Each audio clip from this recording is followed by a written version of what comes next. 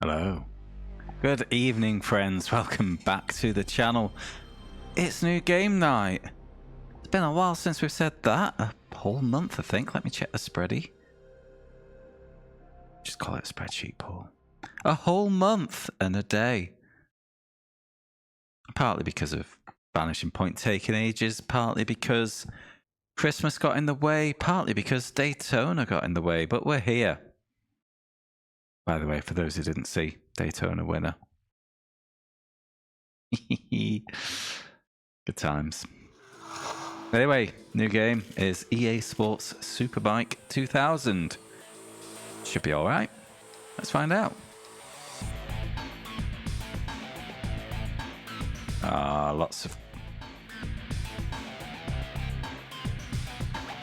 Not a single shot for more than 2 seconds, just to maximise the excitement. A lot of pensive looking chaps in helmets. Because it was the build-up.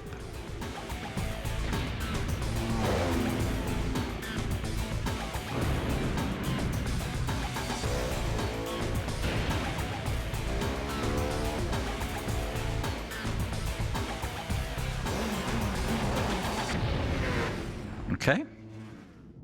Reasonable intro.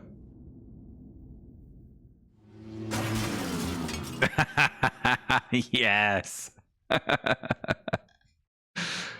Oh, I love that at the end. Completely cheesy, completely unnecessary. I'm a fan.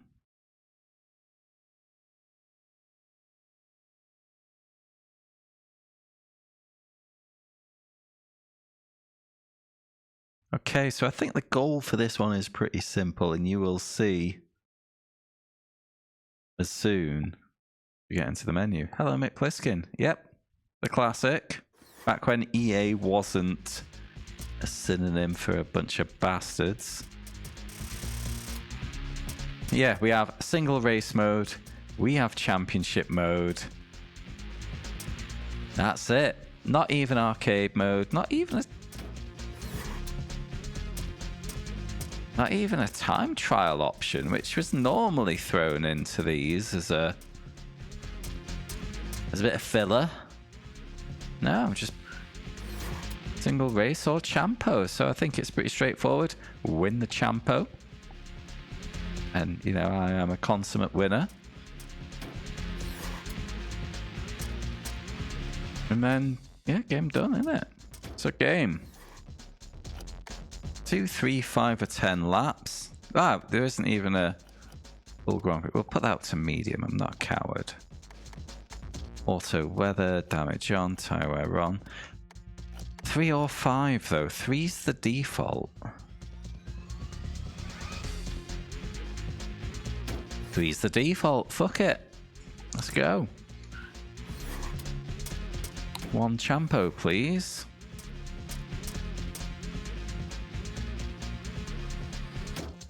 Championship, a name. I've already thought of one. Bike. Myers.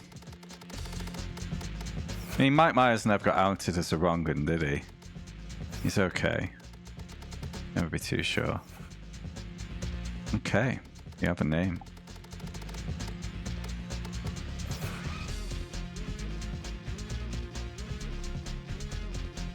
We have... Ooh. 3, 4, 5, 6. Cat has a lot of riders. Oh, of course, it's not like F1.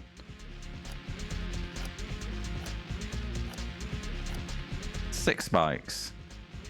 Over to Ducati, Honda, Kawasaki, Suzuki, Yamaha, and Aprilia. We have Giuliano Sartoni, never heard of him. Carl Fogarty, heard of him. Troy Corsa, nope. Andreas McLeod, nope. And I'm not a consummate bike boy, so don't be surprised that I don't know these dudes. Carlos Macias, Lucio Pedicini, Doliano Romboni, oh fuck me, I'm not even trying. Frederick Protato, Lance Isaacs. Colin Edwards, heard of him. Aaron Slight. Jean-Pierre Jean. No. Okay, only 3 Honda boys. Kawasaki, we got Akira Yanagawa. Gregorio Olivia. Igor Yerman. Robert Ulm. Nope, not heard of any of those. The Suzuki, we have Pierre Francesco Chile. Nope. Katsuaki Fujiwara. Vladimir Carbon. Nope. Noriyuki Haga. Vittoriano. That. Alessandro Glaminci. Oh my god, this is a nightmare. Mauro Luciari. Yeah, I've heard of all of 2 riders there. Hi, Paraglider. Congratulations on the new videos, mate. Oh, wait, we didn't do a Priya. Peter Goddard. Oh, just one Aprilia rider.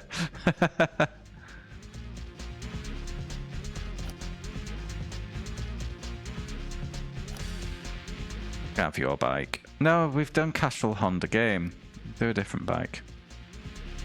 I'm leaving it on auto.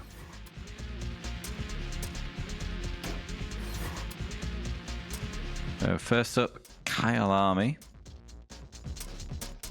It's just straight in the race, no qualifying, no practice. Oh, no, yep, free practice and I am full of shit. Immediately proven wrong.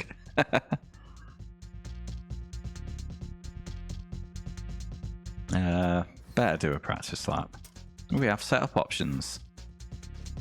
Fork, suspension, tires, gearing, load. 4 options. Assistance on or off.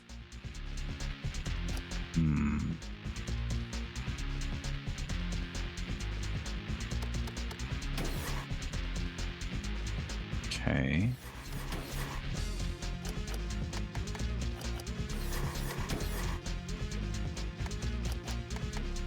Okay, literally just soft, normal, or hard for suspension. Go down the middle for now. Huh.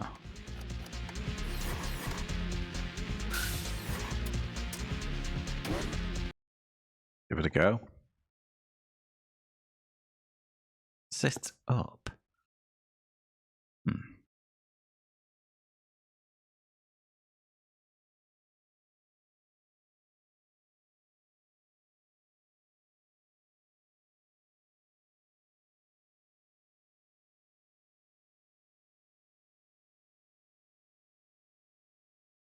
Hey, Navas. Stage is set for round 1 of the 1999 Superbike World Championship. Undoubtedly the best. Fellow Daytona winner, how you doing? 13 rounds and 26 races await the riders competing for the coveted #1 plate. And boy, do they have a fight on their hands. Nice intro commentary there. Makes me think that it's just that one comment and then it's done, because it waited until he'd finished speaking before putting the music on. I could be wrong.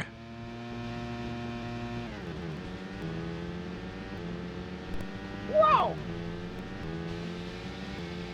I'm very well, thank you, my fellow Daytona winner. Oh, mate, thank you for the prime. Glad to hear you well.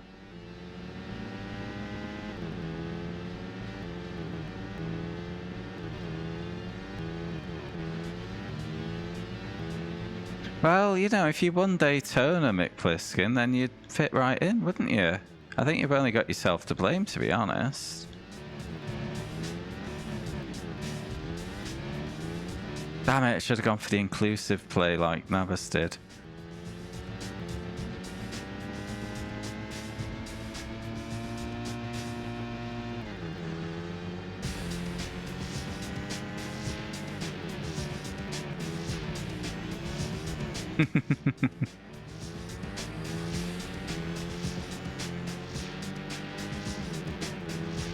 Do it, coward.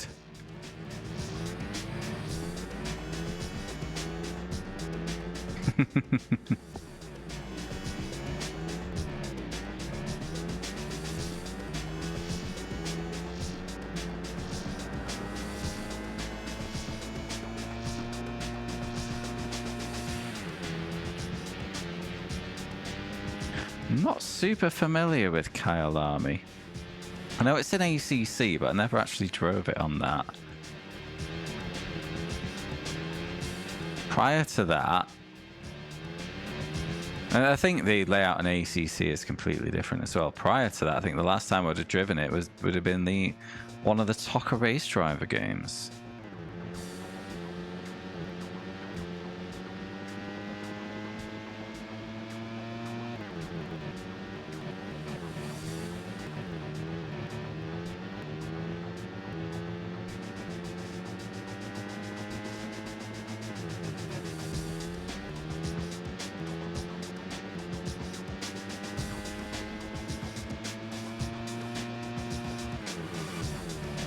Feels like when I release Accelerator that it's auto braking for me.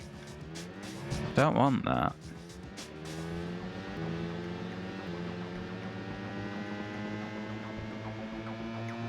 No, it's definitely in TOCA Race Driver 2 on the like PS2 and PC. I think it was on Xbox as well, that game. But it doesn't come up a lot. Have a look. Not from the pause menu, and I did turn on the setup screen. I did turn off a switch called assistance.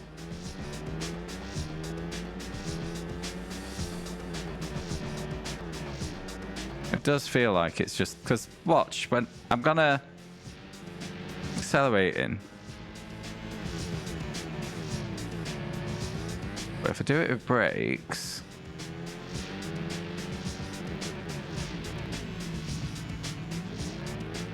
Okay, maybe it's a little harsher with the actual brake button. That's a bit weird.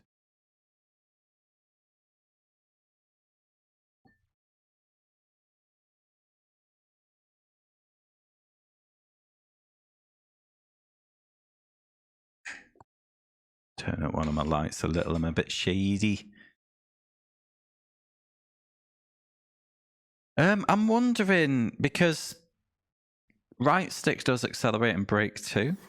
I'm wondering if it's like getting caught in the dead zone, but actually this pad's quite new. And there's not a lot of slack around where the dead zone would be, so I'm not actually sure that's the case.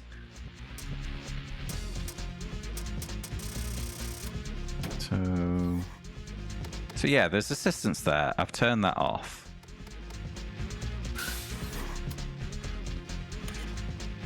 So oh, need to check. I forget what's in my queue. Oh gosh, 2 F1 2000 games. Yeah, you're right.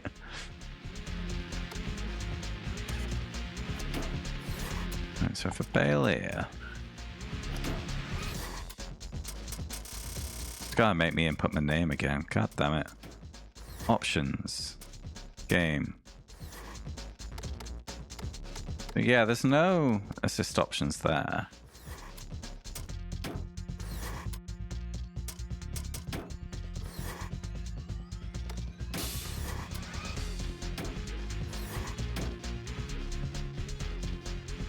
Yeah, I think it's just the game.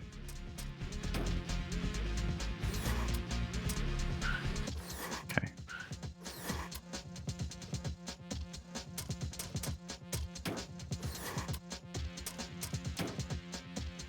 Yeah. Oh, I saved my name. Project we played 5 different 2017 games simultaneously, and so Eddie matched it to the calendar. So let's assume he started with NASCAR. He had NASCAR F1, the bike game. Did he start with NASCAR because the first NASCAR race is first? Something like that.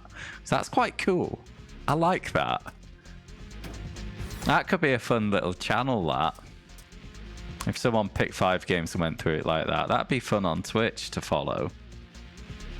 Obviously, I won't be doing it because I'm too busy playing this, but... No, if someone did that, I'd give them a follow.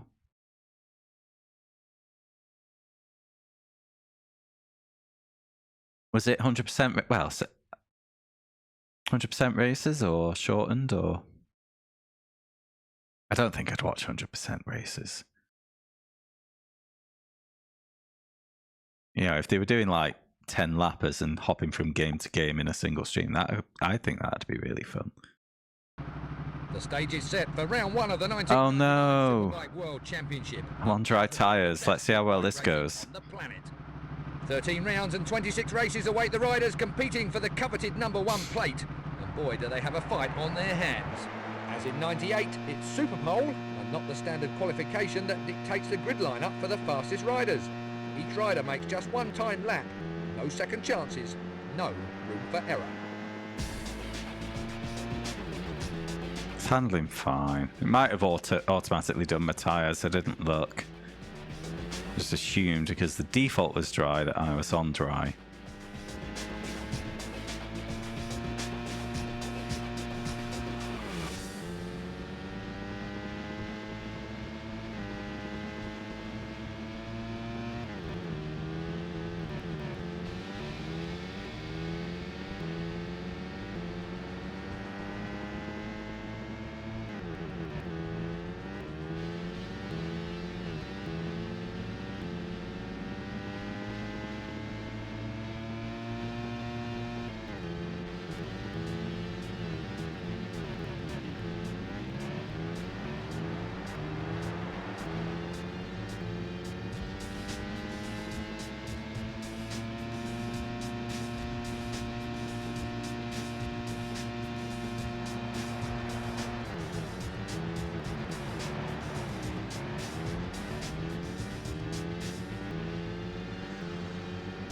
Oh god, I thought we were heading towards the last corner.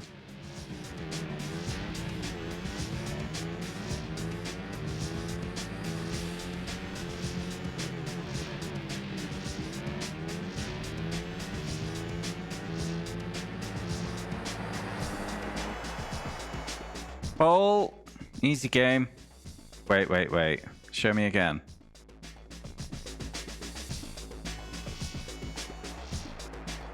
Honestly, I was driving like that was dry. Riding like that was dry.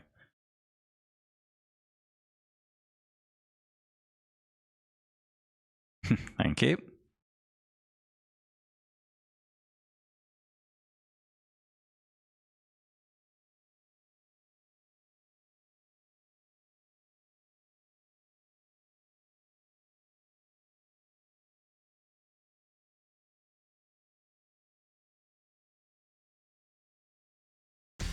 Yeah, that's a ridiculous amount to be on pole by. Okay, wet for the race. Go into that.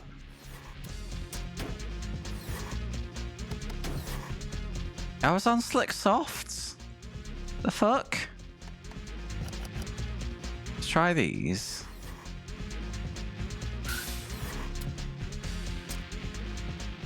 Ah. You can see on the top right there, that is clearly rain.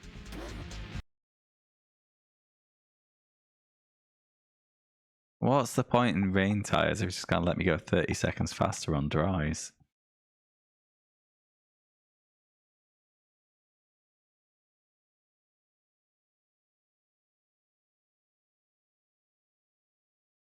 Oh well. How many tracks are in this game, I wonder?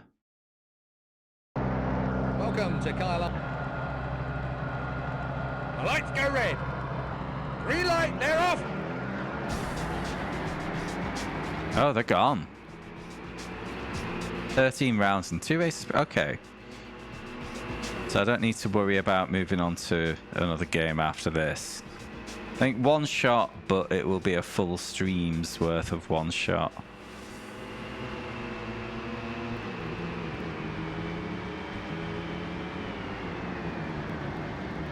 Wow. And they're gone.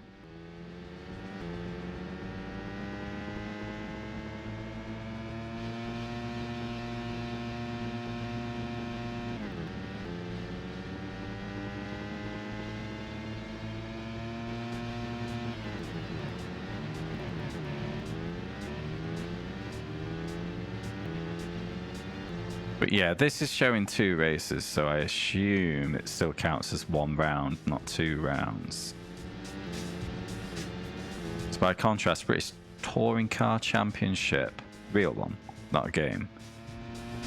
Each weekend has 3 races, and each one of those races counts as a round in the Champo.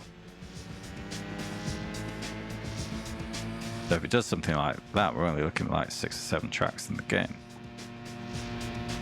If 13 rounds refers to 26 races, and yeah, we're set for a while.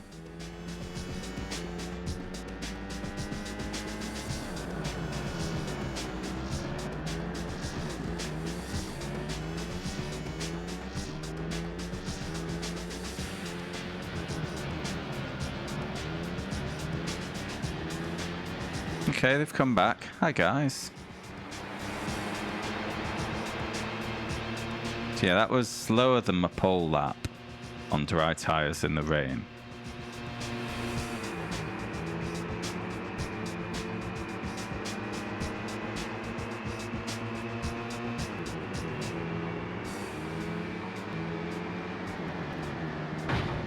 Thanks, guy.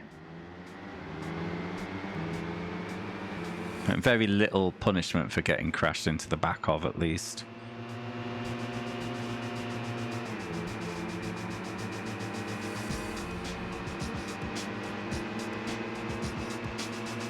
Unlike a certain game.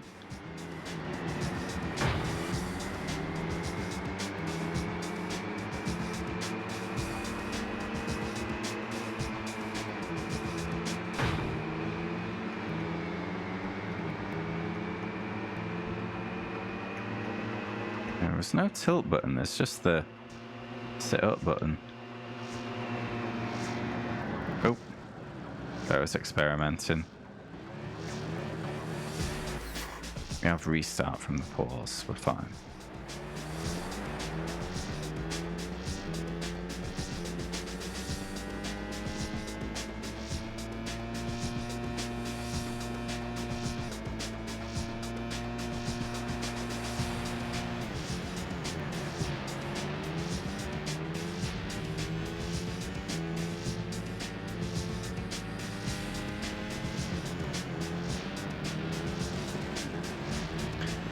And they do punish the off track there.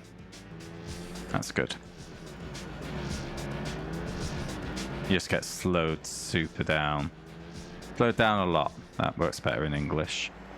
Slow down a lot for you going off surface.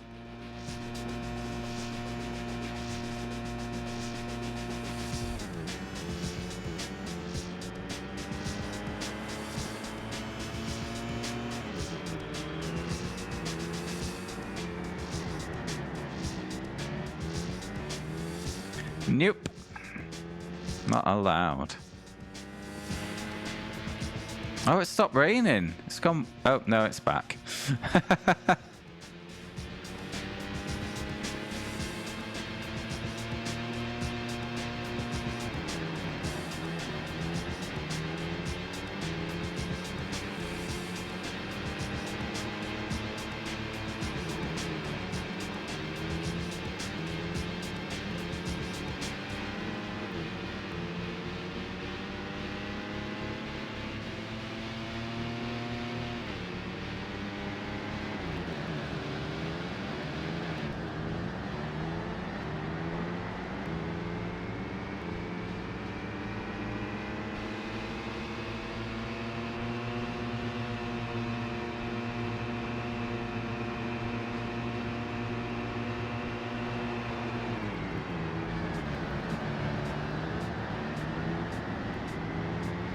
Okay, this is... Right, I've recognized that house this time.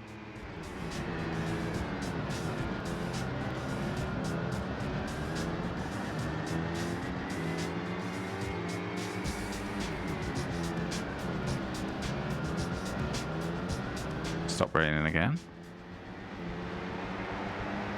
Alright, we'll take that. First race and all. First impressions, it just feels a bit basic, that.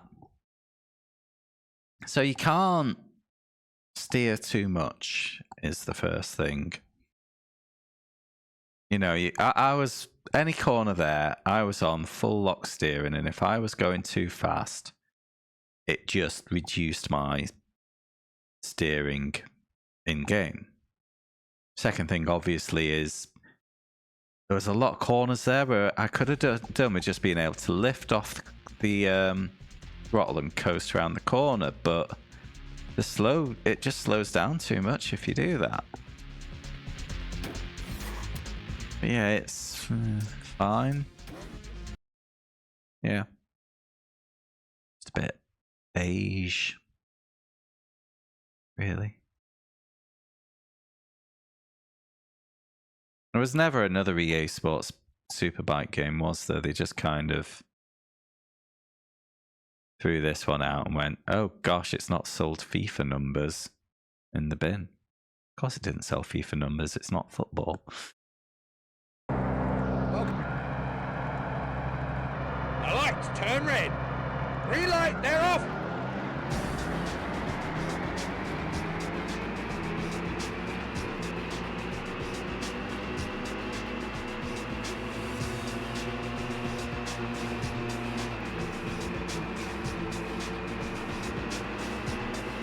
Seems to be no extra tilt button or anything like that. It is just left and right input for the steering.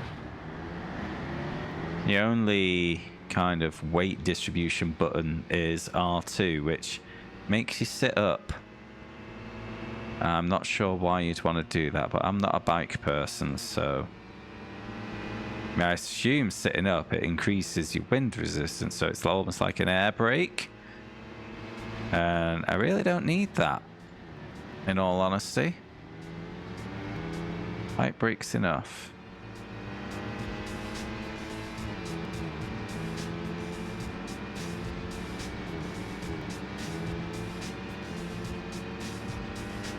Aside from that button, it's just standard accelerate, brake, left, right, gear buttons if you want them. I've decided to go for autos for this one for some reason.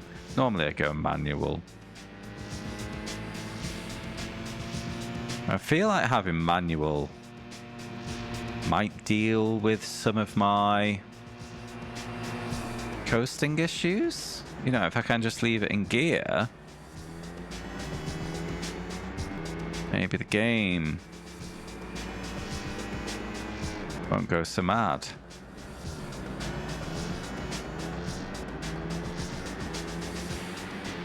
I'm gonna have to try it next race, I think.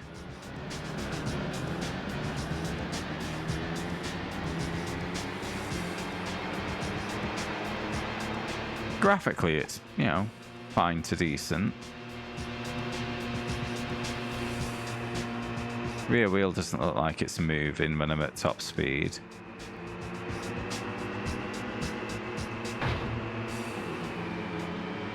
The collisions are just very beige as well.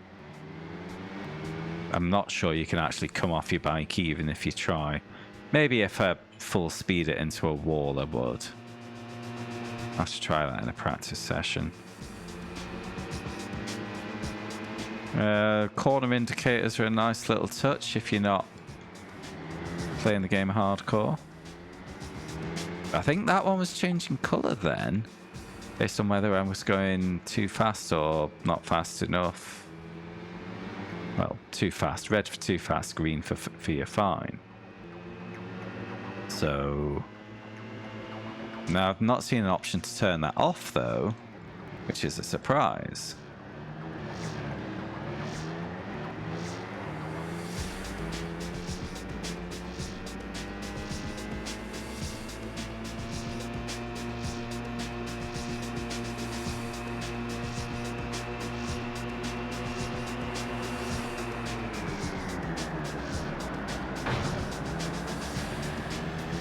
Frame rate's a bit choppy as well.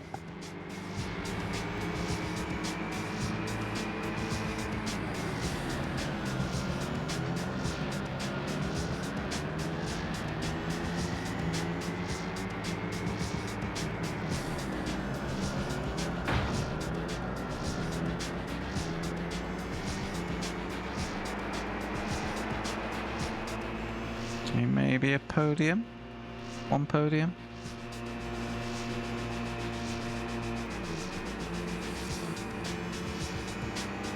Yeah, the corner indicators are changing colour based on your speed.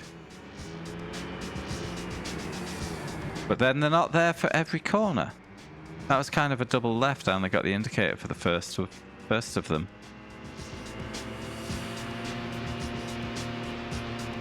The AI rubber banding seems a bit wild.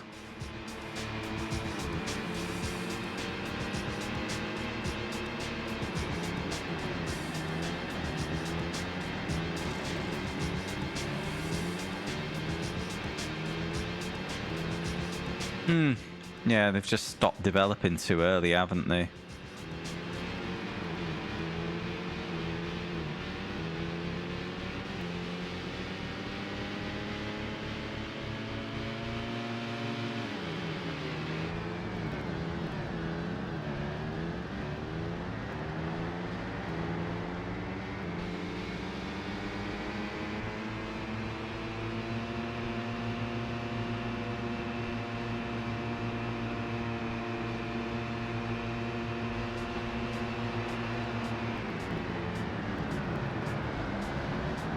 It remains to be seen if I remember this, but I've already written my one-line review for this game in my head while doing this race. Ah, bums.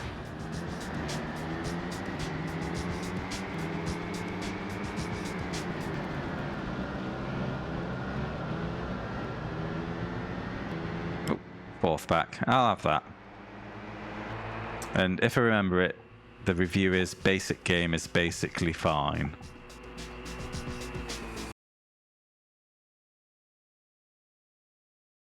Yeah, it's not great.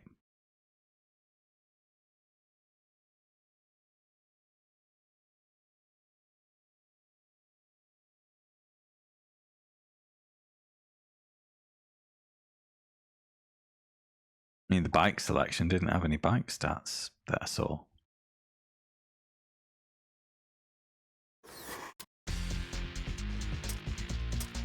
Okay, Phillip Island next. This one's in iRacing, but I've never bought it.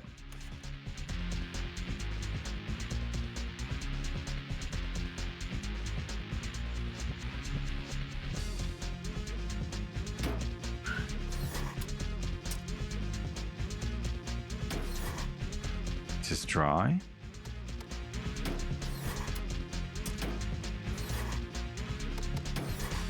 Ah, it's remembered my rain tyres, so I do need to correct my tyres for every weekend.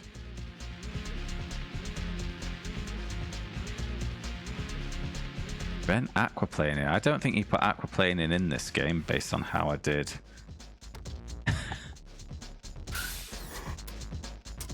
Qualifying.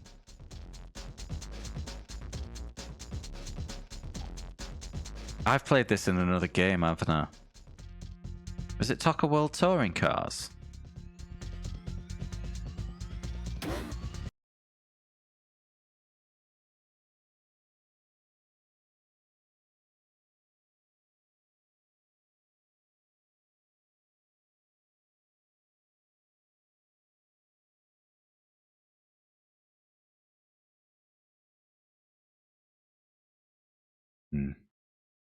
Might have been. No, I've not played another officially licensed bike game with it, have I?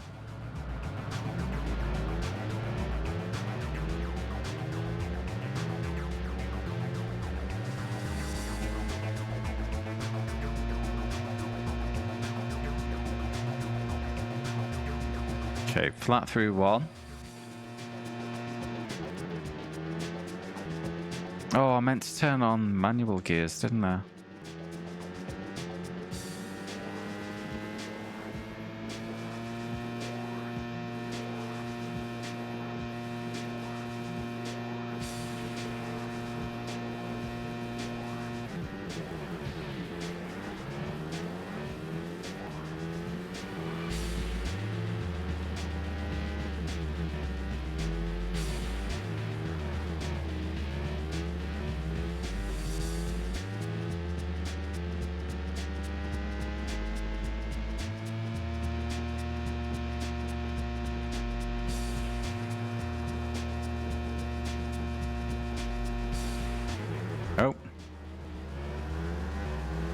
was not warned.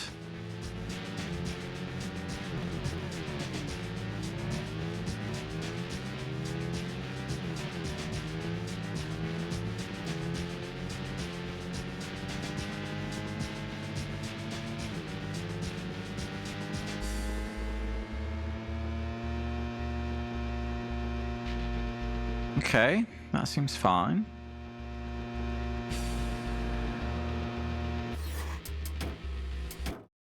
Where's manual gears? Let's turn them on.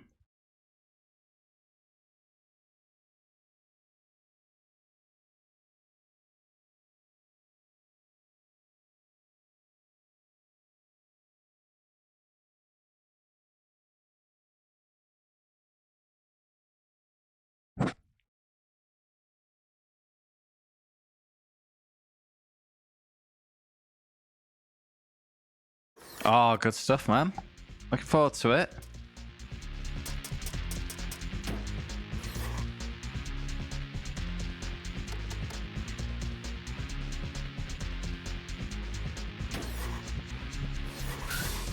I think I'm going to have to save, bail, and come back to turn on manual gears.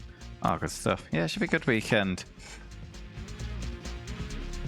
I need to just do a round of people reminding people about... a round of messaging people, reminding them about Arcade Club.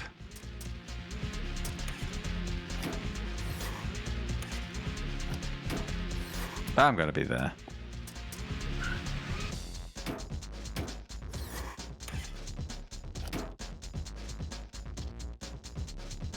Specifically Freelop I want to remind, because he's out of town and he was there when it was initially suggested, so...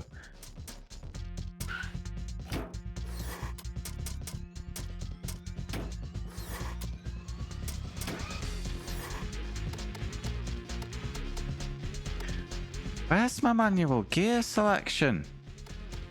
Wait a minute.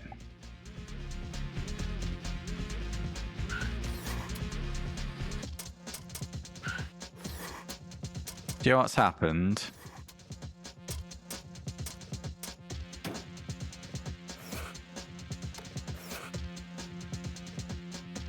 There it is.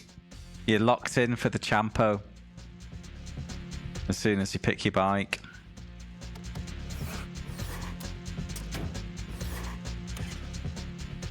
Alright, auto it is.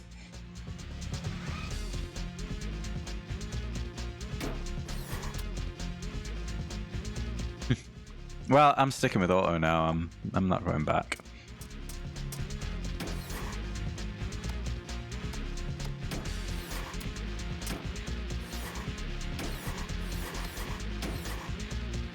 Staying on the softs.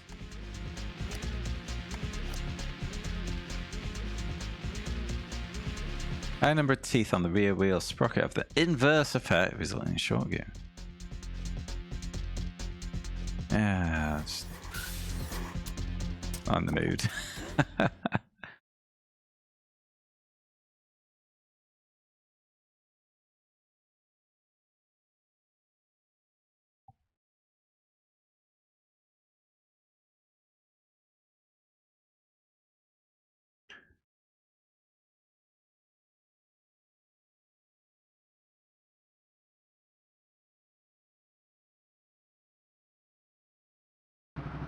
Now in its second year, Superpole will decide the final grid positions for the fastest qualifiers.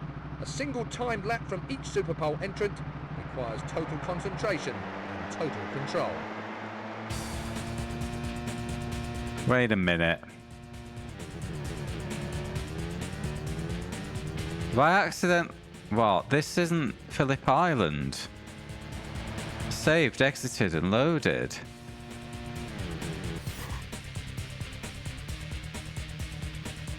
What's going on?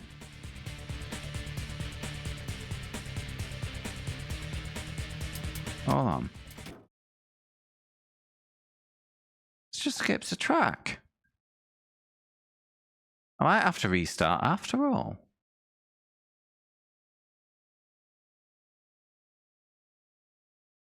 Was I not able to exit and go back in mid-weekend? I did free practice at Phillip Island. Why did it turn on manual gears? Ah. Yeah. It's taken me to the next track when I exited from there. God damn it. Oh, no. Alright. Alright, we are starting again. I'm really annoyed at that.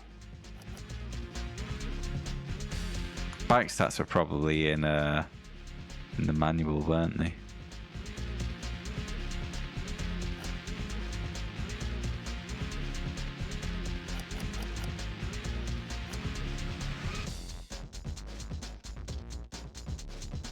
Manual.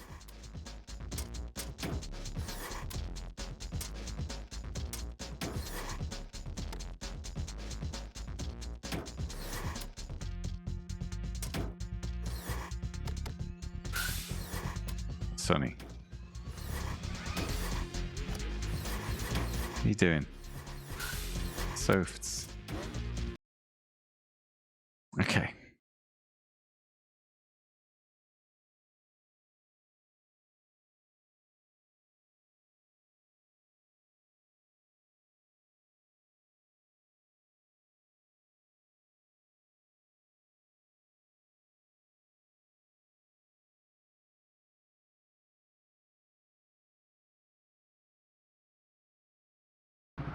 The stage is set for round one of the 1999 Superbike World Championship. Undoubtedly the best big bike racing on the planet.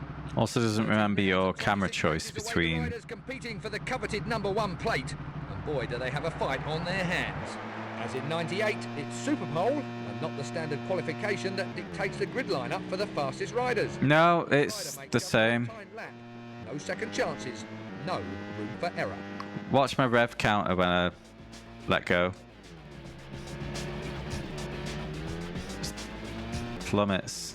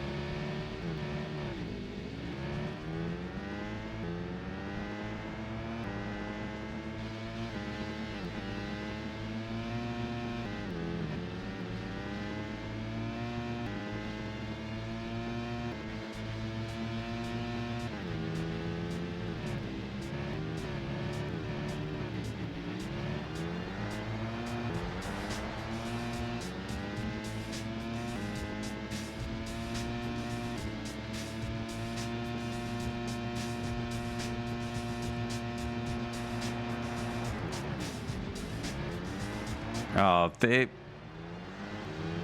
speed decay is far too fast, especially for a motorbike. You know, cars are supposed to slow down faster than bikes because more wheels, less balance issues. And it is making manual gears really difficult. Oh, wow. AI times are the same as in the dry as they were in the wet. I was slower. Yeah, weather seems to be poorly implemented. Not just weather, just the qualifying times there, but far too slow.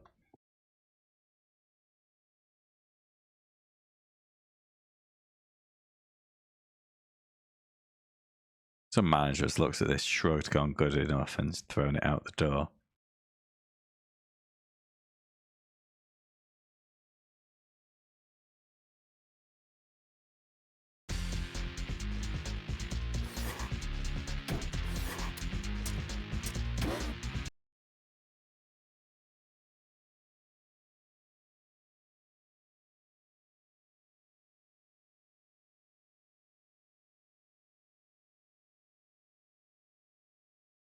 So you feeling better, mate? Because I know you were feeling stiff after the big race. Is that fixed up yet?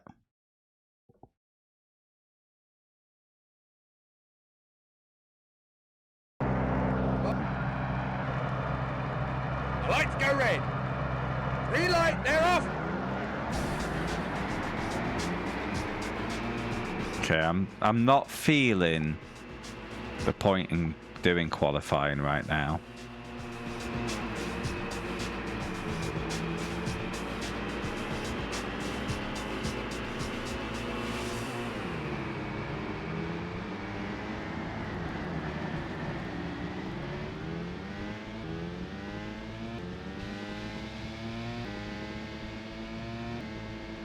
Getting better, good stuff.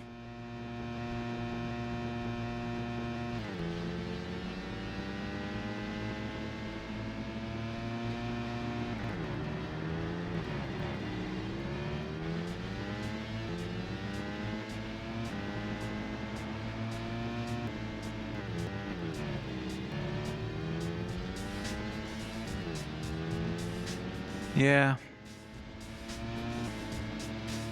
That Ridge Racer, it's like planned. It's just me getting ruined. Why are they so much faster than in qualifying? I literally can't see them.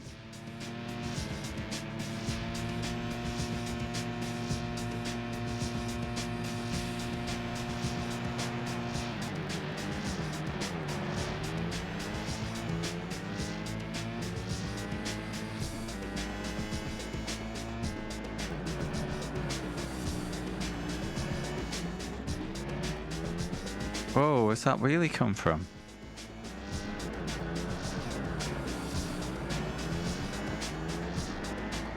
And the back. This is weird.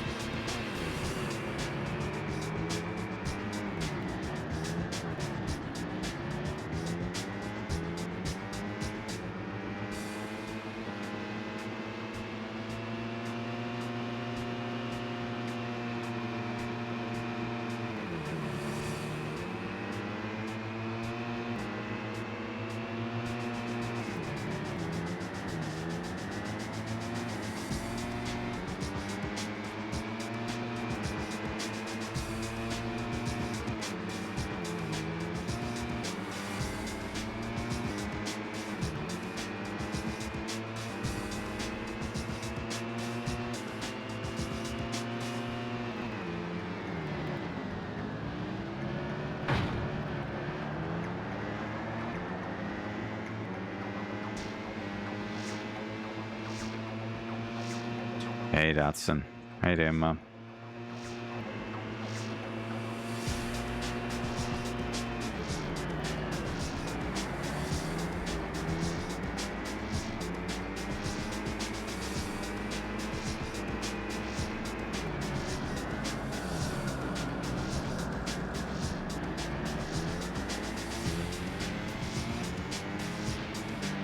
Oh, look.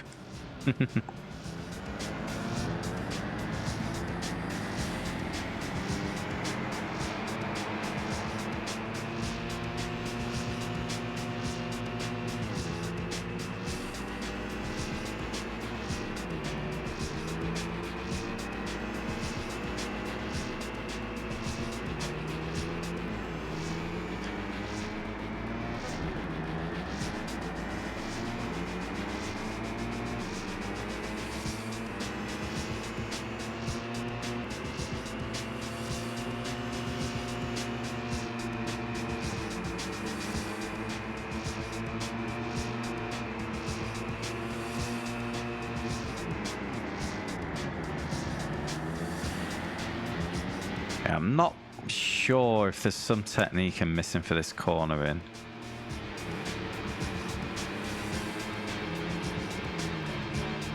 It's just...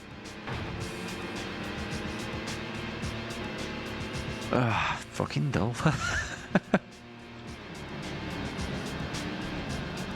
only way to get more rotation is more slowing down. It's...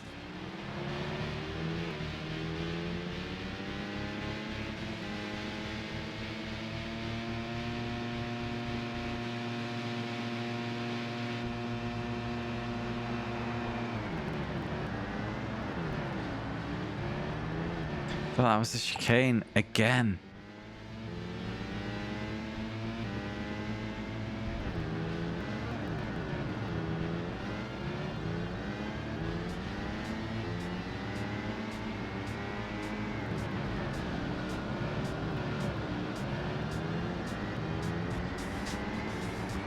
All right, man.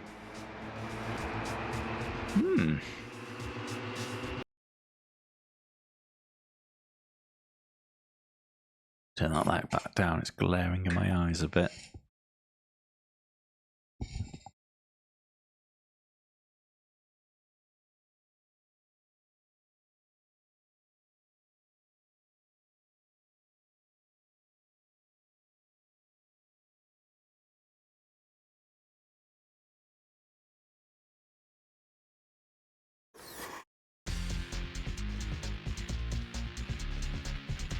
Right.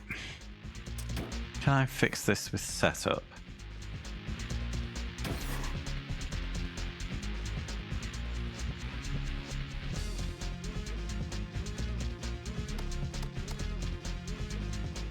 Short wheelbase creates greater maneuverability, but less stability. I got stability out of the arse here.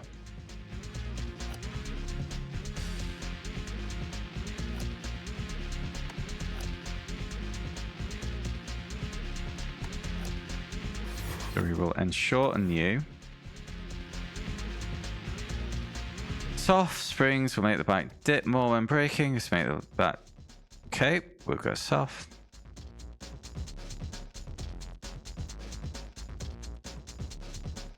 Off front.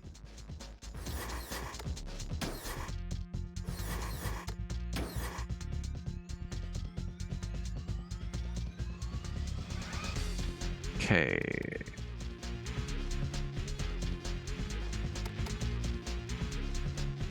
Acceleration. Number of teeth on the gearbox sprocket. Gearbox acceleration. More teeth. We want more top speed.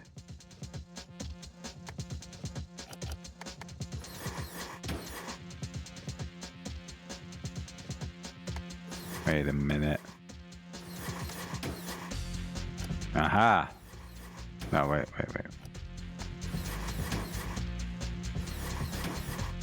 If you use triangle to exit, it all gets discarded without warning.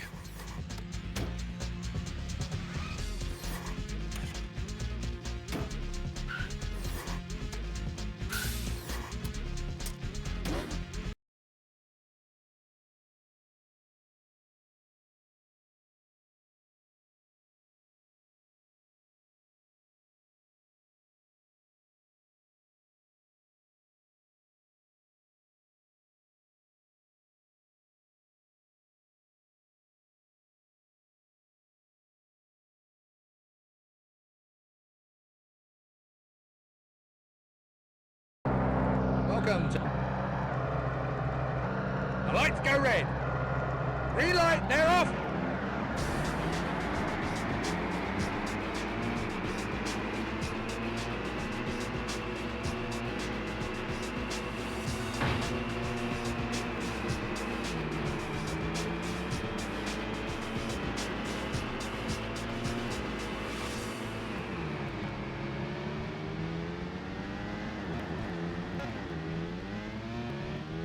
Yeah, I don't know why you would want to set up your bike for stability when you can... when there is no instability in the game.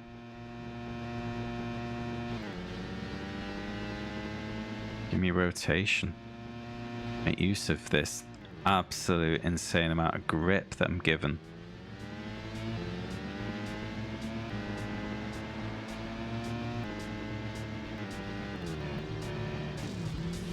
Piss and shit.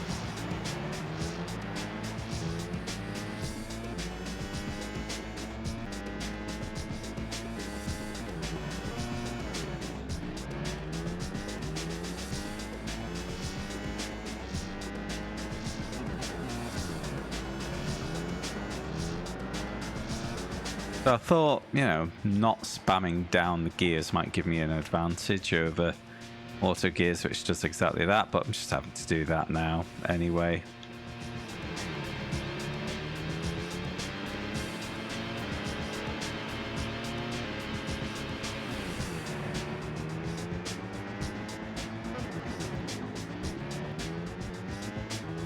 Maybe I shouldn't have wasted my time.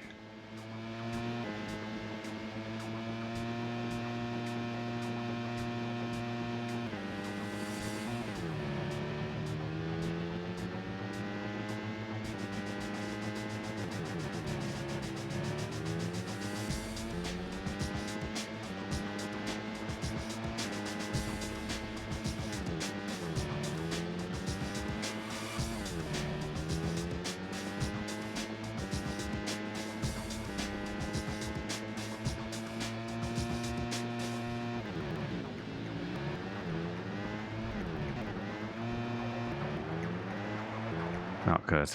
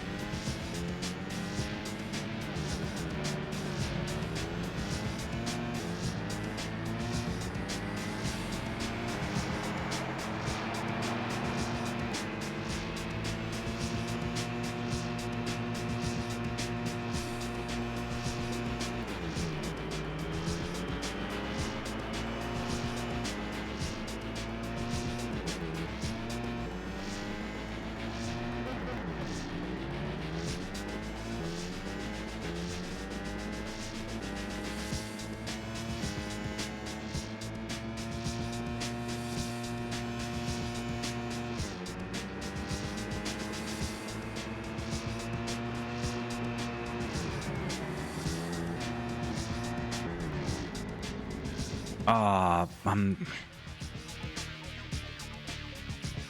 not having a good time.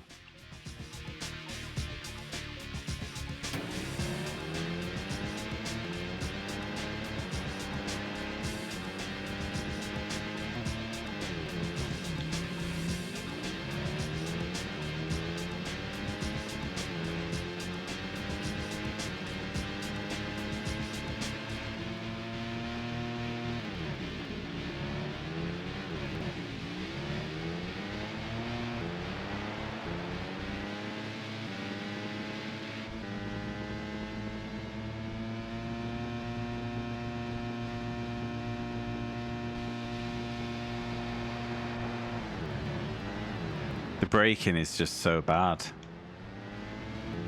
It's too all or nothing. Either you're fractionally too late and in the grass, you're fractionally too early and you stop before the corner.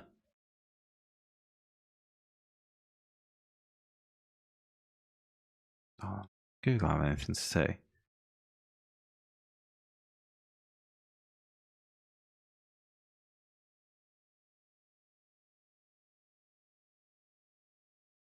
IGN, 2 out of 5.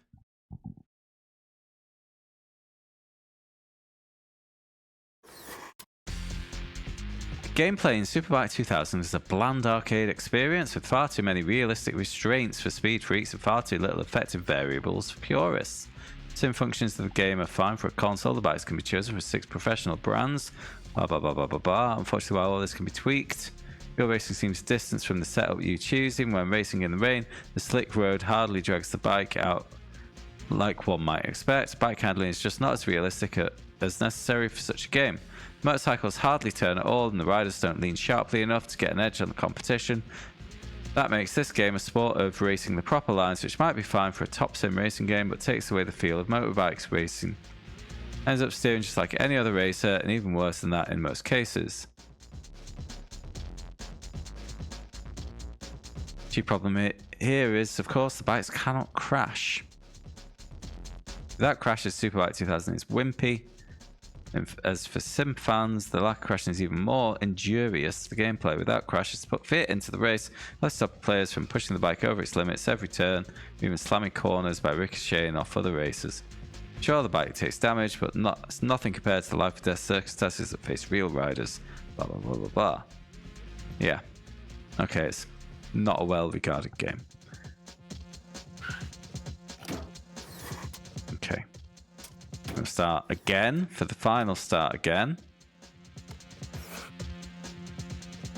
And I'm ditching manual gears because that's just rubbish. No, no, no. No. No. Let's rain throughout then. Yeah, once you're in a menu, there's no backing out without progressing the game. Yeah, keep slicks. Okay, it's remembered all that. Not that it made any noticeable difference.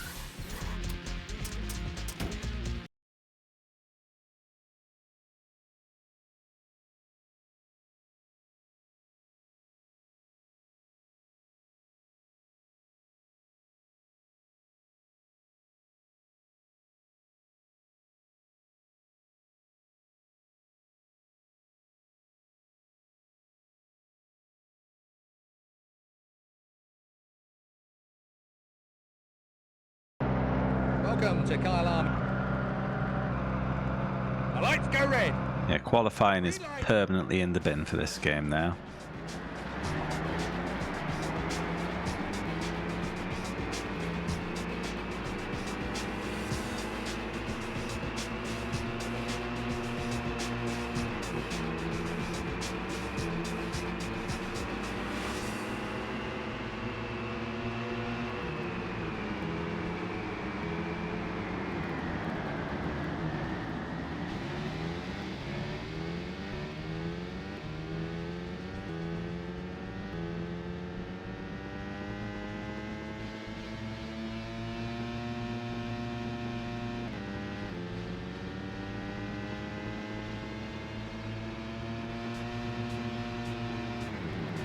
Yeah, if you're trying to maintain a speed through the corner, you just got to kind of dab on and off the throttle.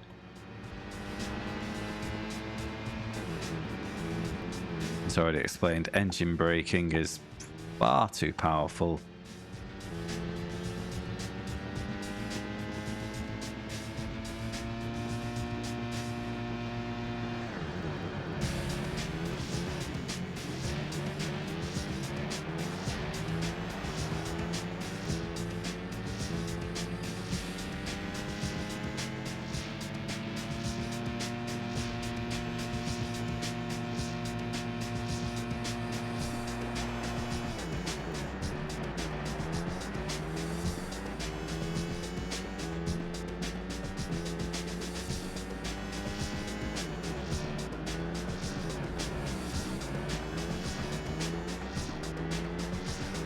Okay, this dry tyre has actually been slower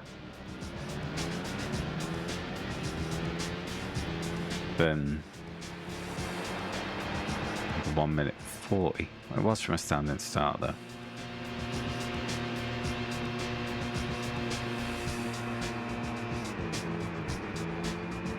I've had some off tracks.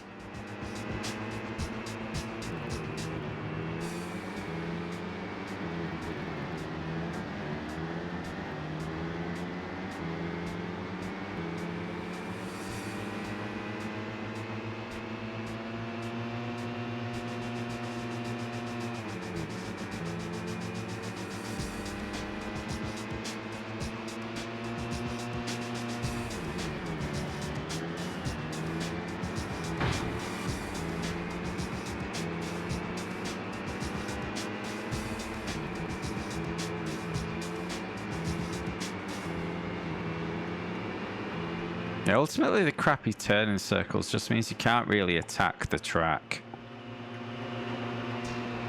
When you can't attack the track, it's any racing game's less fun. Like PS1 or modern.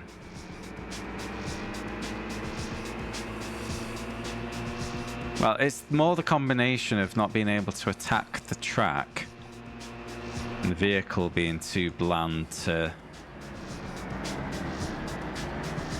create any flutters of excitement.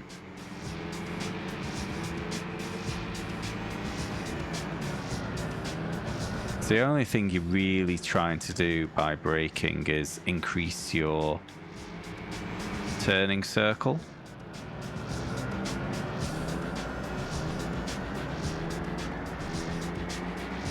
You know, there's no loss of balance, there's no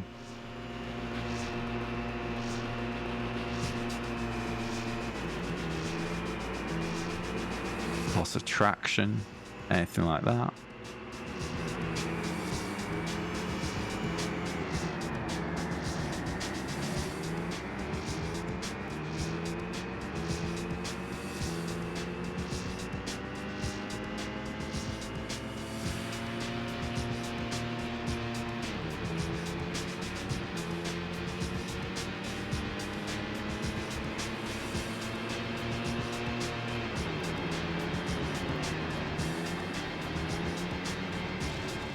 Oh, come on.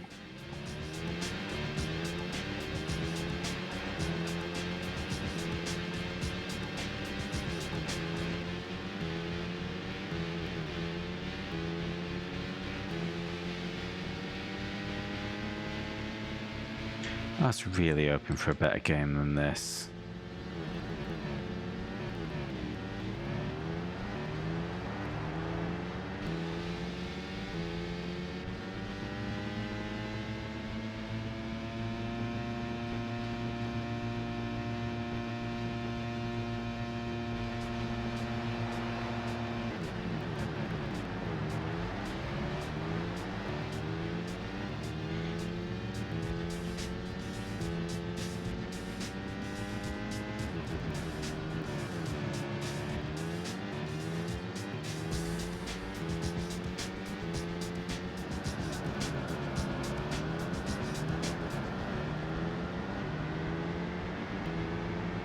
Not last, I guess.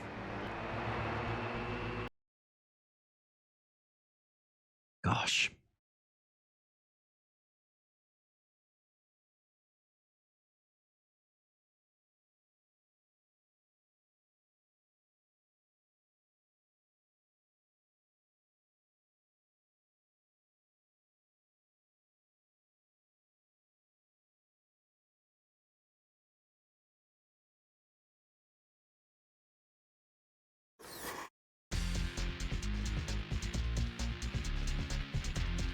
Right, let's try those wet tires then. That wasn't quite the hack I was hoping for.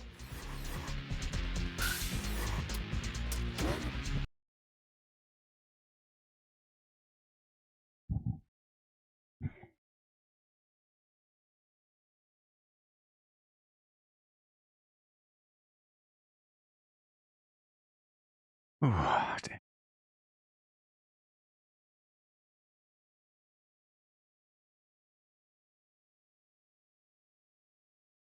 Got up nice and early today because I was due to have roofers around. For the South African round of the championship. He turned up just as the heavens opened and rightfully said, Green light. yeah, we can't really work in these conditions, so we'll try again tomorrow. Check the weather forecast. Rain should be ending when they turn up. It's going to be really fucking windy. I don't feel like it'd be safe for them to go up.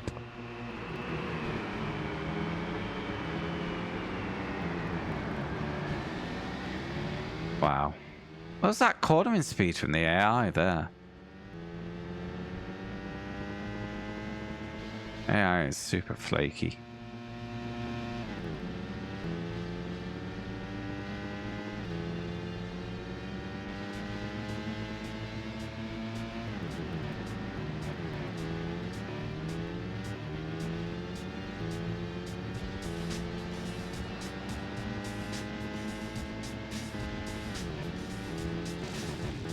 This off.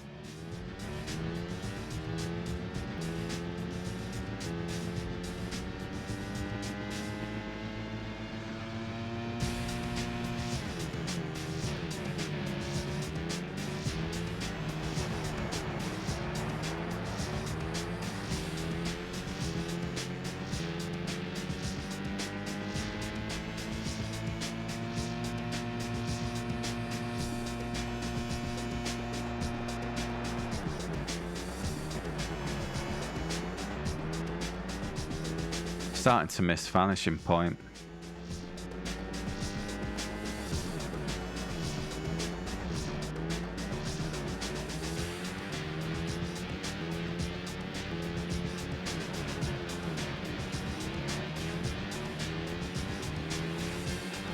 Yeah, I'm slower on wet tires in the rain than I am on dry tires in the rain. And it's not even close. We're talking 10 seconds. Absolute madness.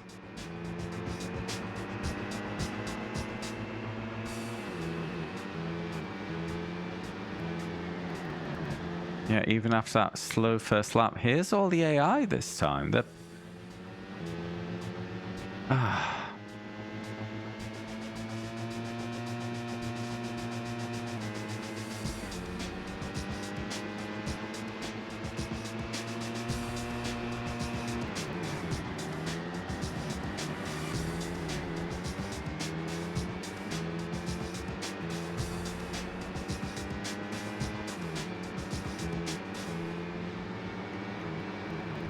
Come on.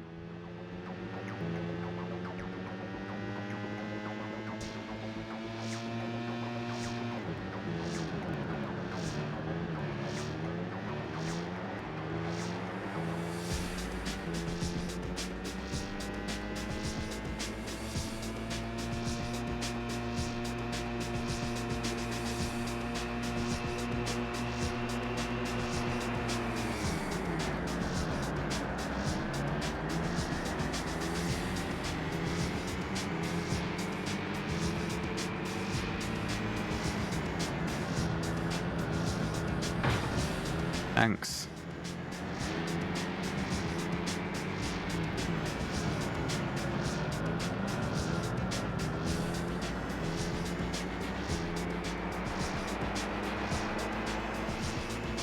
Okay, that was much better.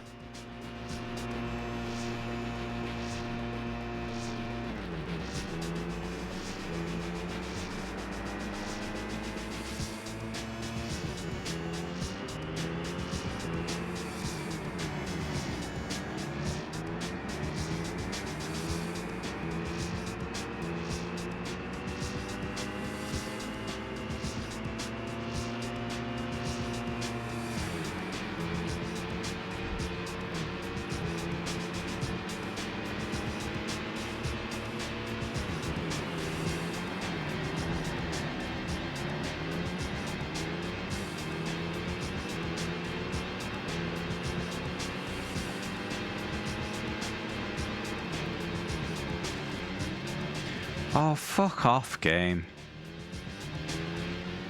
Dip a tire slightly into the grass and it's just like hands have reached from hell to grab you and stop you from moving.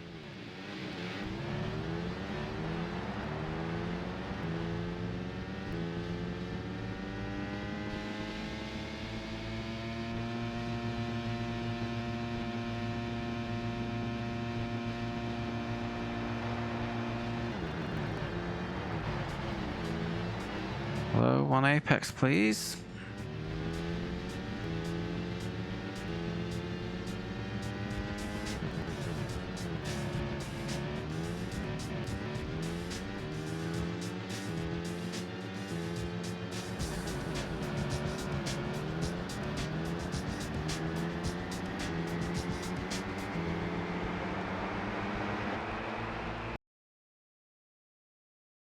Not happy here.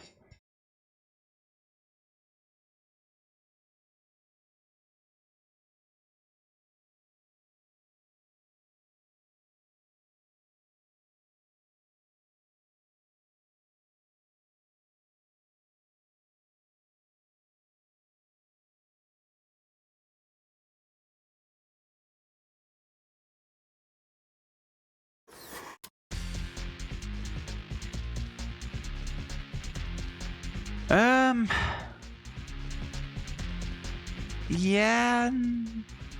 No. The biggest trouble is keeping my eyes open.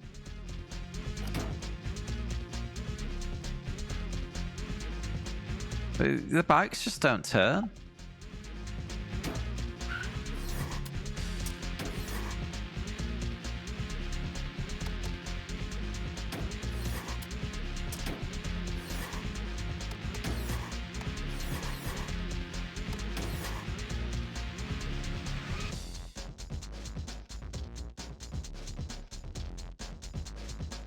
Higher number of teeth on the rear wheel. Give short gearing. I want more top speed. I want minimum teeth.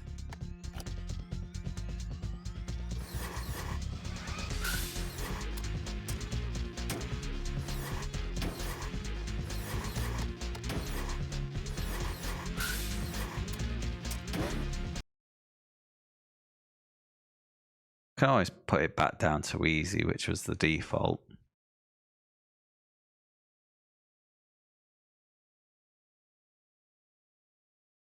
If there's a manual.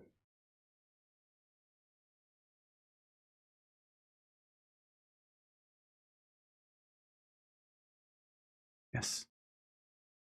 Thank you, the Video Games Museum. Welcome to Phillip Island. Sorry. Controls.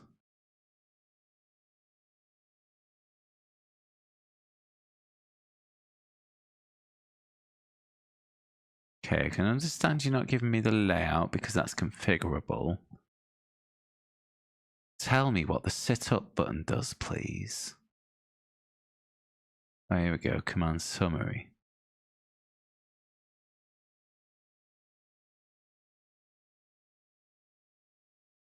Interesting. The manual for the game does not mention that R2 is sit up. It's just completely omitted. You took your controls from this, you'd think. You'd think the button did nothing. Welcome to Phillip Island.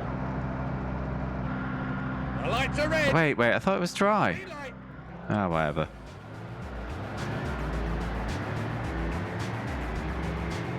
It just makes him flex. Hold on, let me try something.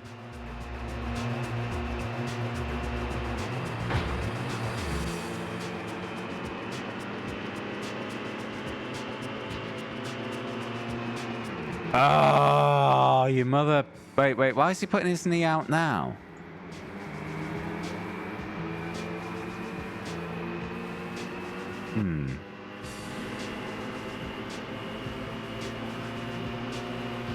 Get those knees out, lad. All right.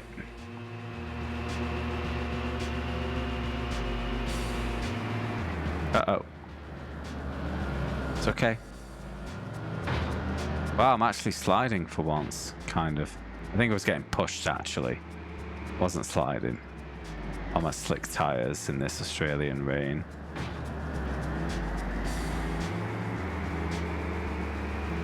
Alright, if you use R2, he seems to do more of a lean. You kind of have to use it in advance. I think. I don't know, it's hard to tell. Did that rider just give me the flip the bird?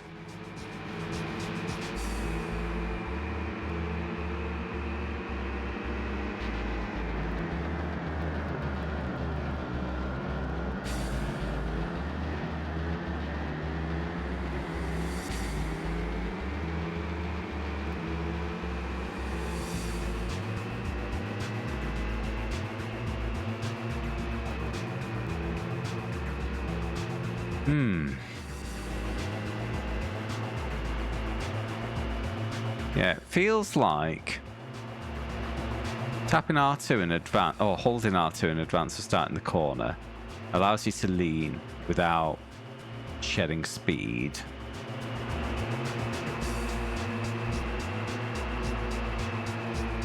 But only that much.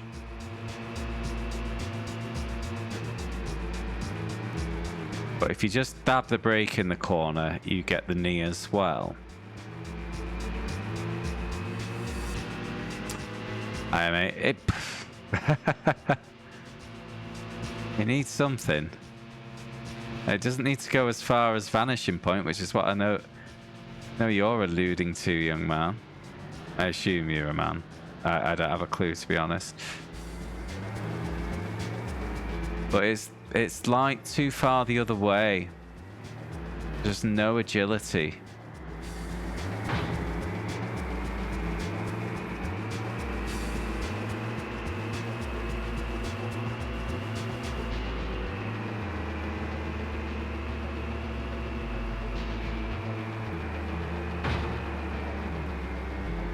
It's terrible of me to go assuming things. Never mind.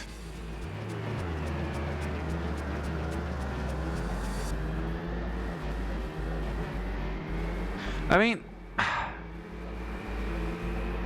if I guess everyone as a man who comes to this channel, 19 times out of 20 I will be right. Shock horror.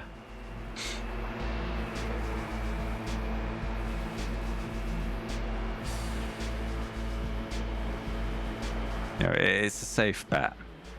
It's not good to assume, but at the same time it's a safe bet.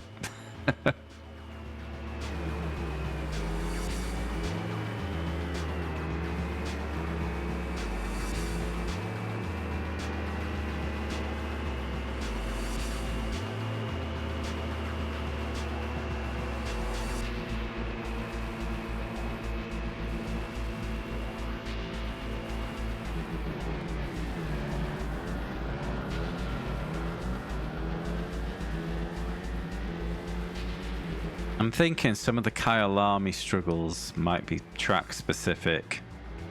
I don't think it's a track knowledge thing because my track knowledge of Kyalami and Phillip Island is similar. I think it'll just be that AI is better at track A than track B, that sort of thing.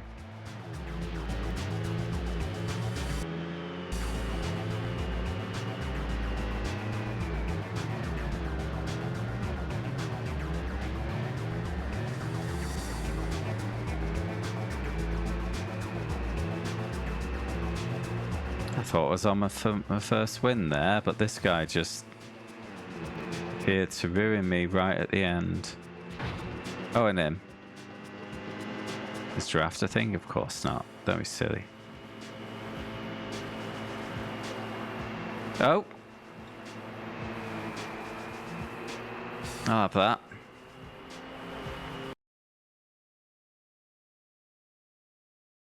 First podium in the game, at least.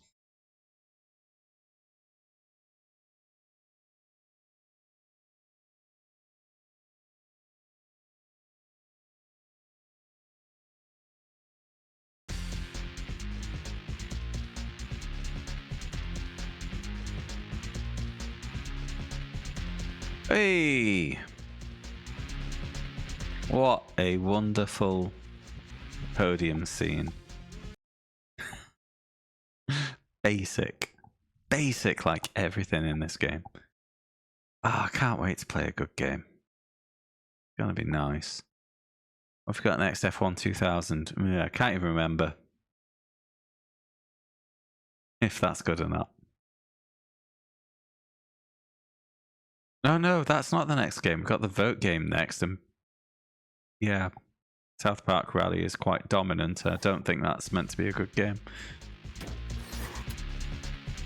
Yeah, I think I deserve a treat after Vanishing Point.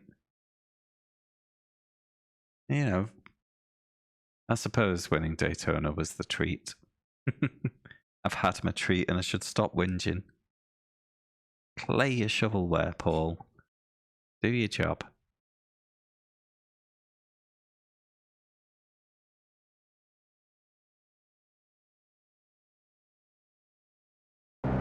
Welcome to Phillip Island in Australia. This is a fast and tricky 4.5 kilometre circuit with some off-camber turns which have caught out even the most skillful of riders.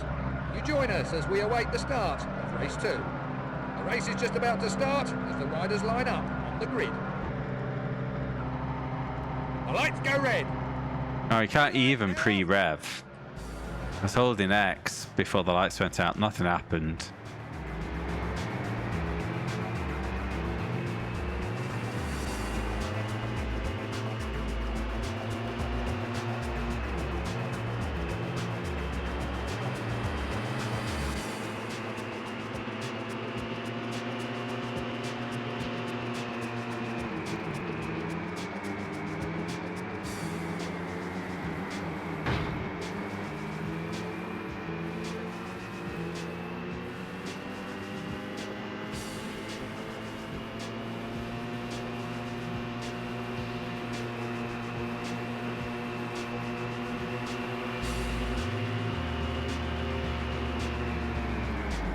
Oh. Too busy faffing around with that sit up button.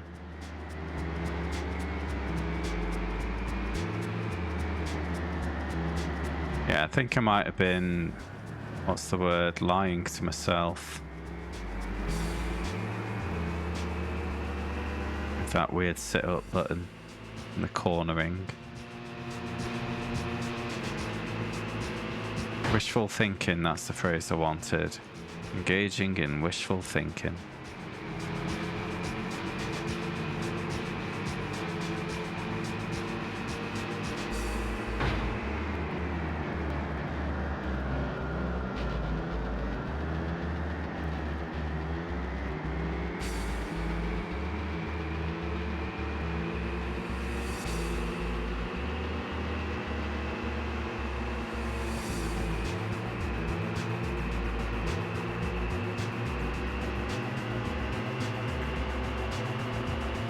Huh.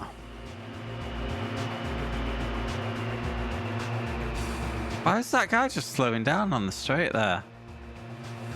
The AI pace is really wacky.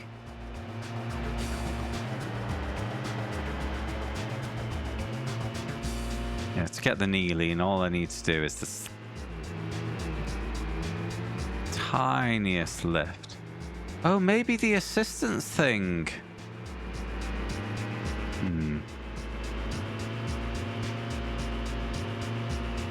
Actually a lean assistance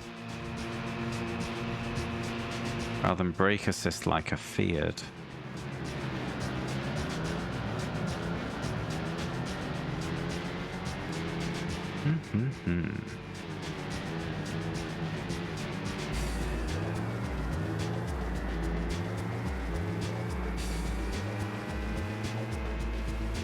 I'm going for first.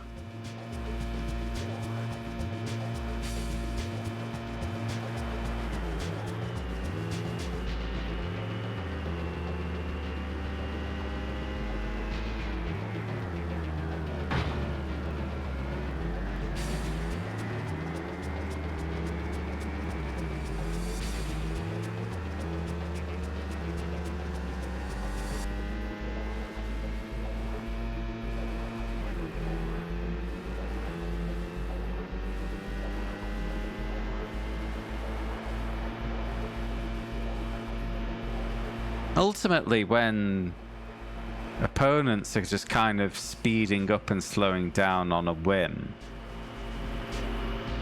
you know, in a way that's completely at odds with how you're having to play the game,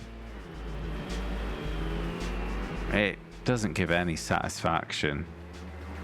Makes it feel like it's a crapshoot. I.e., when we get to the finish, will my AI opponents be in a slow phase or a speed boost phase?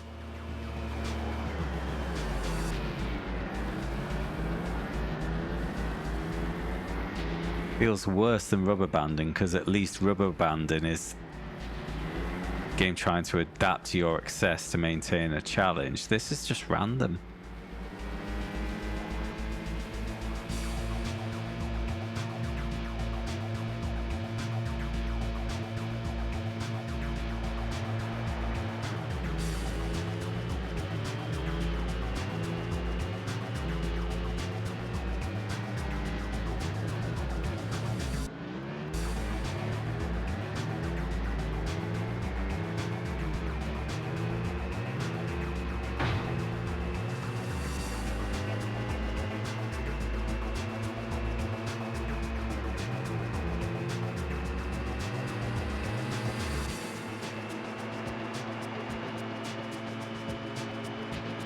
Well, 2 second place finishes gets my Champo back on track at least, but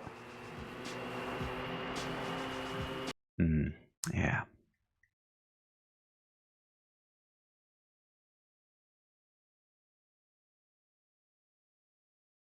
My disappointment is immeasurable.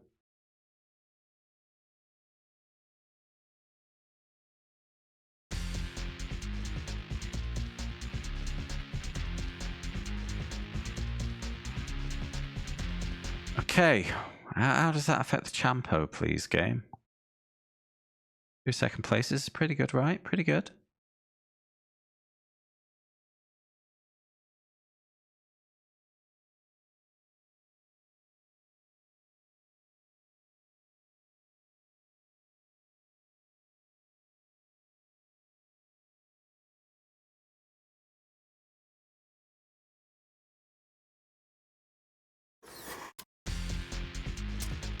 Stats. Third. Okay. Okay, that's fine. It's not one opponent dominating. Being third after the disaster of the first 2 races. I am fine with that. Donington next. Shout out to Donington. What a great track. But I need a quick break before I carry on.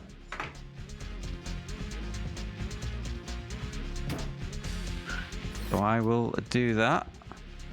While I'm away, I'm going to run a little bit of ads to knock out the pre-rolls for a bit. Please don't be offended. Be right back.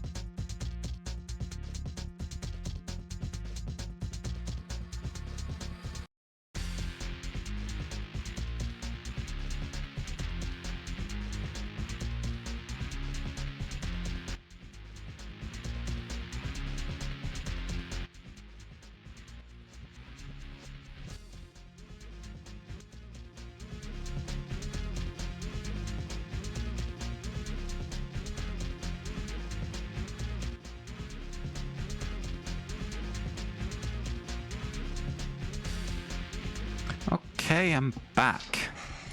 Let's hang it around, guys. So, right, yeah. I do want to check actually. 13 rounds never said. Is that in the manual? No. Never mind. I'll just carry on.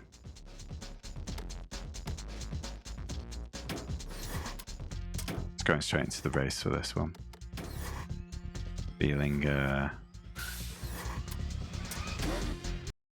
overconfident. Oh, I wanted to check what the assist does.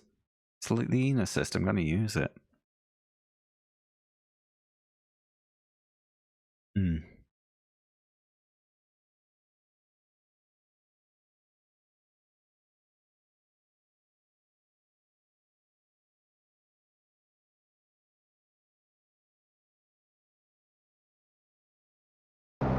Welcome. The lights are red. Green light, they're off.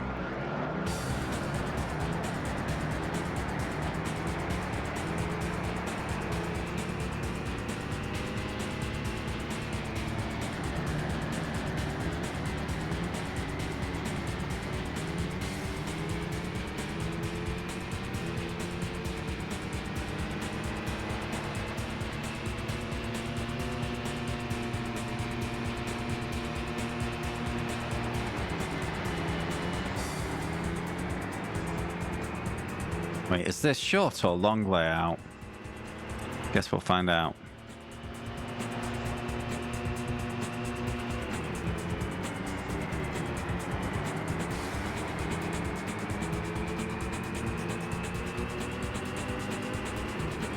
Oh, turned too early. Guess it doesn't matter in terms. Well, saying that, the left is earlier. It's the left. I haven't even mapped the right, it looks like. Saying that, we may not necessarily have had it.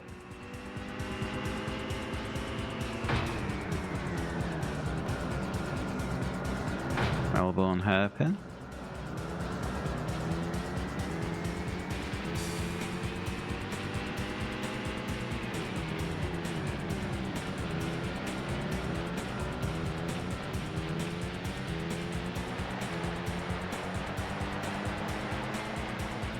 Wow, the lead. A bit. They'll just appear out of nowhere and cruise past at some point soon.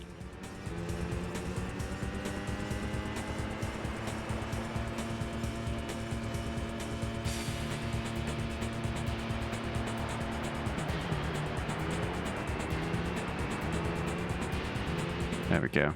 I did overdo the old hairpin there.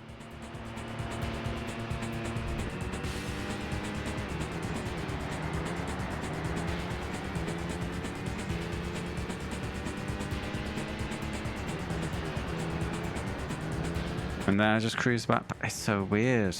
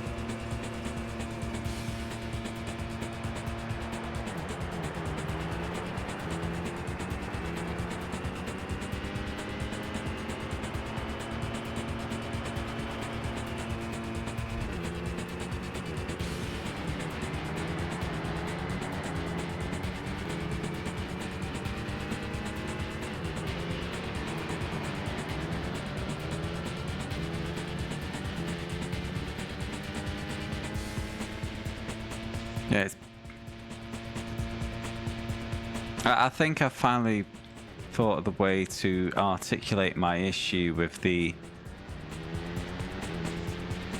weird AI pace, and it's that you just don't feel like you're racing them, you know?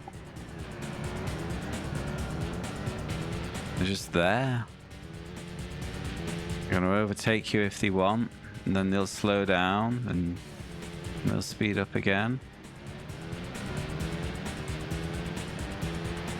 You know, an issue with Vanishing Point was that I didn't feel like I was racing my opponents, and the same is in play here. Yeah. But my first win! Hooray! Only took best part of 2 hours.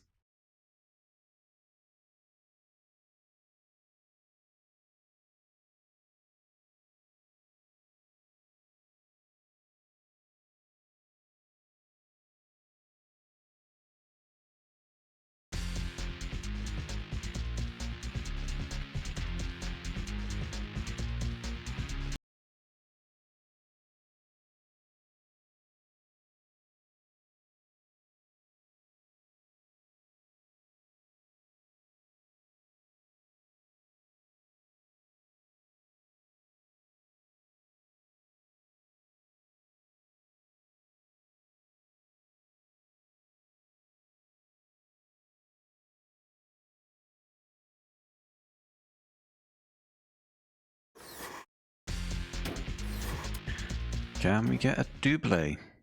All I know is that my heart says maybe. So when I went for my break, I mentioned about putting on ads to knock out some pre-rolls. It's something to talk about, so I may as well explain. The way the ads is like, ads worth nothing to me. I get like a penny a stream out of ads. So I don't give a shit. I just want minimum. The way to set minimum is to have what's called pre-rolls. So someone, or at least someone without an ad blocker or a subscription, would join the stream and they get a 30-second advert, which is fine. Now on the Twitch forums, everyone claims, oh, pre-rolls kills discoverability. People aren't going to wait 30 seconds to find out if they like you. But I don't want to run ads on a schedule. That's shit for people who are already here. Who, let's be fair, probably matter more than people who haven't decided if they like me or not yet. But if you manually run ads, you can knock out, like you don't have to run them on a schedule. If you just manually run some, you can stop people getting those pre-rolls for an amount of time, depending on how much you run. You can knock it out, like if you run 3 minutes, you turn off pre-rolls for an hour. So the way I figured is, if I'm not here, may as well run some, because it means my usual guys are not really missing anything, and any new guys get the benefit of skipping a pre-roll. Find that it makes sense to me, you know. That's what I do.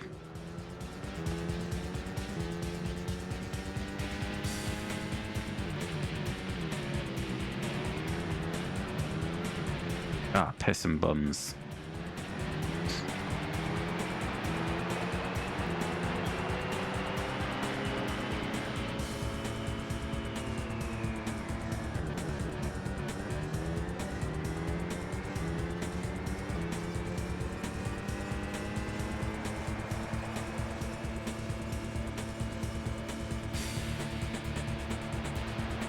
Well, I've got a button set to run 90 seconds when I get up to go for my wee and get a drink. I've got a feeling it's taken me a lot longer than that to do those things, especially since I moved house and actually have to go upstairs rather than into the next room.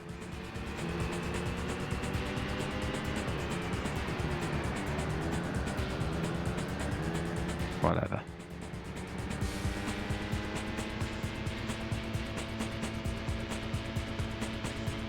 Yeah, I think Twitch do work hard to try and get round the ad blockers. It's a bit of cat and mouse where Twitch will make a change He'll get pre-rolls for a few days. And then the guys who make the ad blockers catch up. I did move from Chrome to Firefox just over a year ago. Because on YouTube, Google went hard after the ad blockers. And, you know, using it because Google own both YouTube and Chrome, you know, they can kind of, what's the word? Team up. Doesn't feel, I say team up, it's both their product, but you know what I mean. You know, they have a lot of control there, so I hopped over to Firefox, I was done.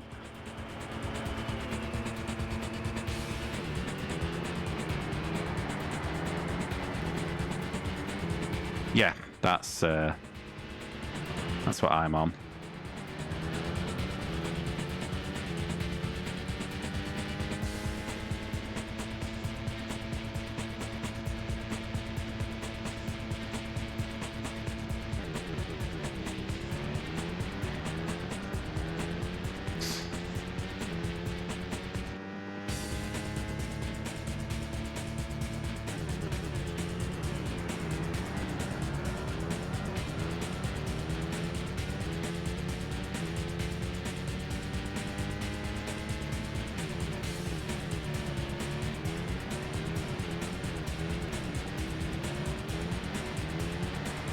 Yeah, about a year or so ago, YouTube went hard after the ad blockers.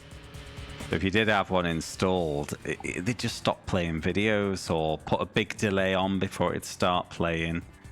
They got really feisty with it, you know. That fucked it off.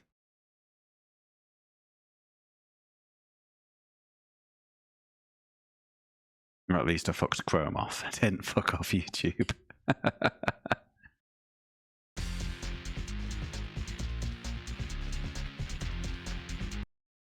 Okay, 2 wins on the bounce. Show me that Champo.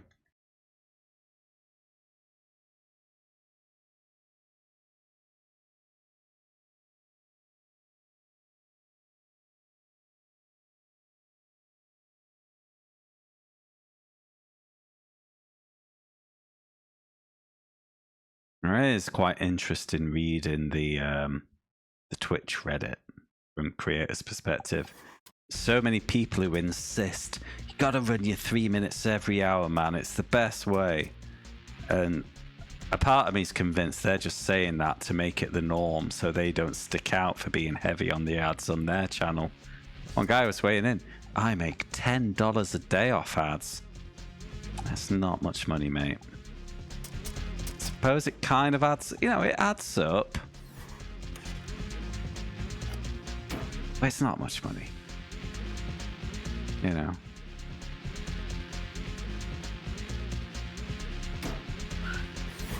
But yeah, I'm on pennies per stream, so I don't give a shit.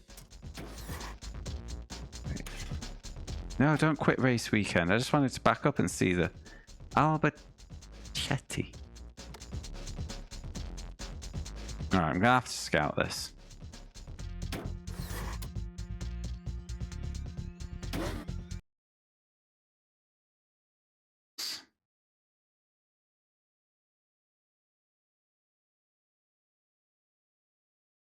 I'm saying I don't give a shit about the pennies per stream ads like I make any other money. Yeah, I am grateful for my subs, but yeah. It's fine.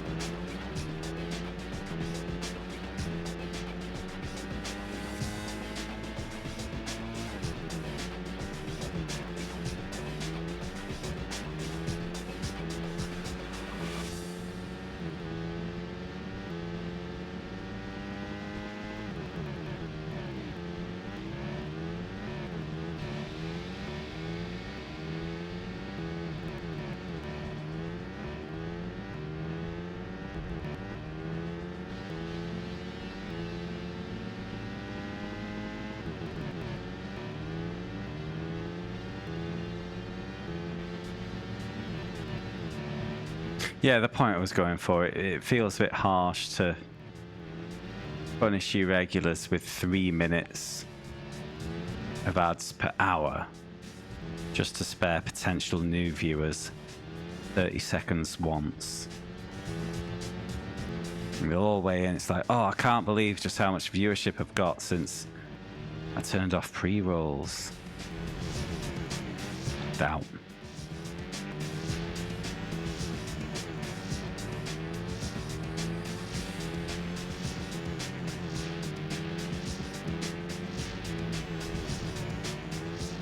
Okay, that's simple enough. Let's move on.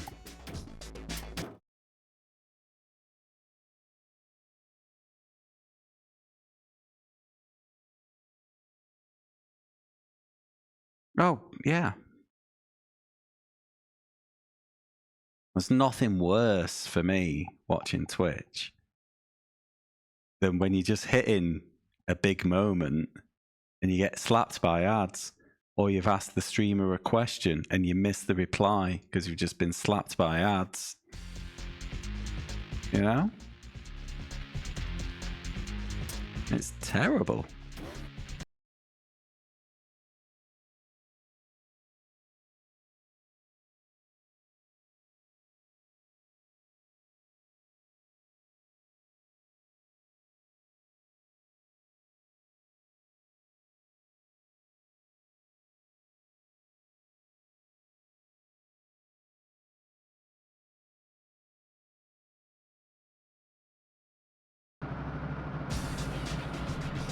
Wait, am I in practice again?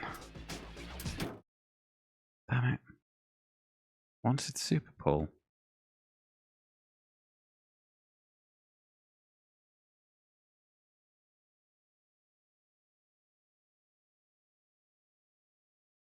I do want to get into the habit, though, when I'm doing my sim racing streams of firing out some ads when nothing like even if I'm in the seat, just firing out a couple when I'm in a practice session when nothing's interesting's happening except maybe a bit of chatter.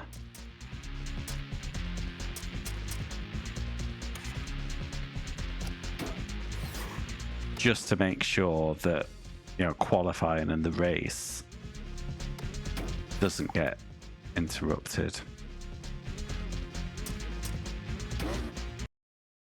Or the race starts, rather.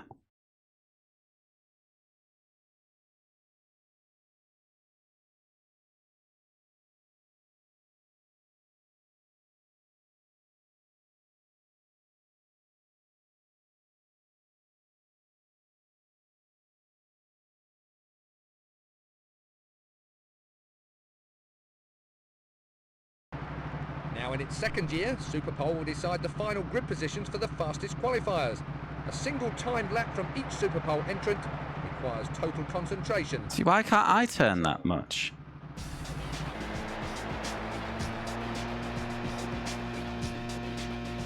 Or maintain cornering speeds like that?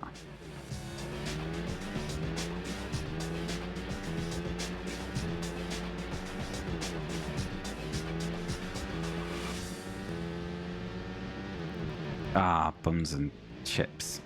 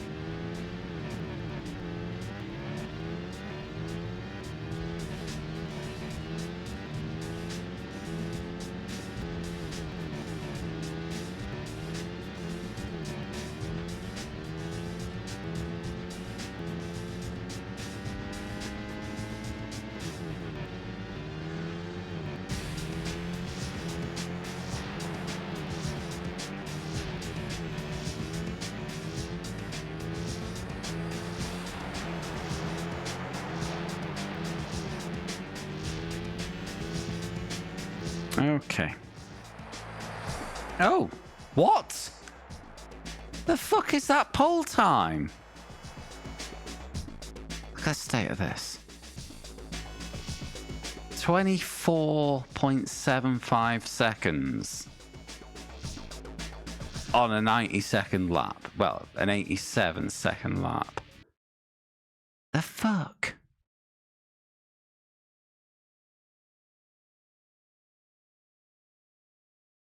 Honest to God, this... Oh, it's rough, this game. So you think I'm going to run away with this race, wouldn't you, with that qualifying time?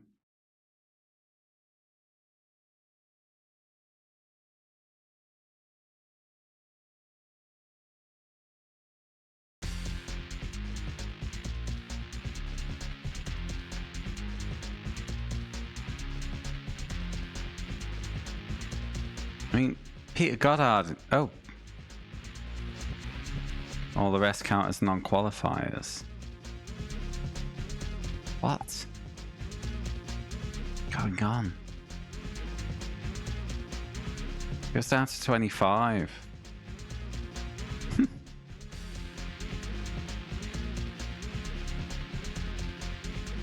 Yeah, that's 45 seconds first from it. First to 8th. Oh. But watch this now. By turn 1, I will be in 7th place.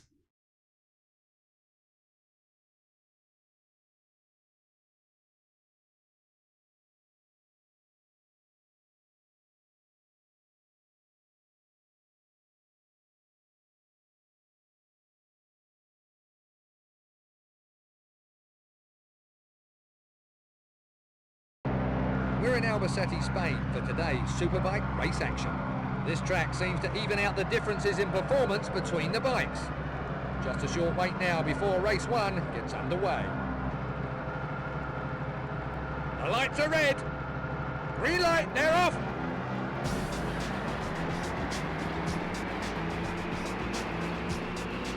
Okay, only... So, I take it back.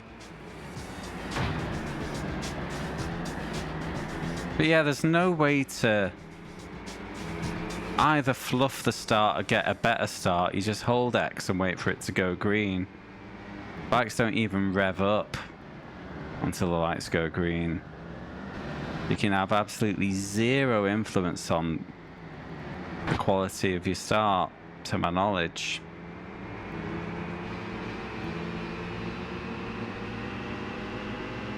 You know, theoretically, it's a perfect start every time, but the two guys beasting me off the line suggests otherwise. There we go. 7th took a bit longer than expected. Oh my god, it does not rotate.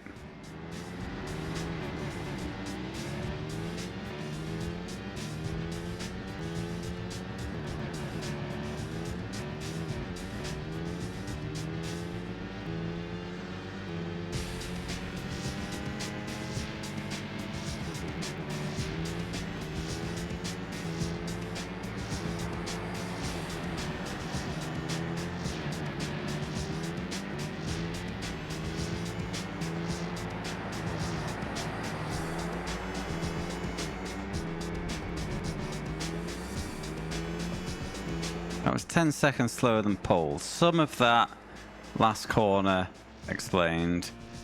Some of that standing start explained. That still would have been pole. And here I am in last. No consistency.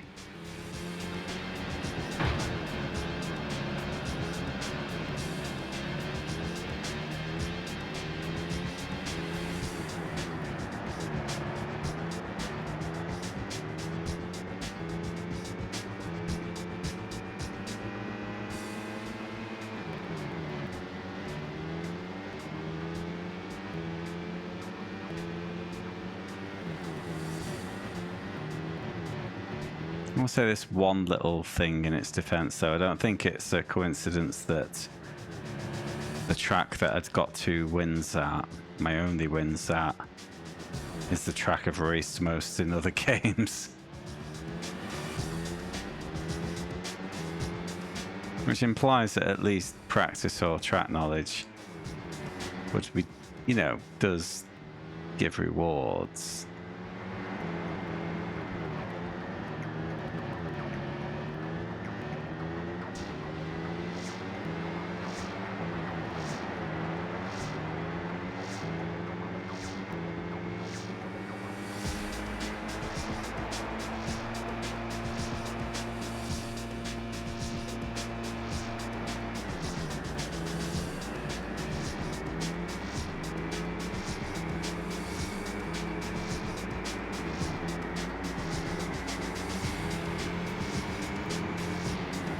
Here's the comeback. What's the long corners on this one? Ah.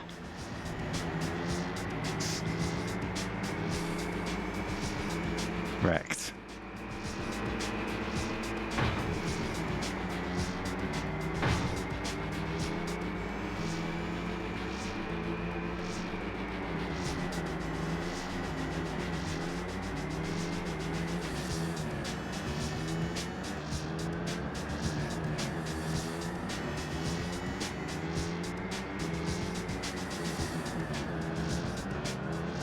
Oh, come on, rotate.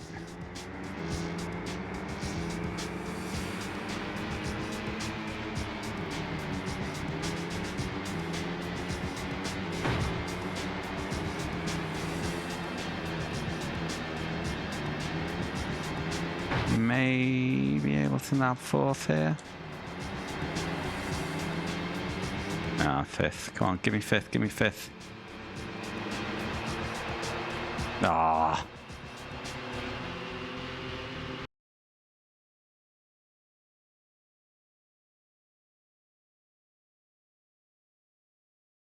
Yeah, 3 of last places qualifying time. Should have had a 6-minute run for them.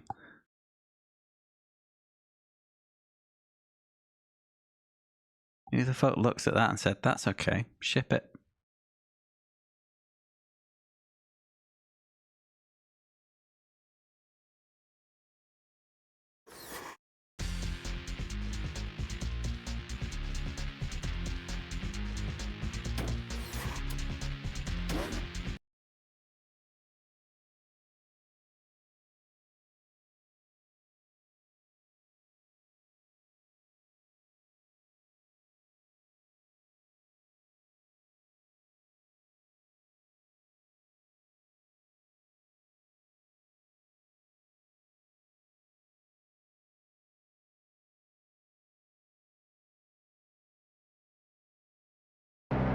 We're in now. The lights are red. Green light, they're off.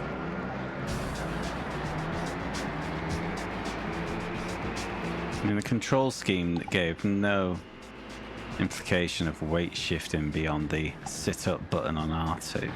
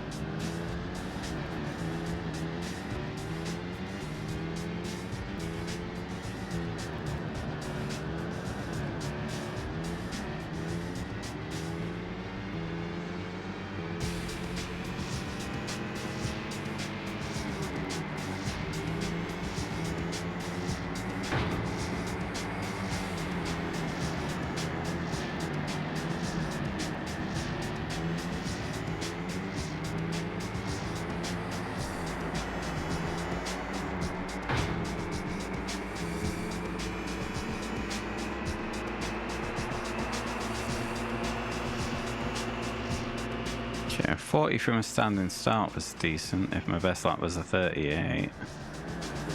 Oh wait, was that best lap of this race? In which case, yeah, because my qualifying was 27. I'm full of shit.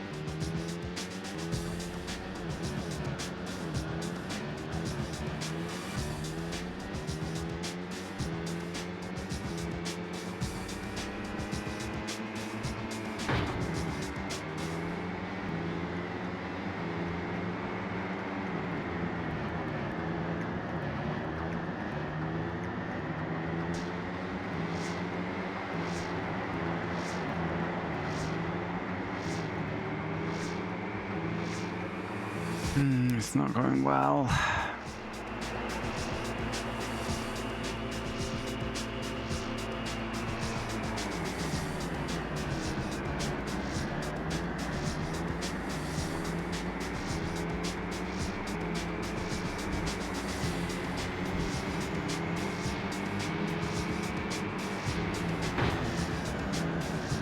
Oh, what? You lumbus.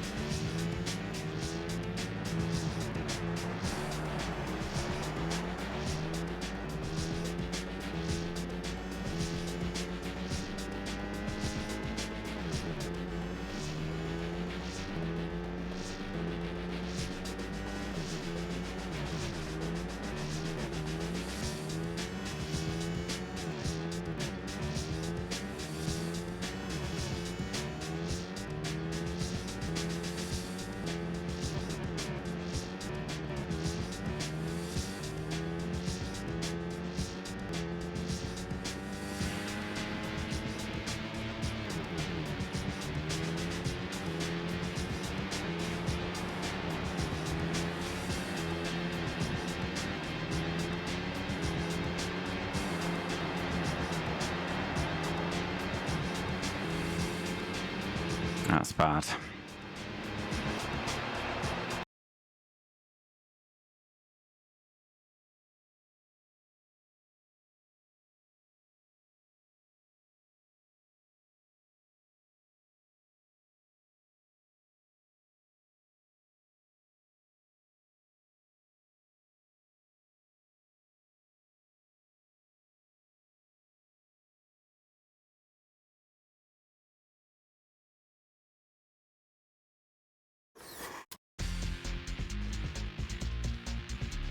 Monza. No, I know my way around that one.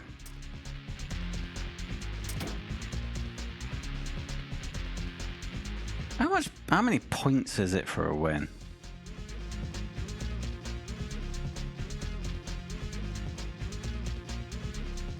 Alright, so even though there's 25 dudes in this Champo, it's clearly just a Champo of 8.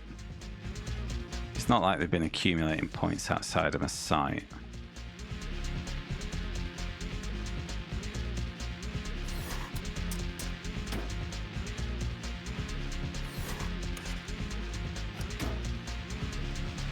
Maybe the PC version had the full 25 bikes and they couldn't be arsed.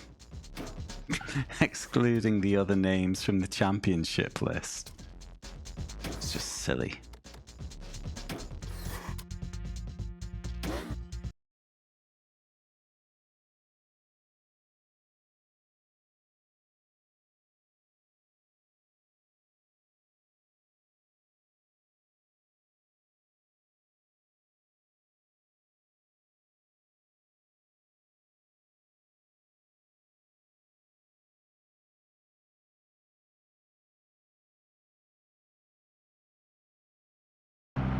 Welcome to historic Ah, shut up.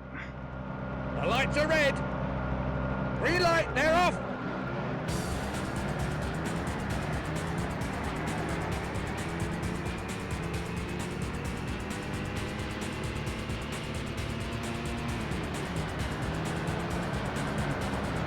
Oh wow, they're making a big deal out of those chicanes.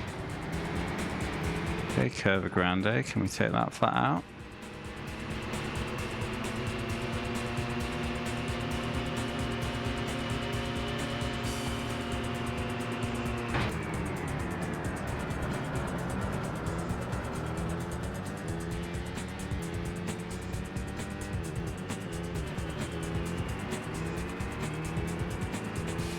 What cornering speed is that?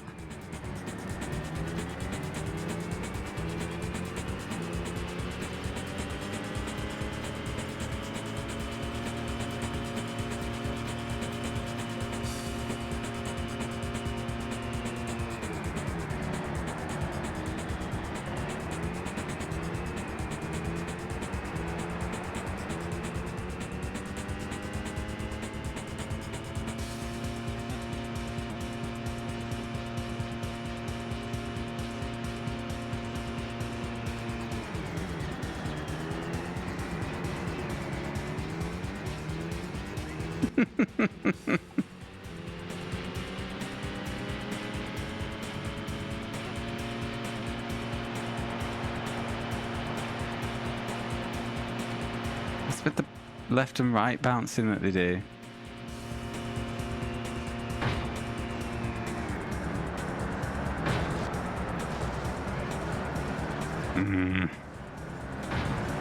Trying to cheat. Cheats never prosper. Except when they do.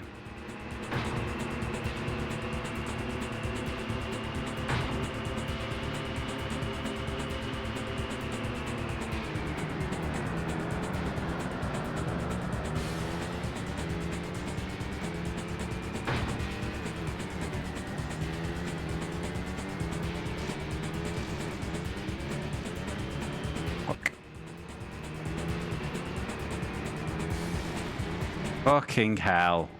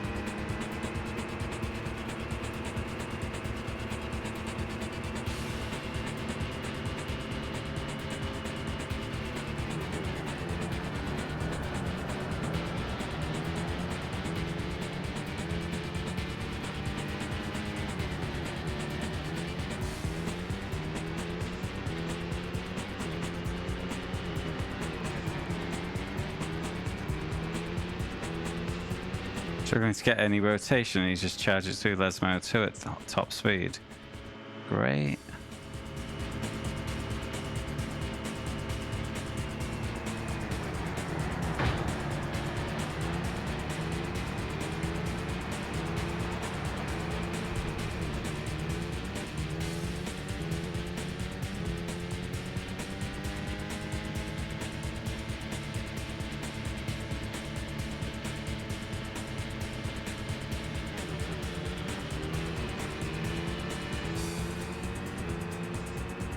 I actually thought I did that corner well.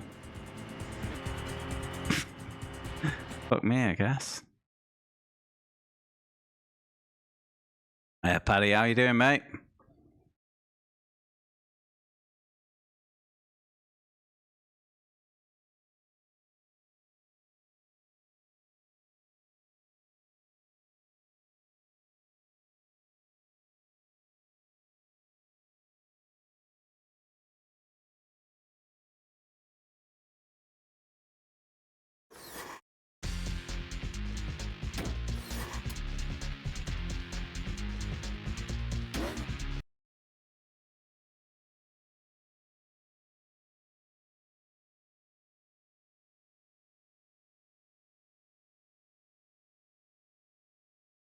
Oh.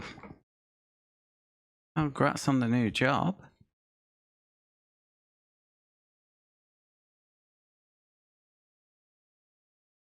Some life in the city versus living. Hmm? Welcome to historic Monza, one of the fastest circuits in the Superbike calendar. The track here mixes long, fast straights with sweeping turns and tight chicanes. You join us as we await the start of race 2. The race... The lights So are... you're not just doing rural stuff, you're going into the town now as well? Is that what you're trying to say? Stuff.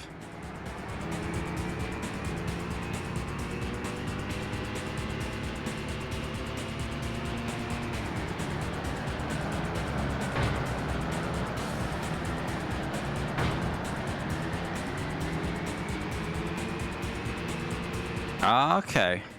Nice. I hope it goes well for you. My job has been mostly bullshit this week. So I had Monday off work because of the whole Daytona thing. I always do after a 24-hour race. I have Monday off.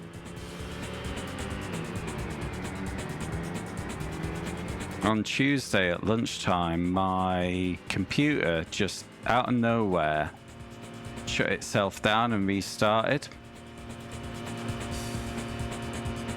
Not my home computer, my work one. And then it was doing it every 30 minutes, almost on a timer.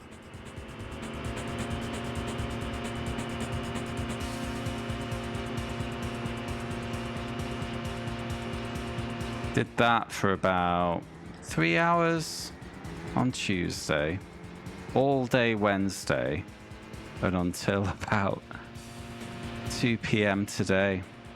Obviously, I was in touch with tech services. Absolute fucking nightmare, though.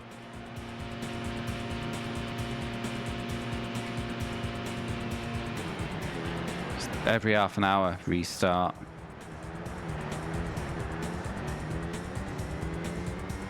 Yeah, well, I did have to write off a lot of time, but you know, I can't not work, unfortunately. Well, I did write off a third of my day on Tuesday and Wednesday, combined interruption time and time spent trying to fix. Another hour and a half today. Thanks, AI.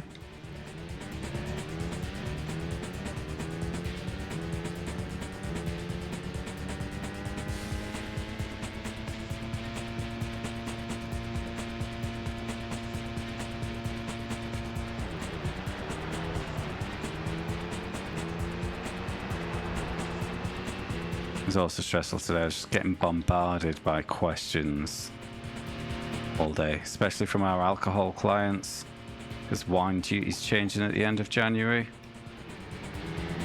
There's so many dumb questions.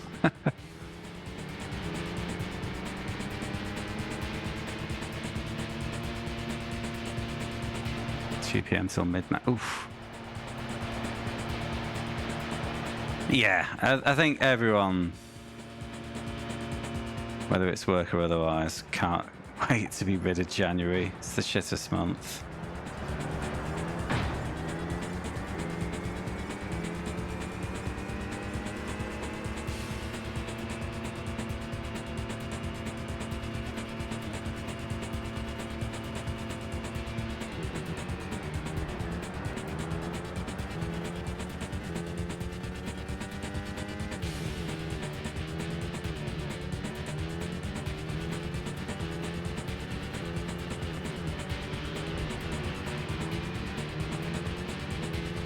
AI in this game is fucking shit. Just randomly taking corners at full speed.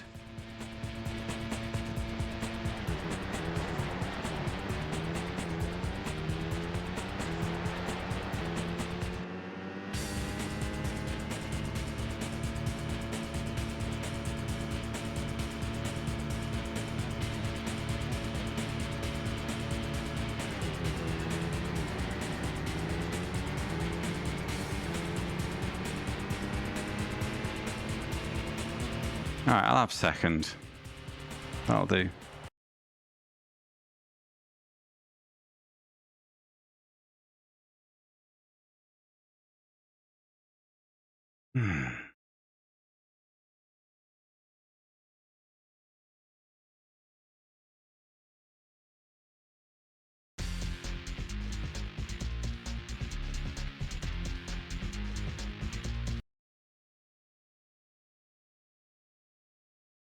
Guys, only 9:30. God damn. I did start earlier than normal, to be fair.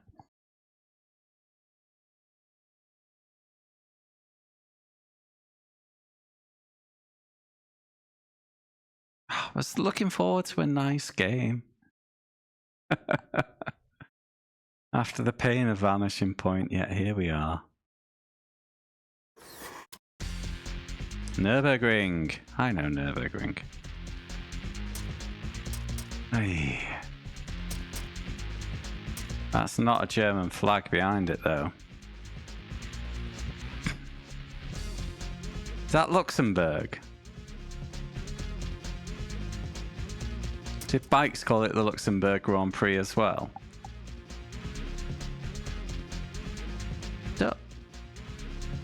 EA, what have you done, lads? What have you done? Oh, let me check.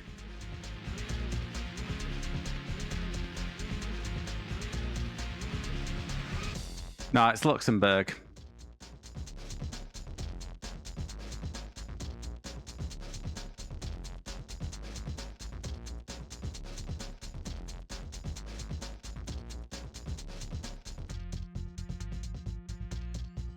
Oh, mate. Netherlands is darker. That seems to be the difference.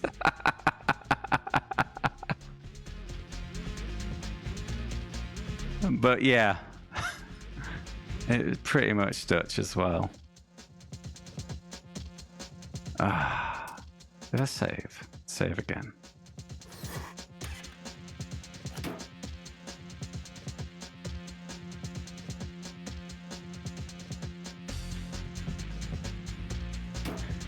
Hello, Parnell. For a longer time, you thought it was Nürburgring. Oh, the hamburger. That's a German delicacy. Well, I'm not sure delicacy is the word. Meat and bread, but what an invention. Right, straight into the race. Sod it.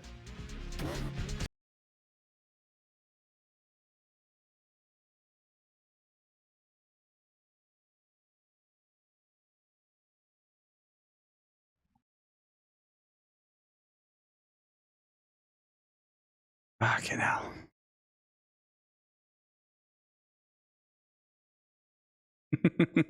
Oh wow, you actually got publicly corrected. Ewan, more like Putin. Am I right? German round of the Superbike World Championship. This can prove to be quite a slippery track with some tricky gradients for the riders to navigate. Just a short wait now before race one gets underway. I like the red. Green light, they're off.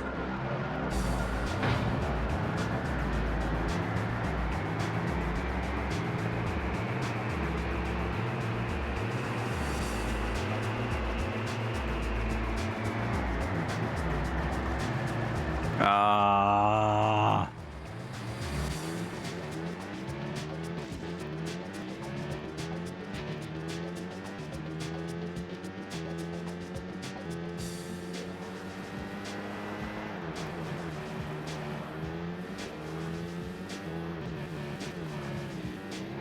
All jobs on bid, but you're not allowed to bid because it... What?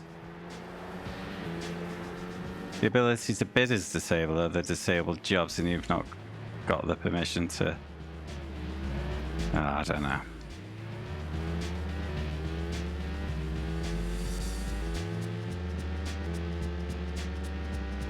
Wow, look at that hill! What's with this steepness?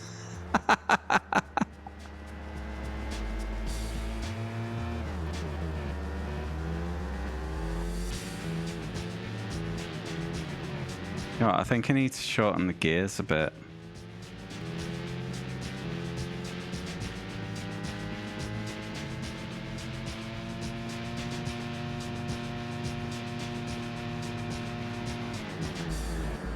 What is with these hills?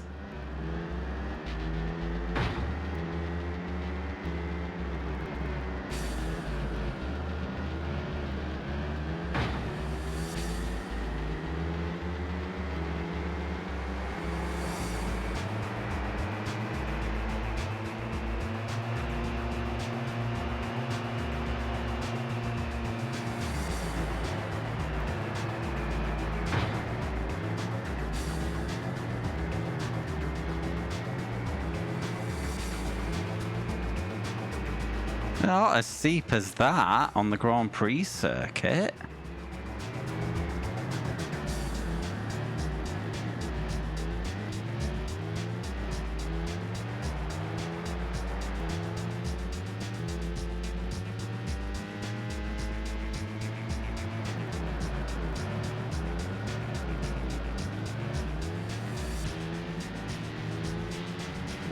Like a roller, it's like, I see. So the approach to the Schumacher S there was flat. But it's like they've done the total elevation change from the hairpin to the top of the Schumacher S, but just through the S.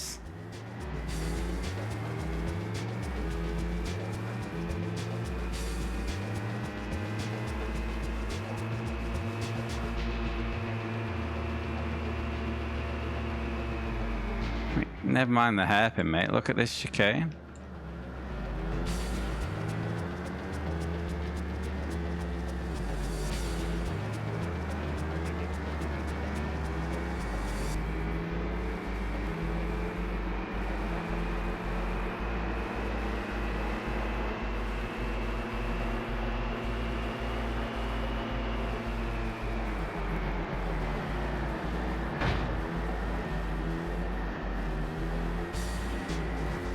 All right, man. All the best. Thanks for hopping in.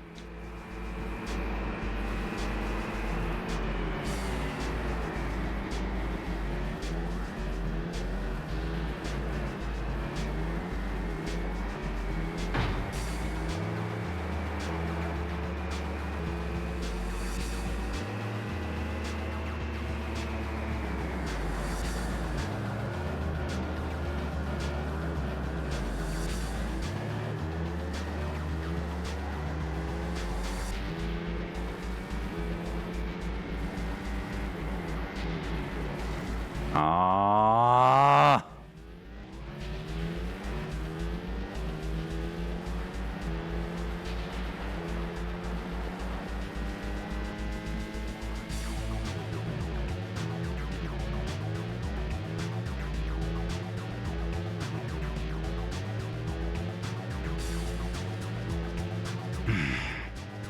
I can see now why I couldn't find a long play of this on YouTube.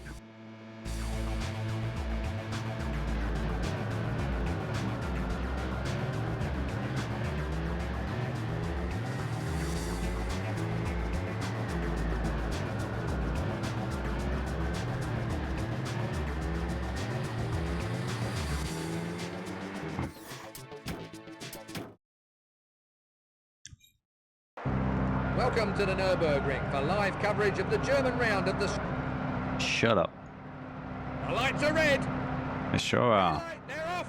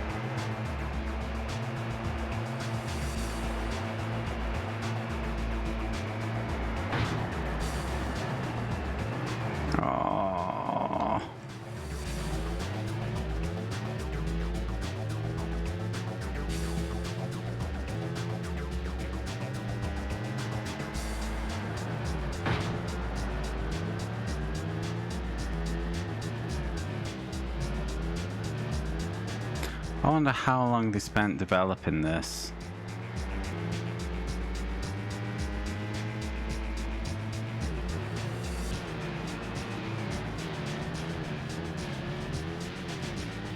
That's a weird thing, because they've got some unique details in, you know, like the stand at the end of turn 1. You know, with a special canopy. And then they just get the layout of the track wrong.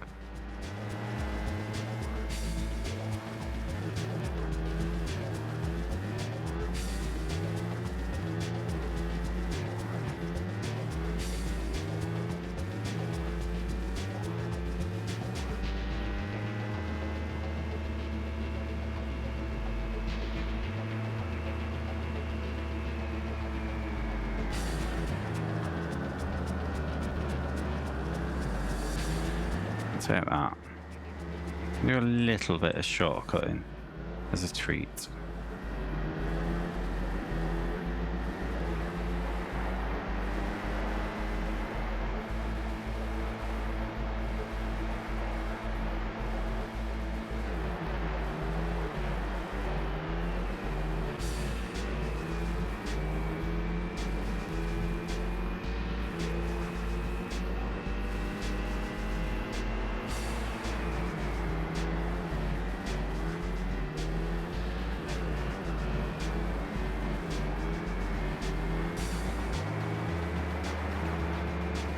Music's crap.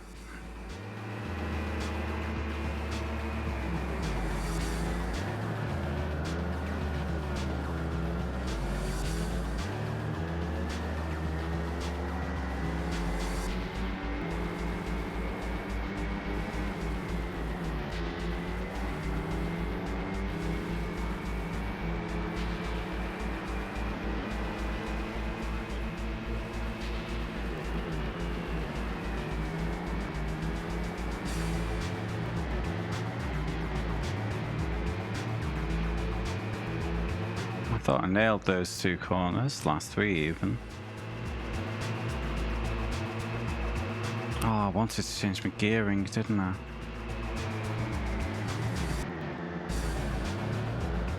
Worth.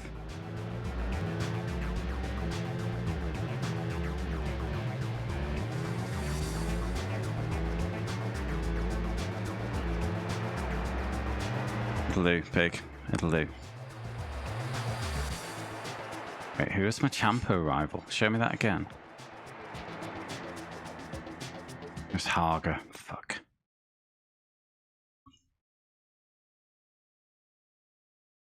Not even gonna beat this. See it through to the end, see how long. In fact, let me have a look. EA Superbike 2000 tracks.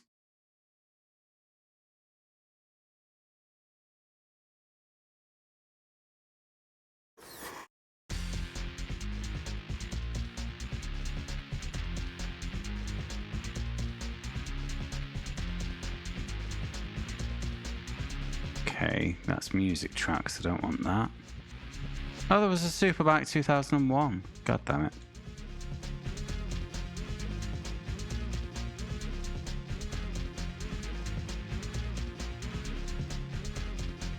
Oh, 13 circuits. Yeah, so, yeah. It's 26 races then, isn't it? God damn it. Well, time to bring it back.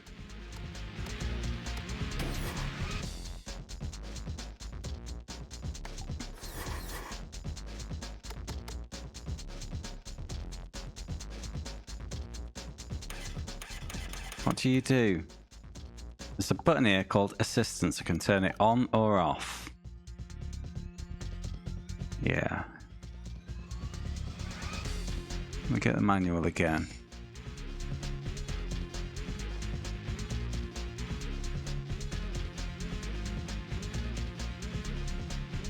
Assistance. Set braking assistance on or off. When on, the game controls your speed going into corners and chicanes, reducing your chances of crashing. EA tip, this option is good for beginners. Once you've improved your cornering, you can take it off and control your speed. Might say it's brake assist, it's not. tilt assist. Keep you off.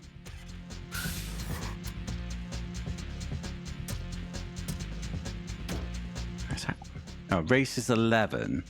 13 tracks at 20. We're not even halfway. 60 points off. Yeah, we can bring this back. Not even halfway. God damn it. Really bored.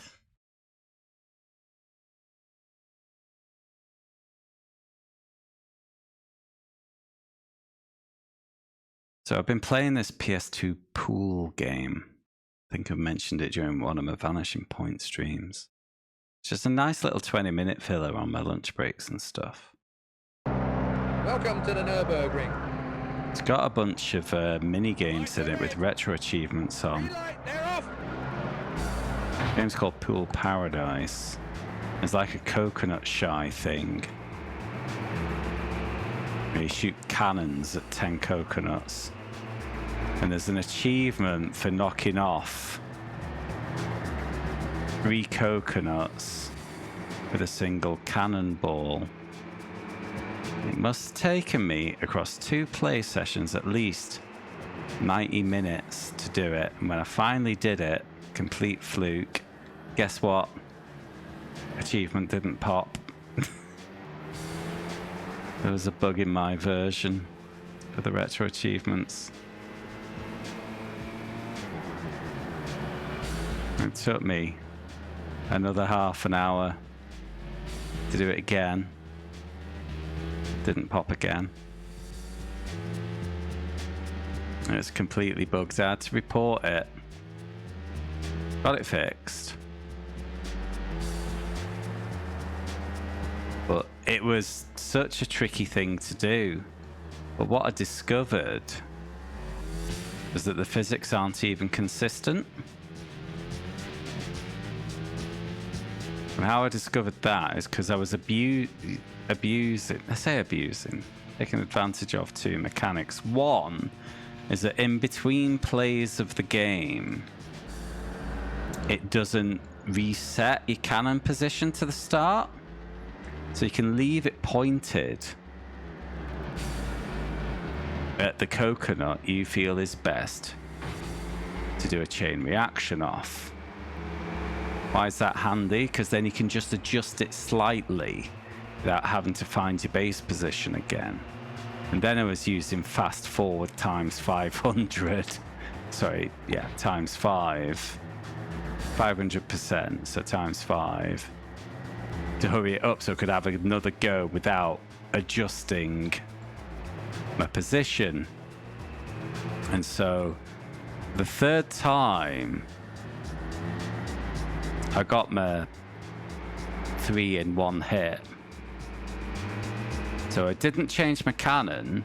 I set up OBS. I set up a record so I could get a manual unlock. Went to the next round. Hadn't touched my cannon. Went to fire again.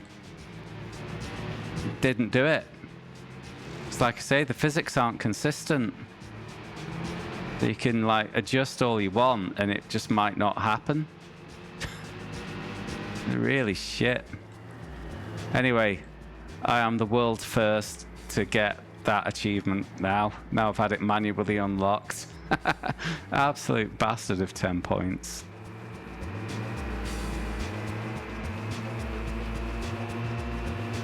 Yeah, it was absolute madness because for a long time I'd been using the trick of start another round, do a tiny adjustment, but I hadn't realized that the physics were inconsistent as well. So I was kind of wasting my time by trying to do all those little adjustments. I should have just tried it again, you know. Yeah, man. World first.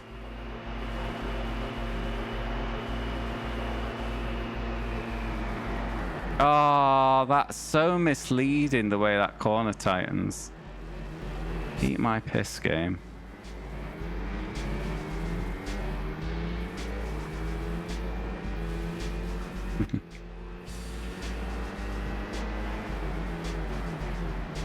I also last night finished my replay. I did intend to play this, but then It's 8 p.m. It's like, no. Something came. Well, not something came. I just didn't want to do it. So I decided to finish up 7 Remake.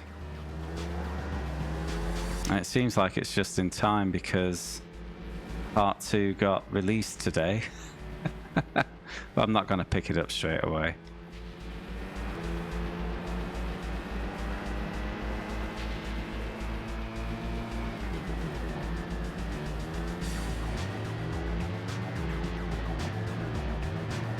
The reduced release price is 45 quid for Rebirth. You know, which encourages me to get it now. Can't really afford it right now.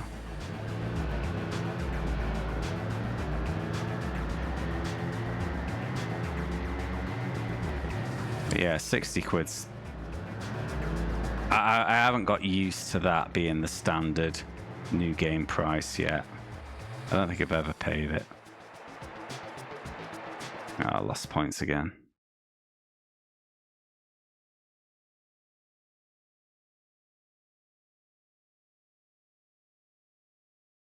Yeah, I think 60, 70 quid has been the standard for a while for new big games, but I just don't buy big games anymore. So it's kind of passed me by.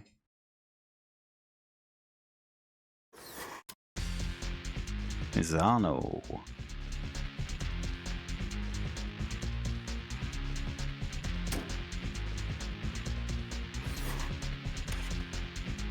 But besides, the other reason I don't want to buy it is because there was kind of a side story expansion released for Remake that I've not played yet.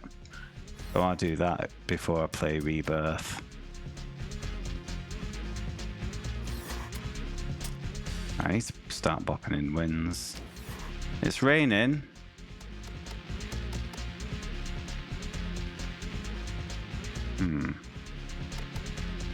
Okay, straight into the race. Let's try dry wet tires again.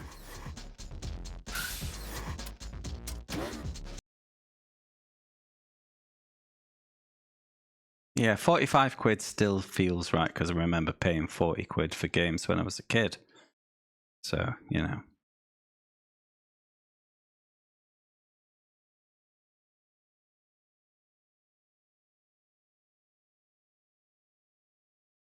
I'll leave it on board for now. It'll be on sale again by the time I get round to it. Welcome to Mizano. The lights are red. Green light. Because I still haven't played Final Fantasy 16 yet. Or Crisis Core.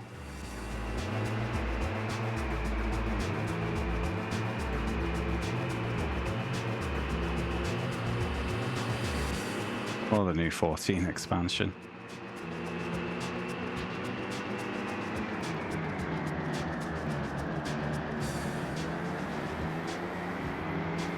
I say new, it's best part of a year old now.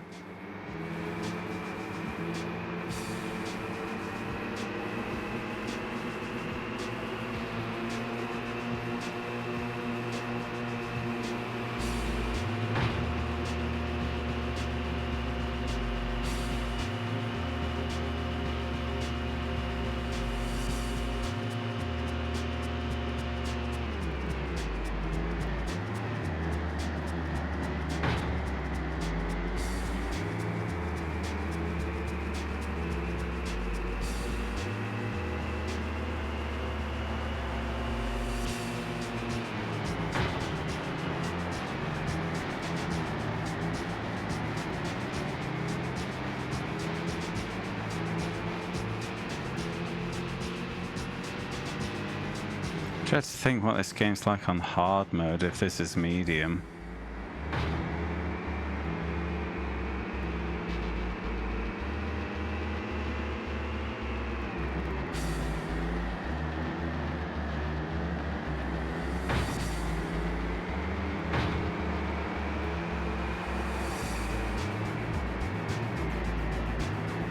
I'm not recognizing this track at all.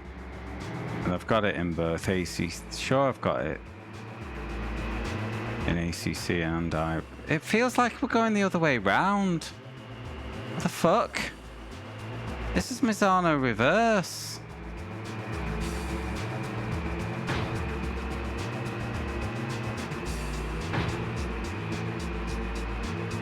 Did they reverse it in real life at some point?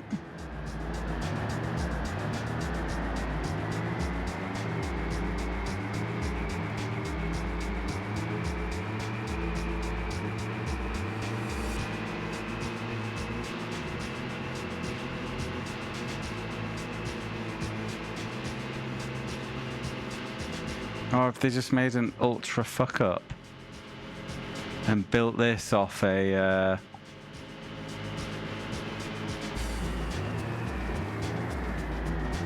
map, a like top-down map, and not realized, or decided to check which way round it goes. But yeah, I'm actually recognizing my way around. Now I realize we're going the wrong way round, according to ACC and iRacing.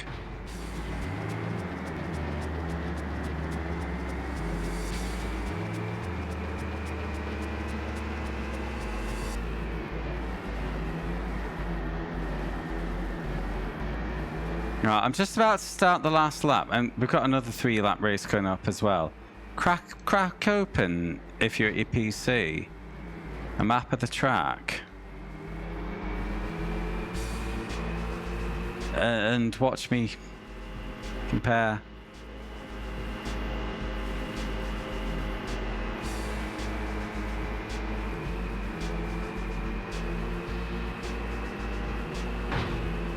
Yeah, this is... They've reversed it. It's madness.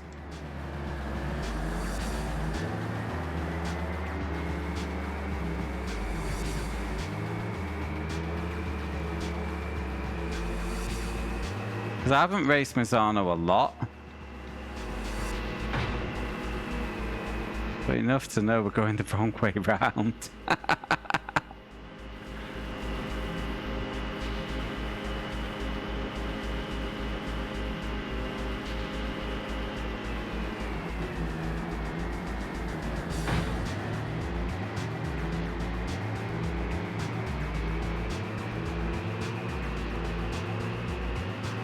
Surely they've not changed the direction in real life.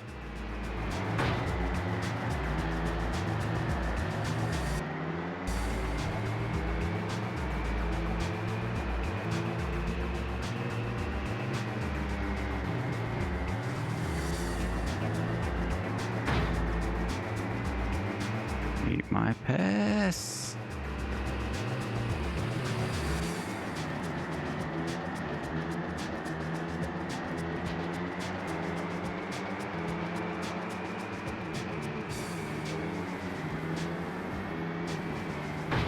No! Get off my win, you cheese man! No, it wasn't. Wait, it was. And Champo leader was 6th. Get in! Right, okay. I'm gonna do this myself. Misano track map.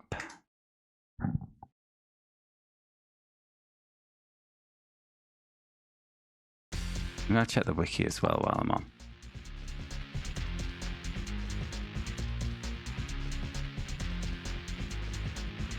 Oh!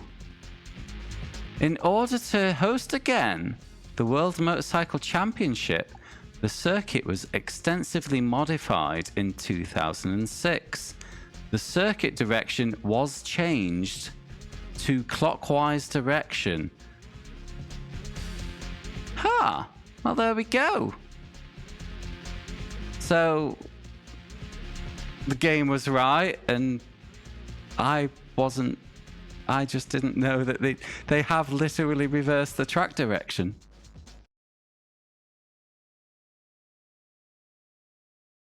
Well, okay. Sorry, devs. I take it back.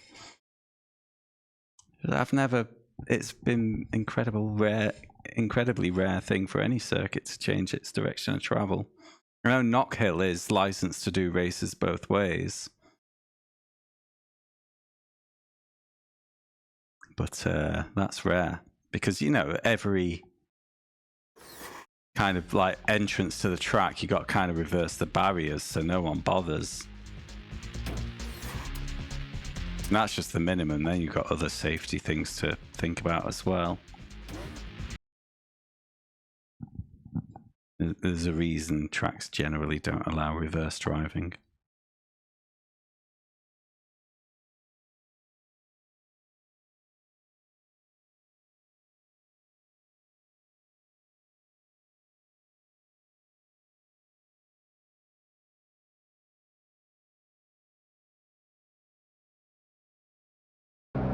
Welcome to Misano for the San Marino round of the Superbike World Championship. The track here is rippled and bumpy, meaning that both tyres and suspension setup can make all the difference. Not in this game, mate. The lights go red. Green light.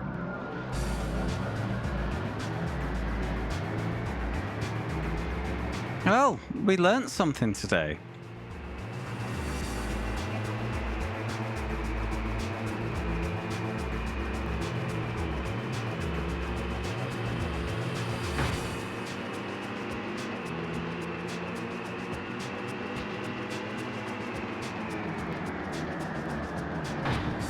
We must say something for the old layout of the track if the way to bring it back up to international standards was to literally reverse it.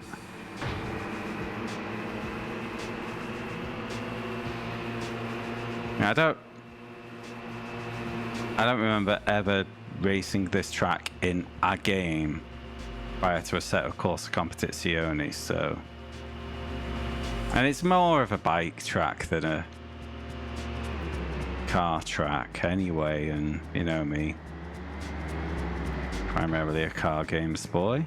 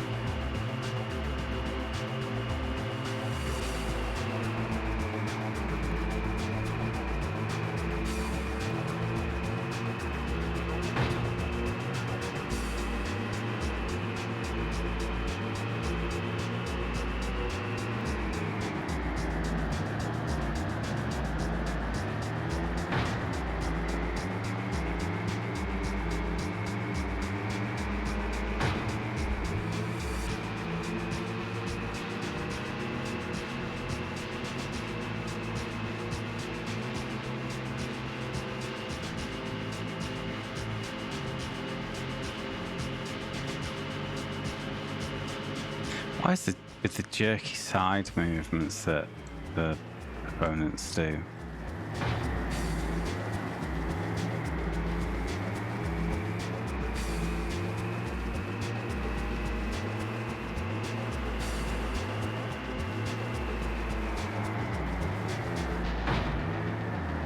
Ah, come on.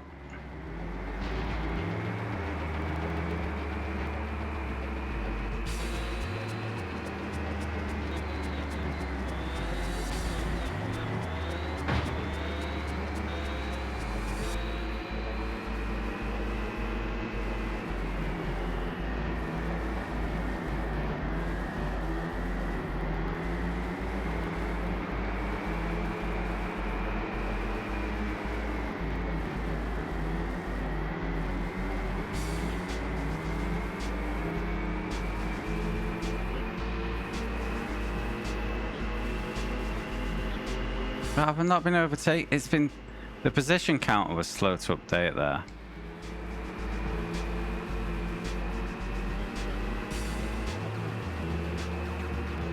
Got there in the end, and I don't think I've been screwed on the line because of it.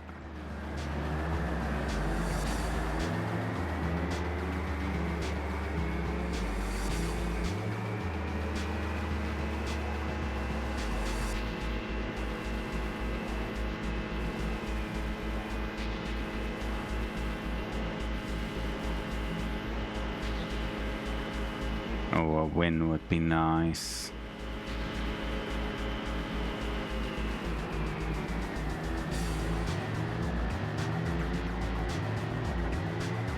The AI ridiculously seems less extreme on this course.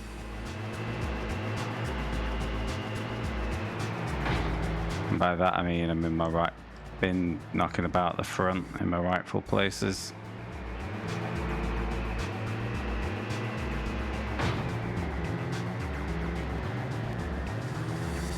I think the AI generally has shown itself to be quite slow in chicanes.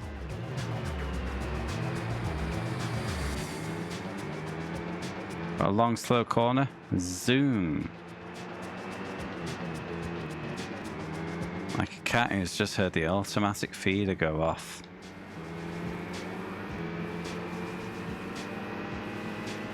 Have to do with a second. Oh no, it was Champo leader winning.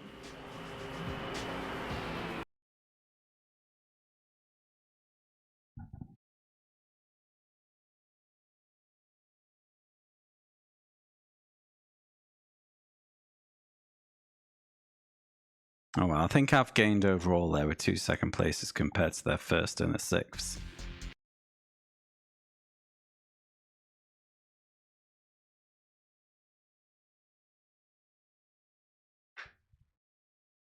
Am I really going to rate this lower than finishing point? Who knows? Wait and see.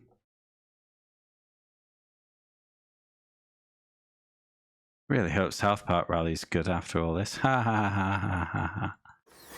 I'm fucked.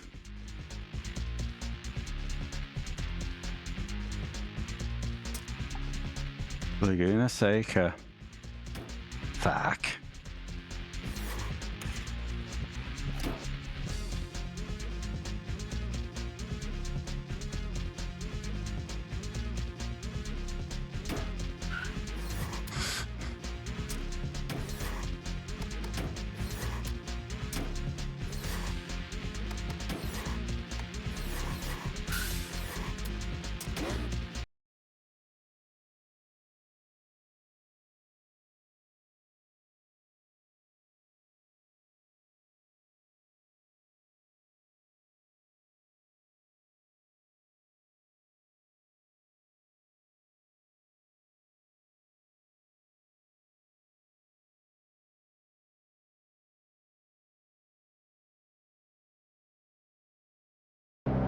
We're in the USA for the Laguna Seca round of the Superbike World Championship. No matter where you've raced before, nothing prepares you for the ultimate. No matter where you... Shut up. The lights are red. Sure are. Relight, they're off.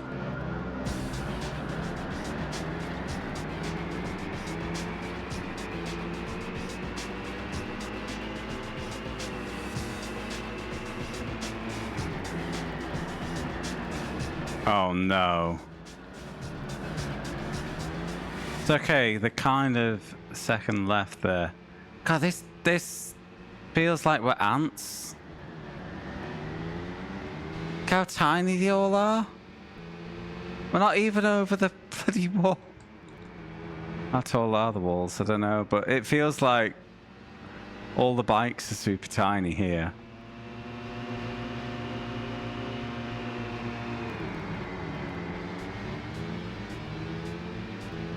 What is this, a circuit for ants?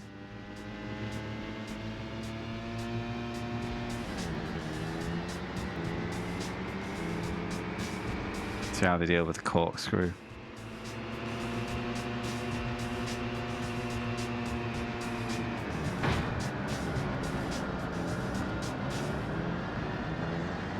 adequately. Damn.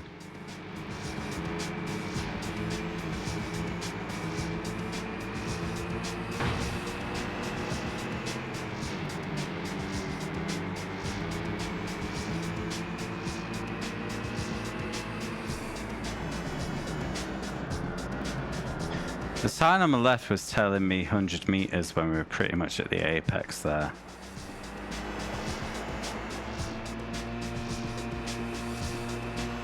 Hi guys. You alright?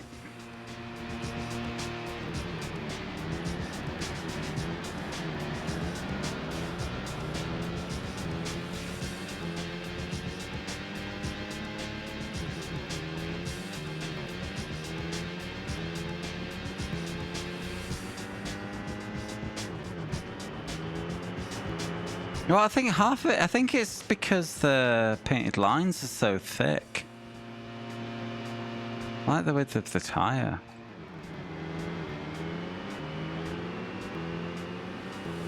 It's just me.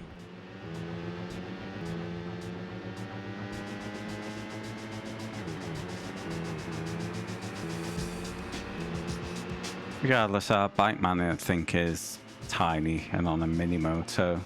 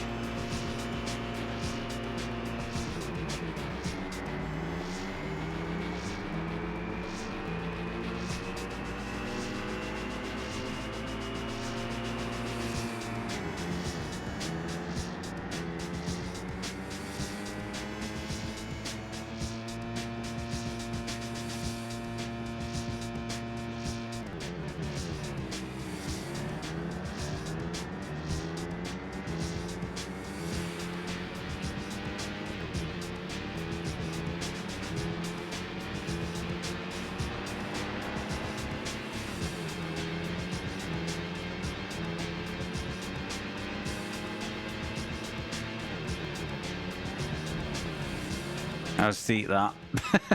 Fucking have it. Give me my win. I don't have to do this Champo a second time. Give me my win. Get in there. Ah, Champo rival was second. Mine again.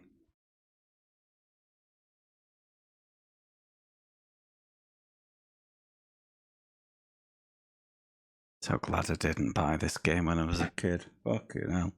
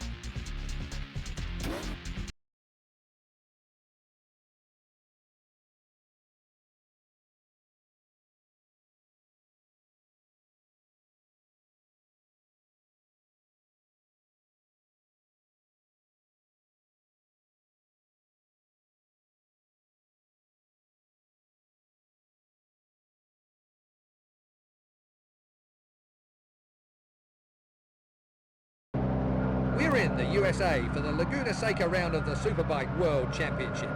No matter where you've raced before, nothing prepares you for the ultimate in chicanes, that intimidating, twisting drop known as the corkscrew. You join us as we await the start of race 2. I haven't played Motor Racing. And is there 2 Motor Racers on PS1 or 3? Well, aside from your shovelware games from Midas,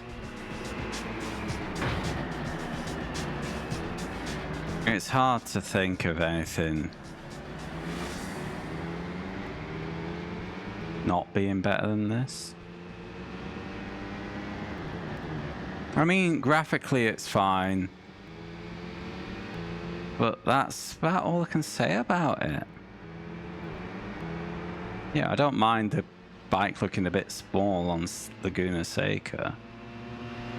Just the handling's super beige and dull, and the AI aren't satisfying to race against because they just seem to accelerate and slow down randomly in a way that you can't match, so you don't really feel like you're racing them. You know? It's just not a fun game, unfortunately.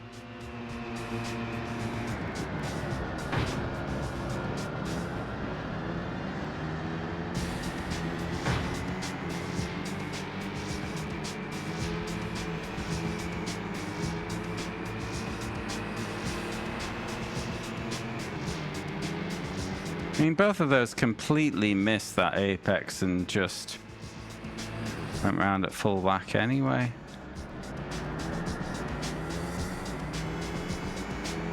Alright, let's get another win. It is required.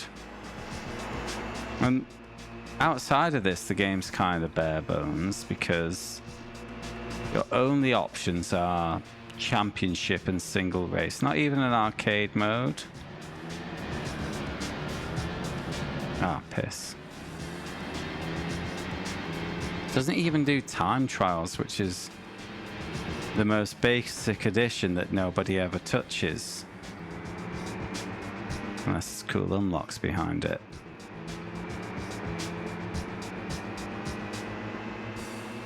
Even then you gotta be kind of hard pressed.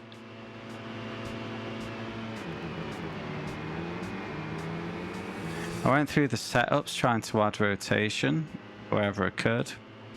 No discernible change in bike characteristics. As 25 rider faces in, only 7 opponents. I reckon that's a PC version thing, having the full grid. And the handling model is just fucking beige.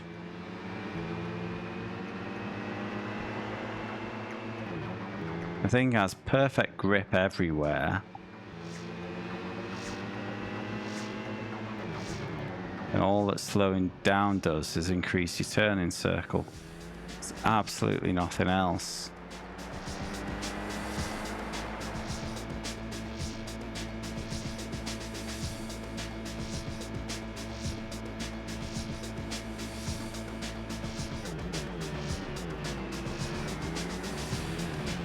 I was miles ahead going into that corner, and I didn't completely blow it, and now I'm in second. What?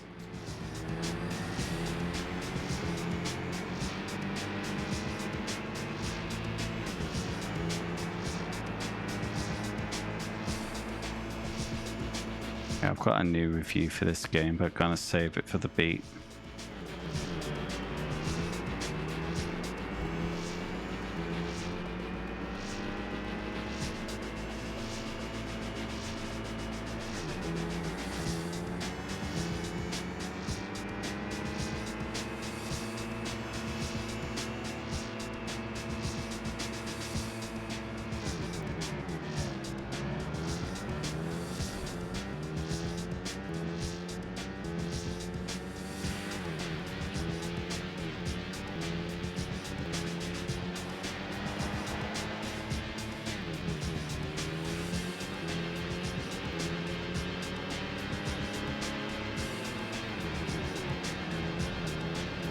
No, I didn't cut enough. My precious win. Stolen. Or is it? It's okay. Ah, rival was in third. Ah, it could have been crucial. But at least rival wasn't in first, so, you know, every cloud.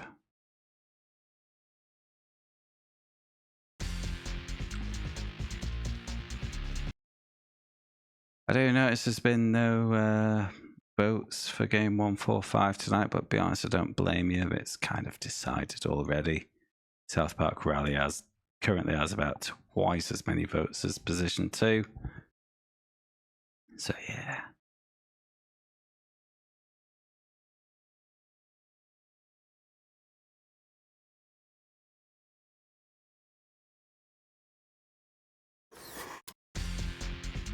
Brands Hatch.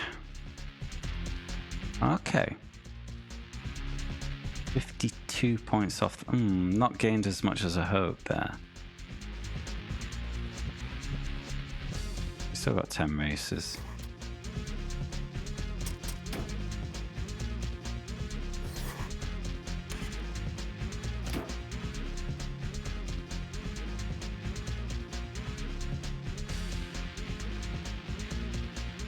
I suspect this game is using the full championship point system over the time, which probably means you're earning like 15 points for finishing 8th, because that probably rewards the top 15, which we obviously don't get when there's only 8 bikes.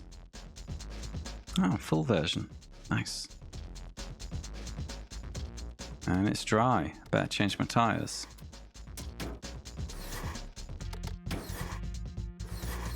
No. Last race was dry. The one before that was wet. Go. Of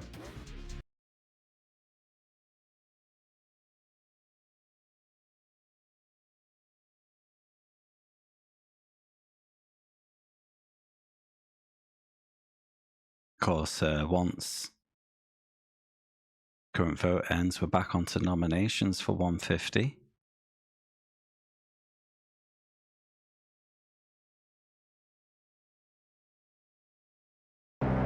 Welcome to the European round of the Superbike World Championship, live from Brands Hatch. Brands is a difficult, technical circuit where a lapse in concentration can result in the rider first parting company with the track, and then their bike. Just a short wait now before race 1 gets underway. The lights are red. Green light, they're off. I mean, let me rev up before the start. That's fucking basic.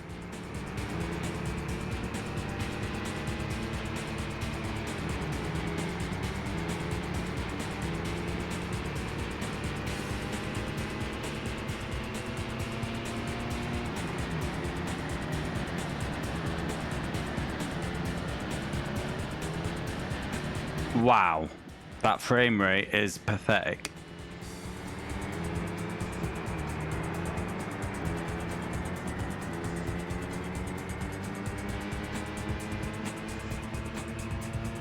I feel super tiny on this track again. Maybe that's why it feels so slow. There's so little. Everything's so far away. Again, they're smaller than the Armco on the left. But Armco's only like waist high,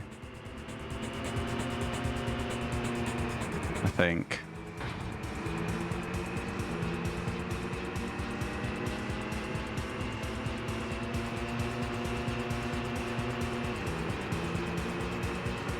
What's that kind of chicaney bit through that left kink? Oh my god, understeer.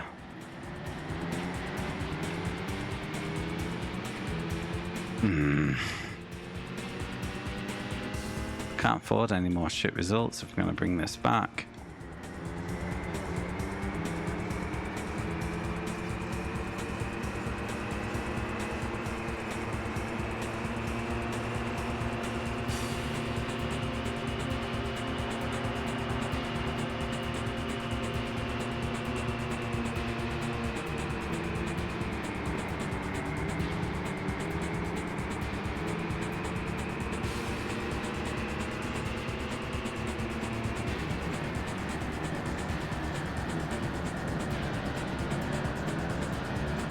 Hey, Skin, thank you very much, mate. Really appreciate that.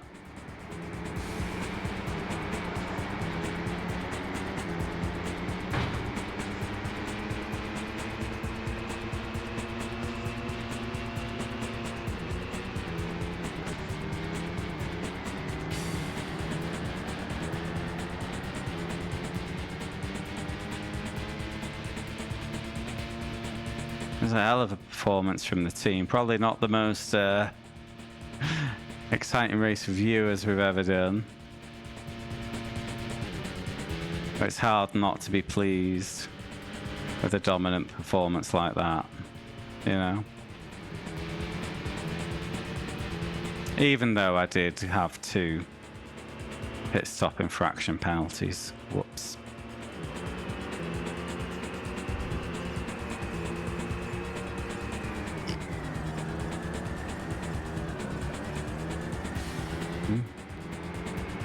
The second one I wasn't even worried because we already had multiple laps lead.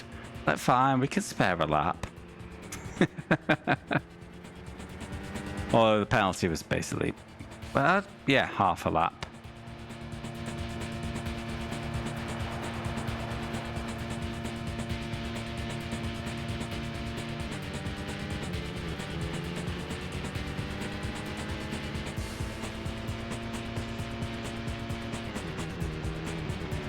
How's this? Bland. Bland like a 1950s British meal. But less satisfying.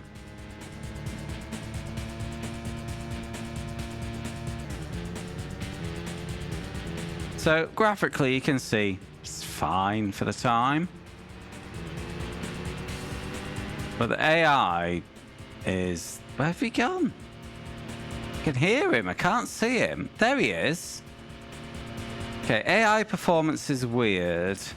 Like long sweeping corners they can take flat out while you can't. I'll get on to why you can't in a moment.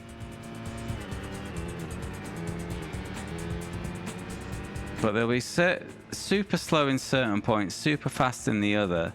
It just doesn't feel like you're really racing them because the performance difference between yourself and the AI programmed lines is so different. I've given up on qualifying, firstly because the starts are so beige. It doesn't even rev up before the green light. You just hold X and wait to go and get the same start every time. I was getting pole positions, and by end of sector 1 I'd be 7th out of 8th. No matter what. But the worst thing is just the handling's so boring. Like the bike never wobbles, it never stumbles, it's super safe and super understeery. So you can be full accelerate, lean into a corner, and all you'll do is not rotate very much. So you'll hit the brake or release the throttle to rotate a bit more, and you know, it's just so bland.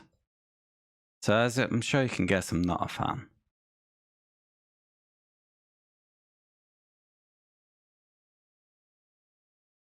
Kind of. I'm not sure what they were going for. It just feels like a rush job, to be honest. Feels like it got thrown out the door because your only 2 gameplay modes are single race or championship. There's no arcade or challenges or even a time trial. Not that anyone cares about time trial. We have some basic setup options, which is fine. Frame rates are prone to shit in the pants and going really low. Yeah.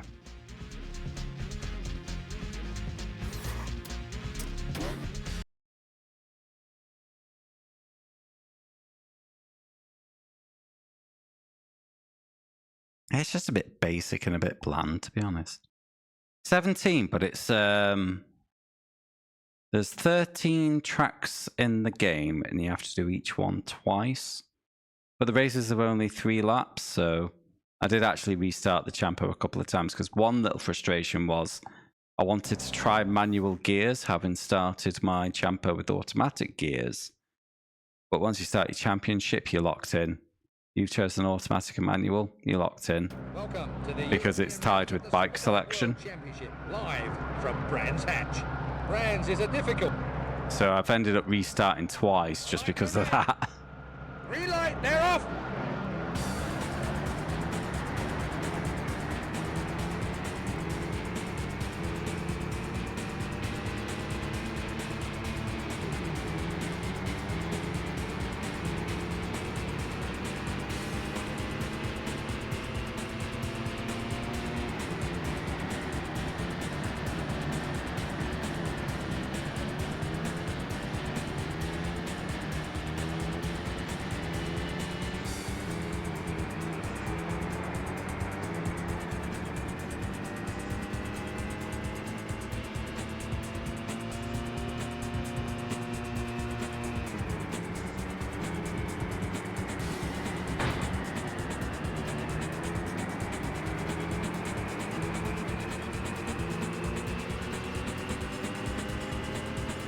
Yeah, handling wise, it's like the opposite end of the scale from Vanishing Point.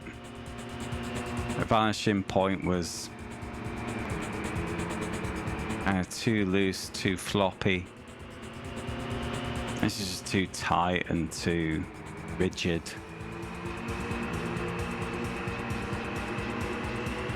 Have you even pitted? No. 3 lap races, I'm not pitting.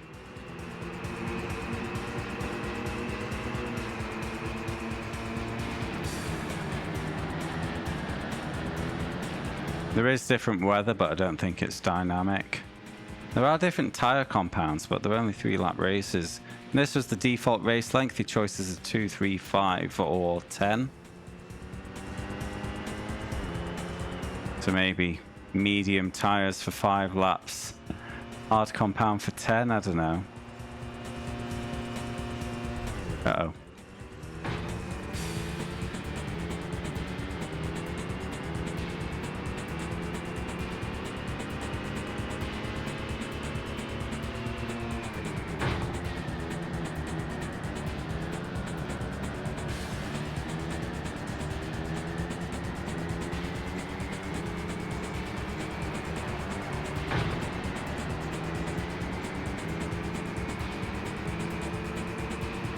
Should I try pitting? Well, I won't during my Champo.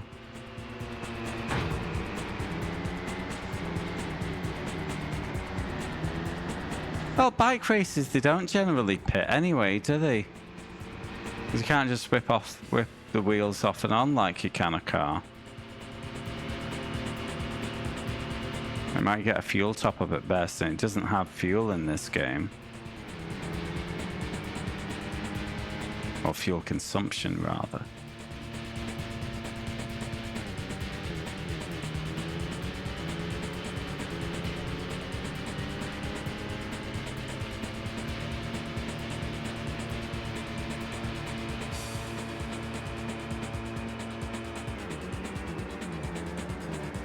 Come on!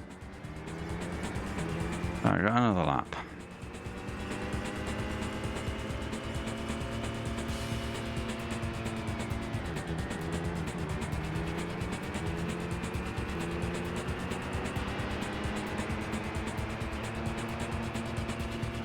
Stop the count.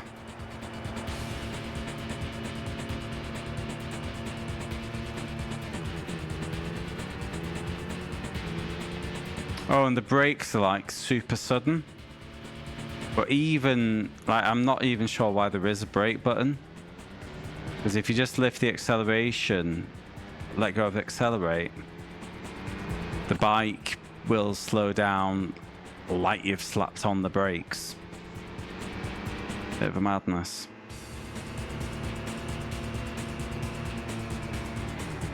It really makes the long sweeping corners difficult because you can't kind of coast around them.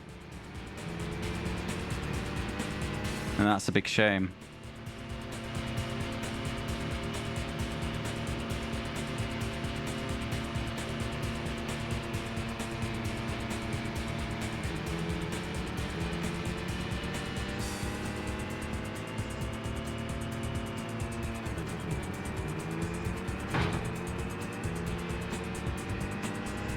No, there's only one button which pertains to any form of body adjustment. So there's no left, right, lean, anything. There's just this one button, R2, which is sit up. I will not show you that right now because I'm trying to finish this race and win it. Oh, here we go. He just kind of does that. I'm not sure what it does. Oh, where was Champo rival? Let's look again. Fourth, get in. Yes. Really don't want to have to do this a second time.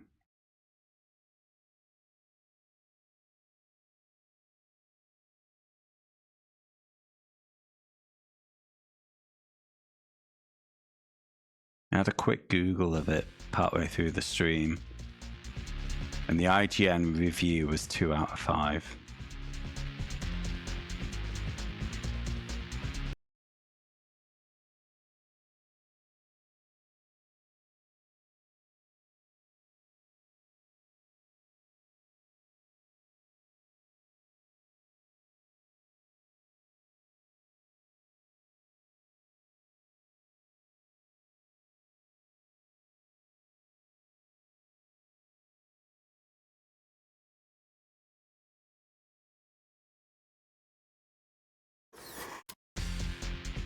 Let's have a look at that Champo.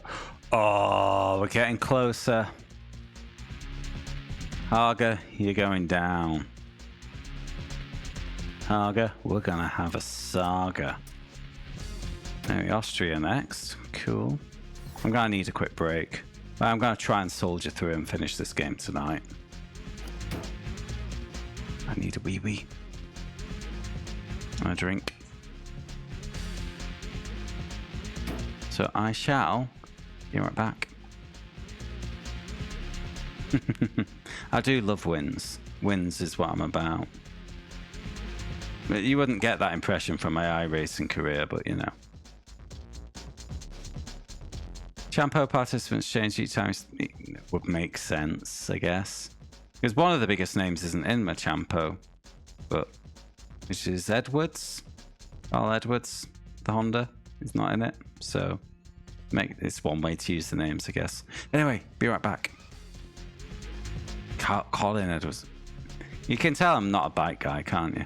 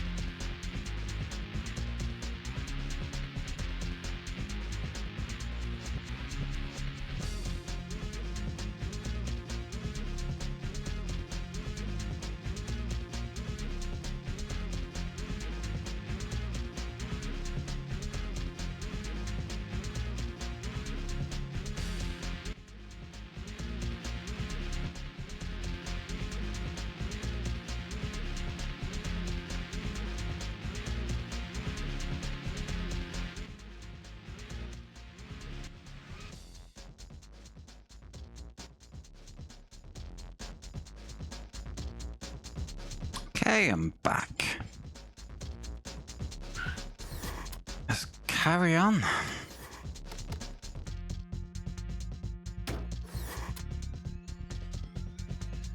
It's raining.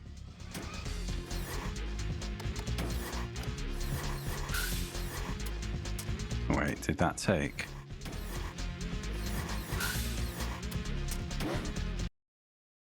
Aaron Slight. See, the thing is, I'd only heard of 2 guys in the roster. I think I'm playing as Carl Fogarty, actually.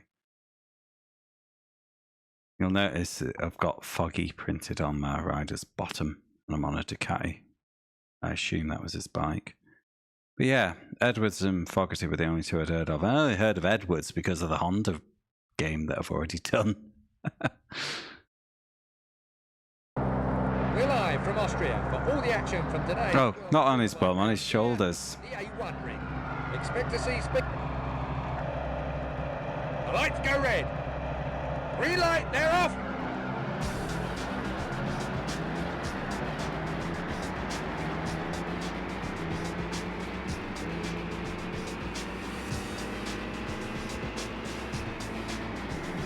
Oh, what? Cannot follow the bikes. They just do not obey the same physics as me.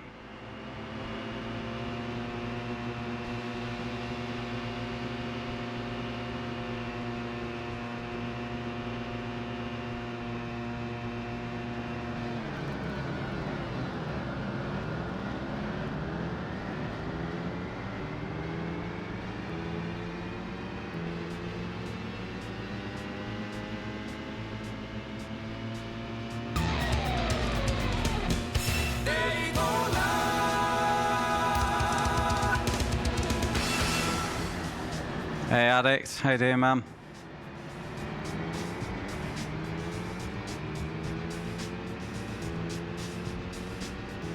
Good day indeed.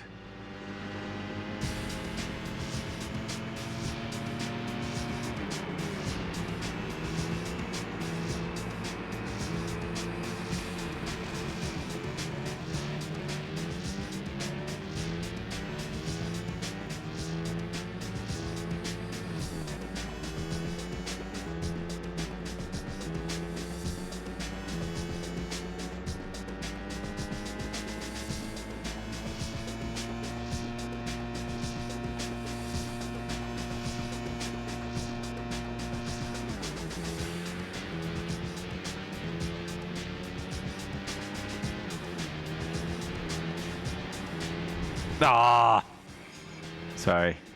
The off-track penalty is quite harsh in this game in terms of speed loss.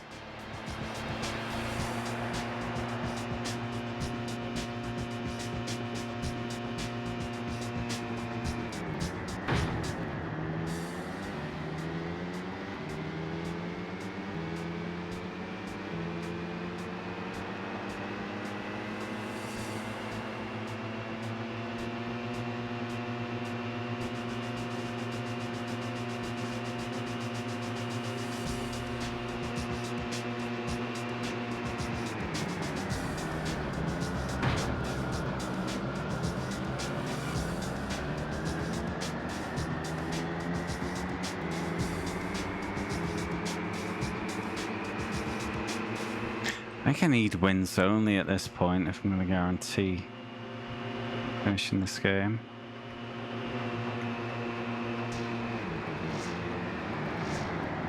Oh, there might start to be egregious use of the restart button.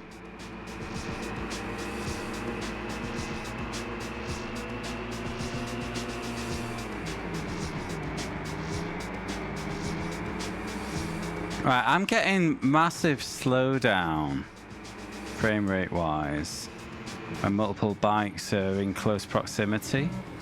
Is that visible through the lap time counter? Hello, Daddy. Thank you for the raid, mate. It's because it's a wet tire. But it's, yeah. I'm okay, mate. I'm not having a great time with this game, but otherwise I'm good. How are you, mate? Thank you very much for the raid. Let me do my duty. Sorry for the pause, everyone else. The Sims. Oh, gosh. I'm not sure I even want to ask. Wow! It's been a year! Thank you, mate. It's been a whole fucking year, Mr. T. Big love, bud.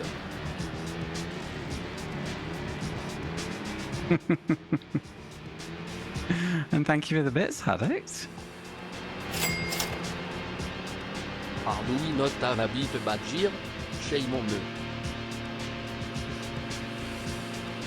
Yeah, hello Raiders, I'm Paul. I play a lot of PS1 racing games. I also do iRacing from time to time, and as of last weekend, a winner of the Daytona 24 Hours virtual version. Split 22 or 38. I actually went through the stats, and our lap count would have had us win all the way up to split 13, I think. Yeah, we won. We didn't just win. We beat their fucking brains out, mate. We won by 8 laps. Dominant.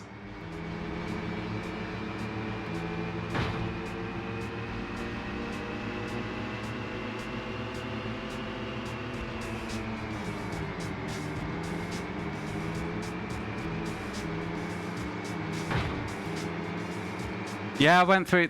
I think there was one split in there. Maybe split 18, the winner did the same laps as us. So it would have actually been an on-track decider. So I am simplifying slightly.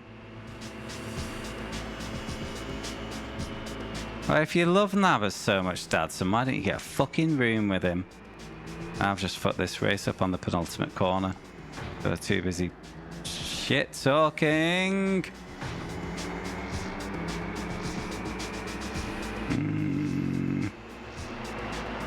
I'm gonna proceed. Oh, the bikes are bad. It's a bad game.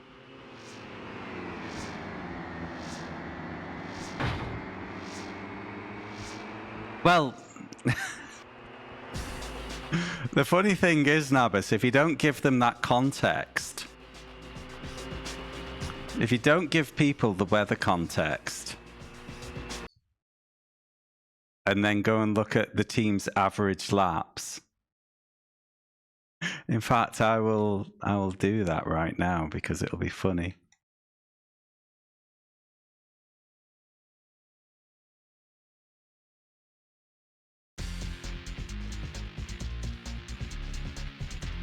I haven't done a race since, so it's top of my results list. So Dadson, do you want a stick to beat me with? Because I'm going to hand you that stick right now. My average lap time over 293 laps was a 1 minute 46.3. And I was the highest rated driver in the team. Our friend Kyle's average lap time after 279 lap was 1 minute 45.8. And Navas's average lap time was a 1 minute 42.3. But of course, the context is that he didn't do any proper wet running, which nukes your lap times. Oh, they're just much better than me, Dadson. I'm a charlatan. I'm like Elon Musk. I've paid people to boost my I rating. Yeah. And then I get in the car and my I rating drops again. We're live from Austria for all the action from today's World Superbike round here at the A1 ring. Expect to see speeds in excess of 270 kilometres an hour on parts of this fast 4.3 kilometre track. You join us as we... The lights go red. Green light.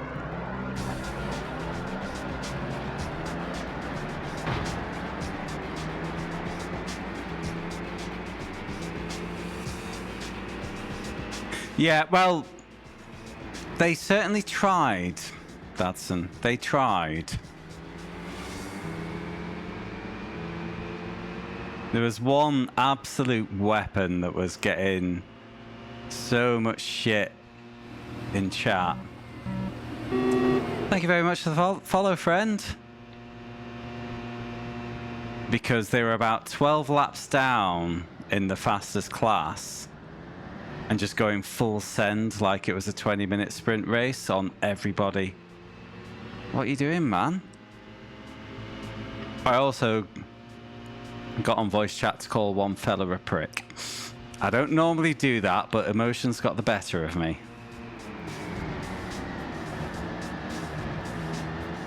He's lucky I only called him a prick. I did get an apology from his teammate as well. So my shit calling was entirely justified. What did he do? So basically, I was on an outlap at the moment with LMP2. Outlaps are super slow while you warm the tires up. Fuck me. And this guy came up behind me. He was like 5 laps behind early in the race. The lights turn red. Green light, they're off. I exited the pits. This guy appears behind me. Immediately he's on the lights. Let me by, let me by. As if I was like the lapped car holding him up. And he was flashing me. So going onto the oval, I just went on voice, said, so, mate, I'm just on cold tyres. I'll be up to speed in a moment. Just bear with me. And then going into the bus stop, I was overtaking a GT3. And he decided to send it 3 wide to overtake both of us at once. Like I say, this guy's 5 laps down. His race is pretty much over.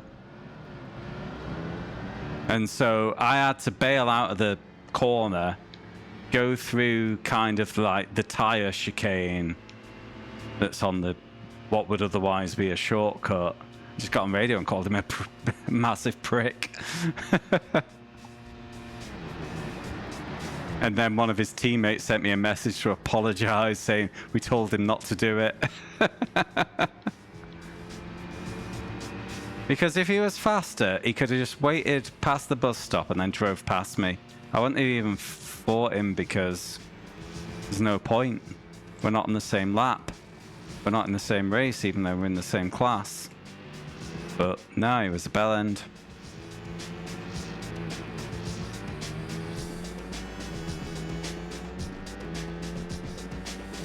Oh, come on.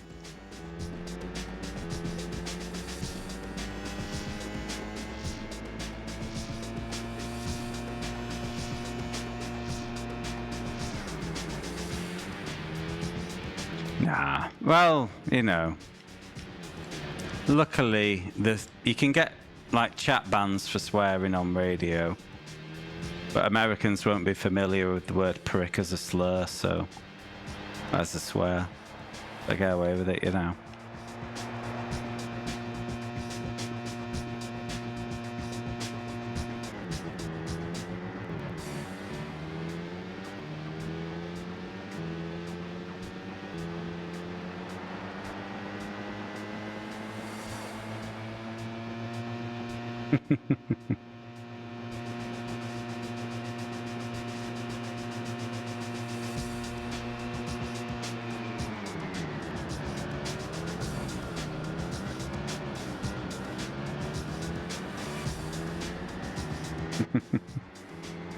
Well, to be honest, I don't know the Texan swear dictionary, addict, so I might be speaking out my arse, but it feels like a very British insult to me calling someone a prick.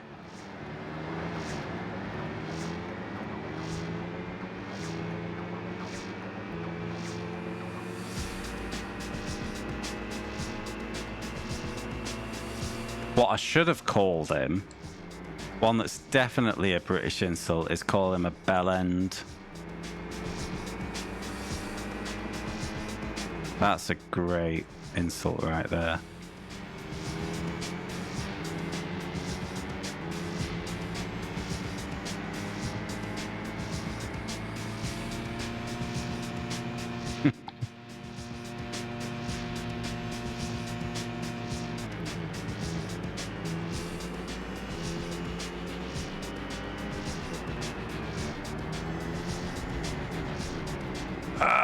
I'm having a restart. Thank you.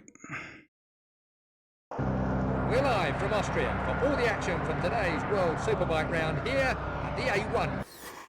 Live from Austria for all the action. The lights go red. Green light. Oh, it's just a reference to the, you know, the helmet of the penis. That's all the bell end is.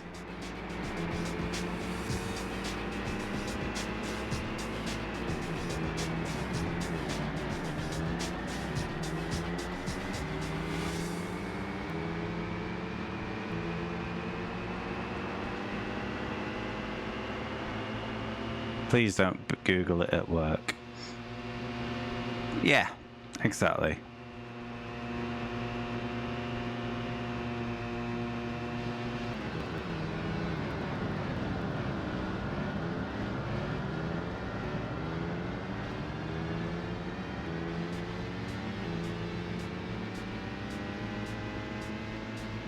Oh gosh, you're having a storm as well. I was meant to have my roof fixed today, but they couldn't do it because there's a bunch of rain prior to the storm that's incoming that's about to blow the roof off that it wouldn't have blown off if I'd had it fixed today. God damn my timing.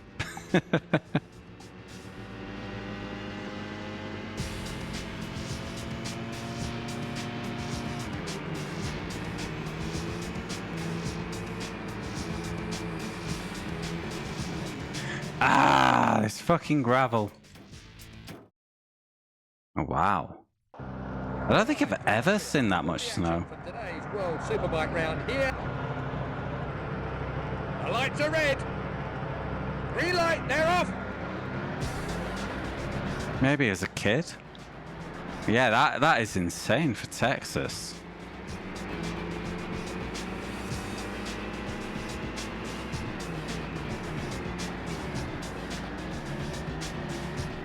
Climate chaos, innit?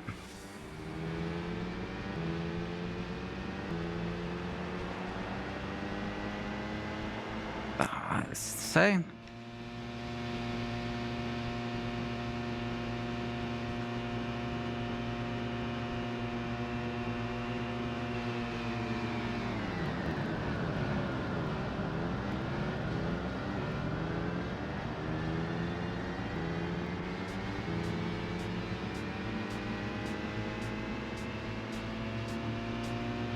All right, Dadson. Thanks for the raid. Thanks for hanging out, mate. Have a great evening. Catch up with you soon, bud. Yeah. Ooh.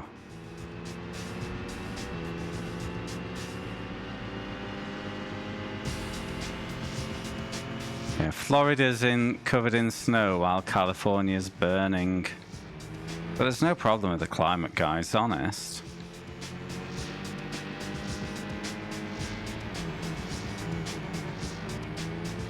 Yeah, though. Northwest England is the same as it's always ever been. Wet and miserable. All it changes is the how wet.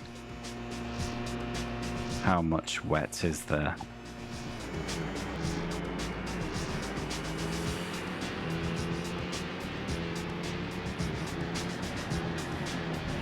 Ah, I hate this game.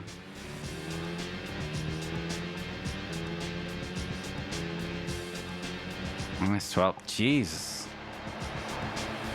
I think we've had that a handful of times in my life here. It's not a regular thing.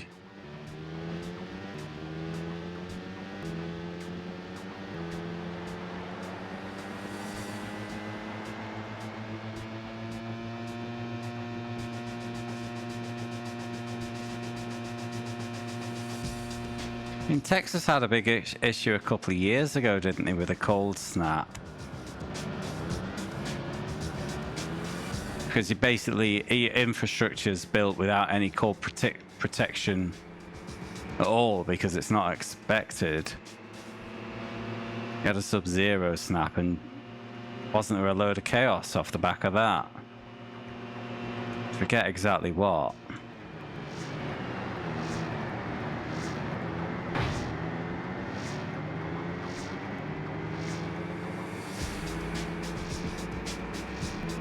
What? You're going from -12 to 18 in 2 days. Oh, wait. I don't... He didn't tell me when the -12 was, I'm guessing. It's not going -12 to 18 in 2 days, Paul. You're an idiot. That's insanity, though. Regardless.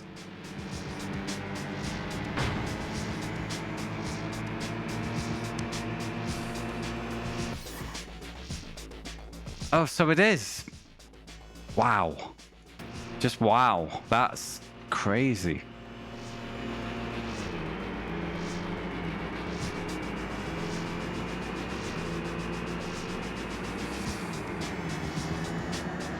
Oh, come on. That last corner on this track is such a fucking bait. You think you've got it lined up perfect and then bam, you're in the grass. Or gravel, depending on which game you're playing.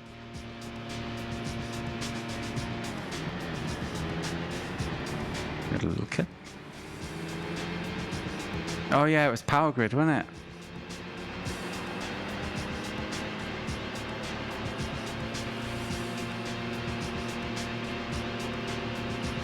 Yeah, it went below 0 and then most of Texas lost power.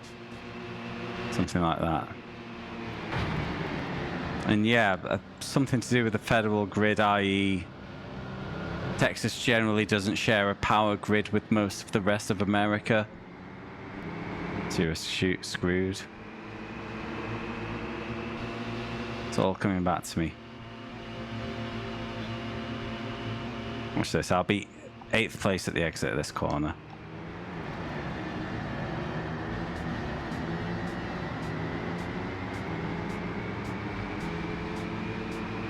Oh no, they're holding station.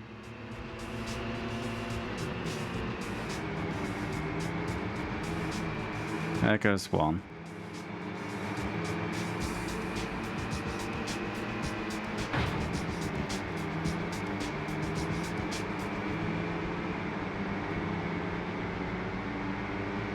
Don't fuck up the last corner, Paul.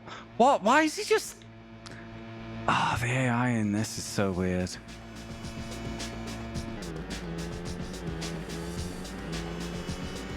Taking it easy. You can hear him there. Look at him go now! Don't you fucking dare.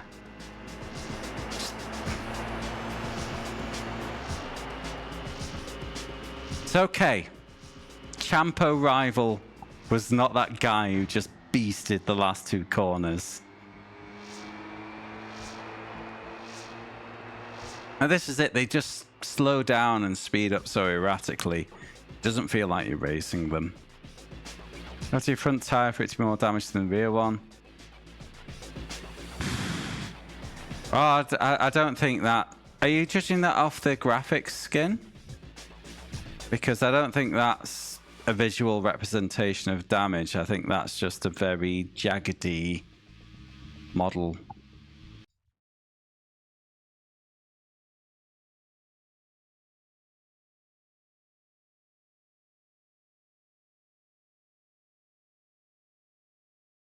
Jaggedy. What am I saying?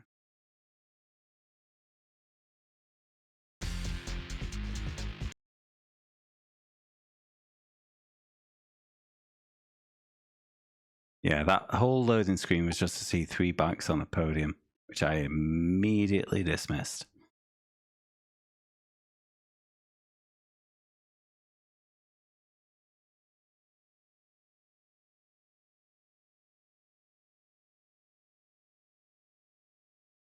Yeah, you've seen 1 bike podium, you've seen them all, it's no big deal. Assen. Alright, I might have to do practice laps on this one, I'm not familiar with Assen.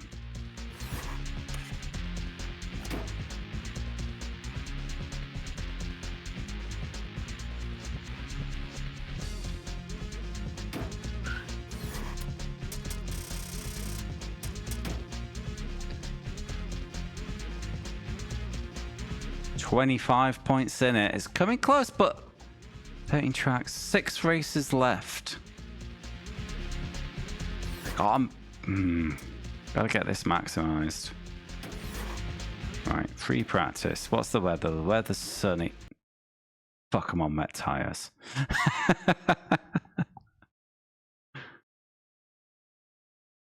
Just bail out of this. We'll change the tires and we'll try again.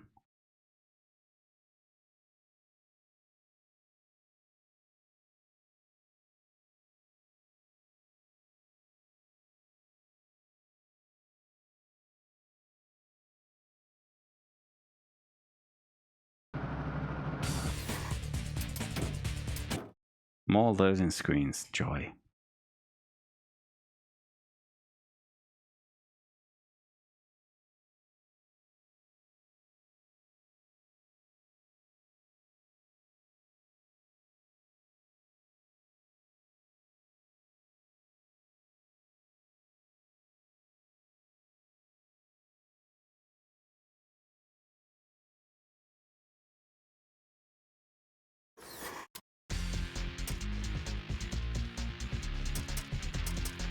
There we go.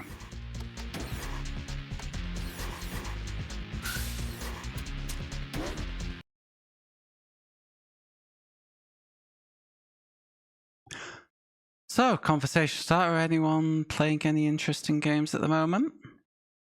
New or old, I don't mind. I always like hearing about them.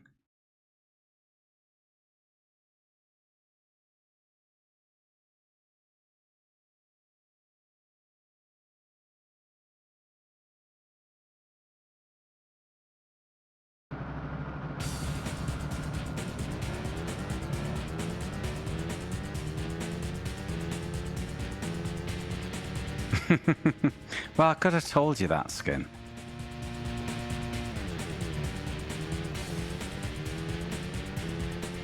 Next, you'll be playing Superbike 2000 because you saw it on my channel. But I take it you've had your fill with that now, then.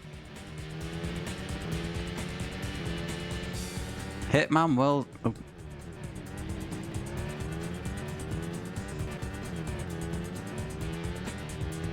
Hitman World of Assassinations. Where was that in the Hitman canon? It's one of those series that, like, I played one of the early games. It was good. I didn't really go back to it because I always get frustrated when you spend 30 minutes setting up your perfect kill, then you fuck it, and then you have to start again. You don't necessarily have to start again, but I kind of felt like I had to because I'm an idiot. Remastered version of all of them. Ooh. Oh wow, that must be a lot of stuff in that then.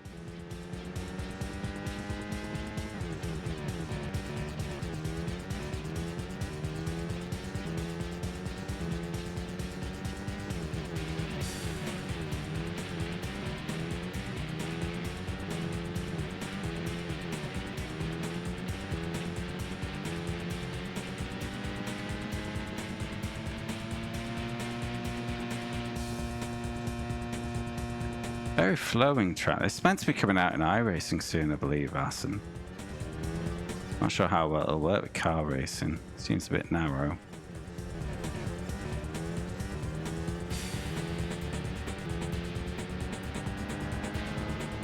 Two-minute laps, gosh. Get to a 155 if I keep it on road.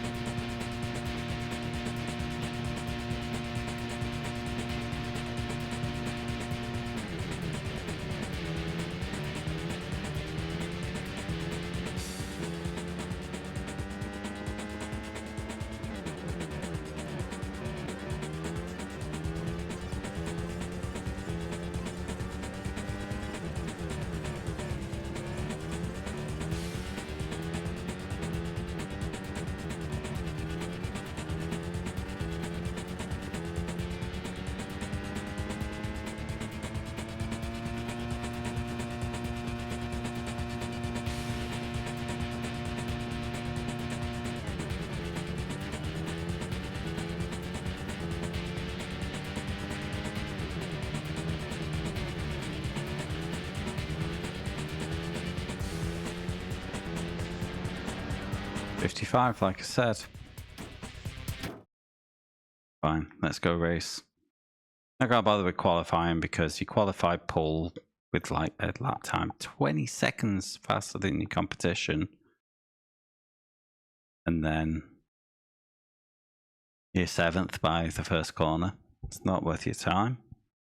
That's Starfield and Fallout 4. So you're into the Bethesda RPGs then? I've heard very little positive about Starfield. But I'm not a person to speak from experience. I spent like 5 hours on Skyrim and then just went, nah, it's not for me.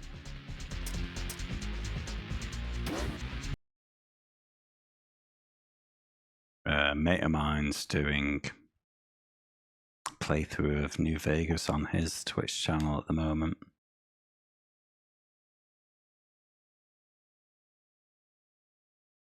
Okay. My idea of going through my Steam library is just putting at least an hour or two into each game. That's the only way they'll get at least played. Wait, I'm in practice again like an idiot. Fuck. Sorry, guys.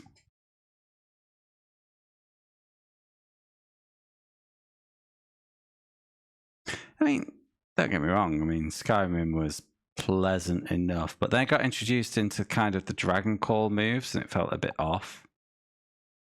But my other issue was kind of, I got assailed by a dragon early on and I couldn't decide whether I was meant to actually take it on or run away, or if it was just some weird random chance that had made it appear there at that time when I shouldn't have really been encountering that early. And yeah, I'm not good at make your own fun, is what I'm saying. I like a bit of go here, do this. I like car games. Go here, take that corner fast. I mean, I was terrible at make your own fun as a kid. Give me a Lego set, you get a 4-walled house. Nothing else, ever. Didn't have enough imagination. The lights are red. Green light, they're off.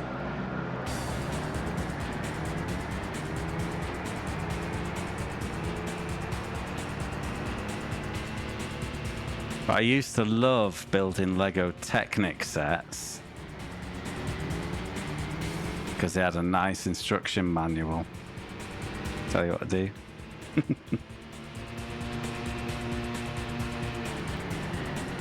No imagination required.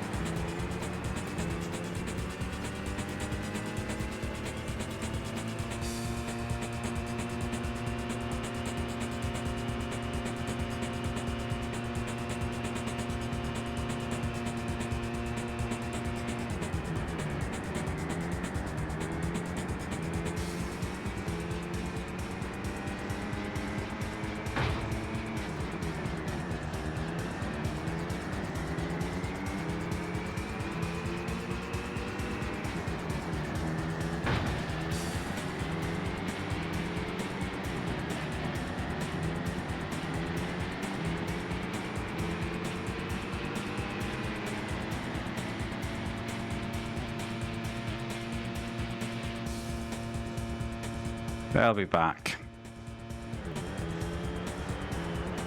See?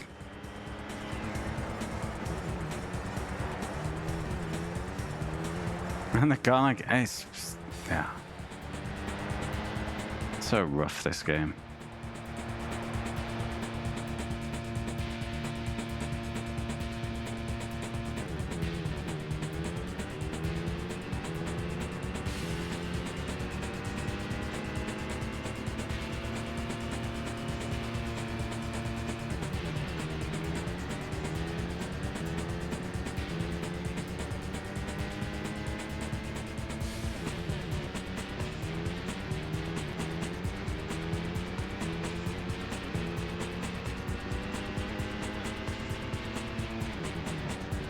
I wish I knew who that was chasing me.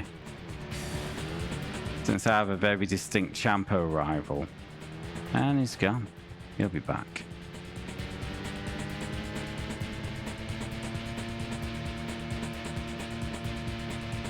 Oh, skin. Dear man. Buy the Technic that's €50. Do you not love yourself? You should.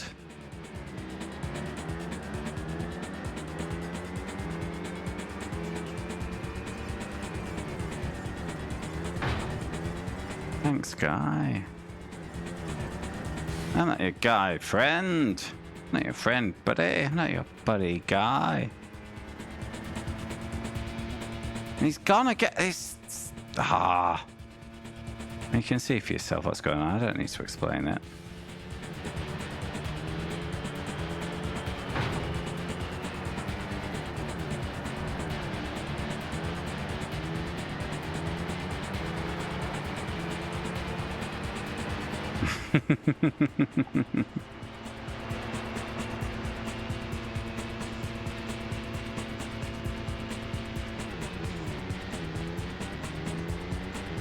Sit in the big movie theater with a Lego Technic set on your lap. Coward.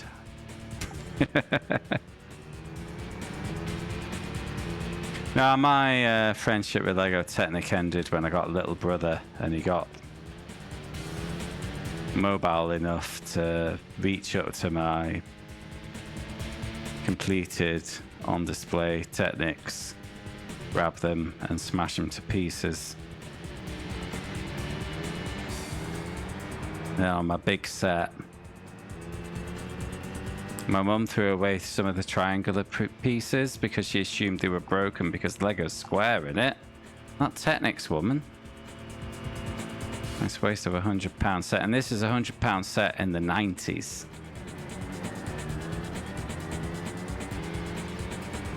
You know?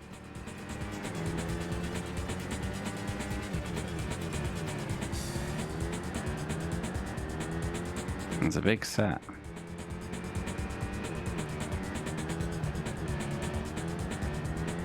We got it for 50. I think it was 50. I used to covet it.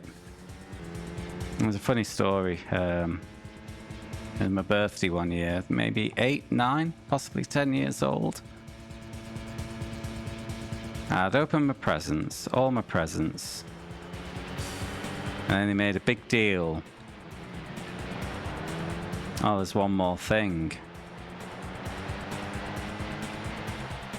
And yes, rival was fourth. Yeah, they made a big. Oh, there's one more thing. Just look away for a moment. Come through the door. You got this huge Technic set. What was the set now?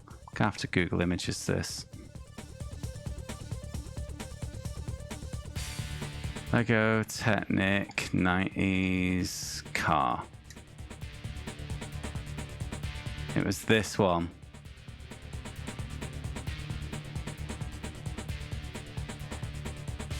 Work. Oh, give me the picture. Image in new tab, please. It was this one. It had like a 4-speed gearbox in it. It could also be done as a Formula car. All the pistons moved. They had the box for that. I was like, holy shit, I'm the luckiest boy alive. But it wasn't wrapped. Do you know why it wasn't wrapped? Because it wasn't a present. They'd bought it as a favor because they'd seen it on a really good offer. But it wasn't a present. They made me pay them for it.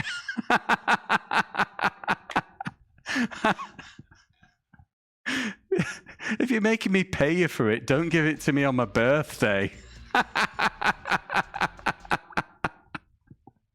You bastards.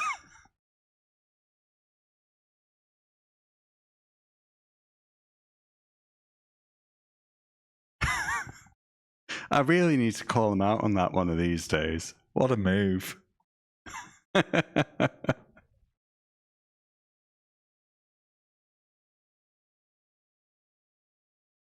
Making you like 50 quid in late 90s, mid 90s. A lot of money. It was certainly a lot of money for a child. I used to get £2.50 a week pocket money. That was 20 weeks of pocket money that they assumed I was happy to give them. I was.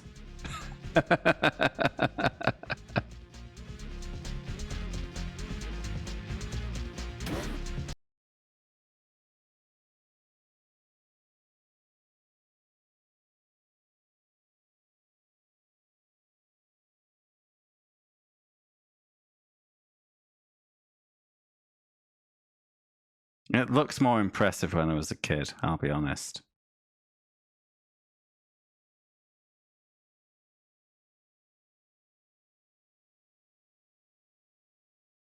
You join us live from Assen Circuit Van Drent. This set is the flagship Technic set for 1994 and has gone into Technic lore. What can be achieved with good engineering using the original brick-built techniques. Yeah, I think Live from Assen Circuit. it was after that where more and more bespoke set pieces came in. That just kind of had triangular wedges for like the rear wing and stuff.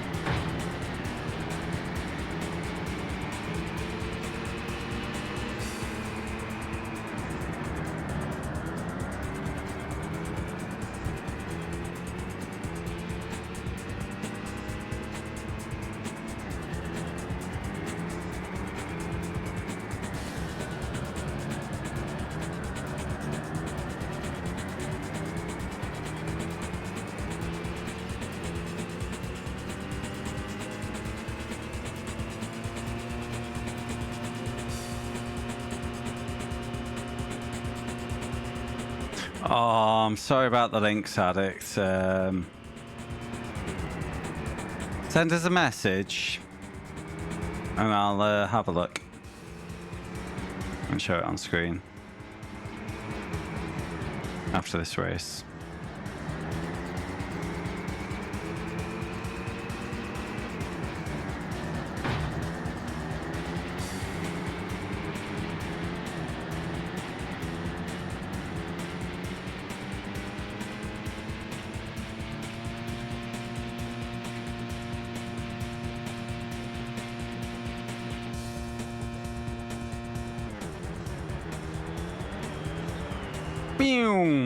I did bin that last corner, but he shouldn't be going that fast.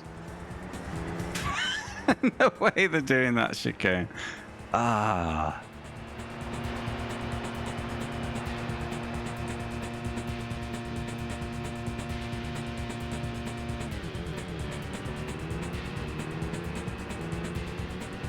And he's gone.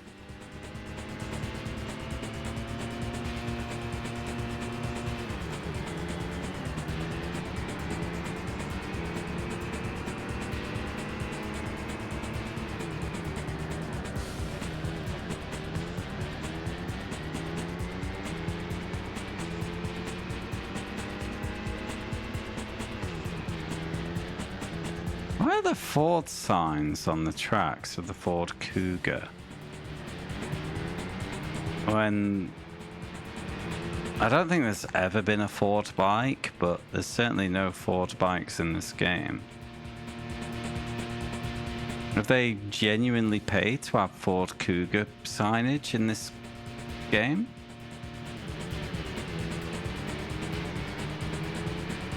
Get back here, cheap.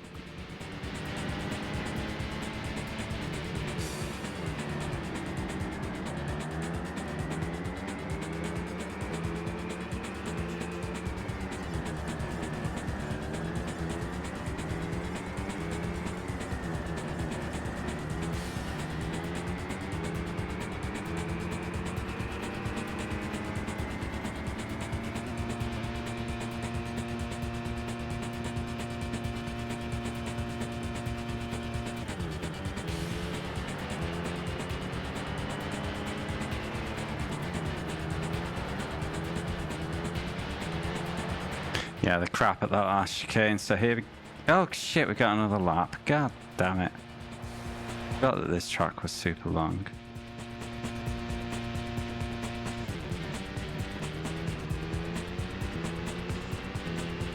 Thought I'd won it then.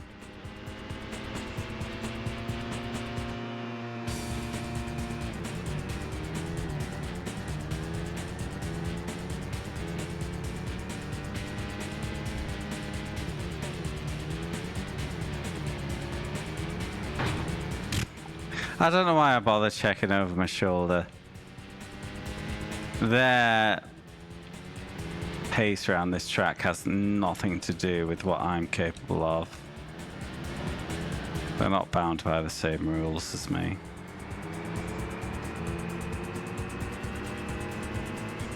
Hello. And then he just slows down. Does not make for an engaging racing experience at all.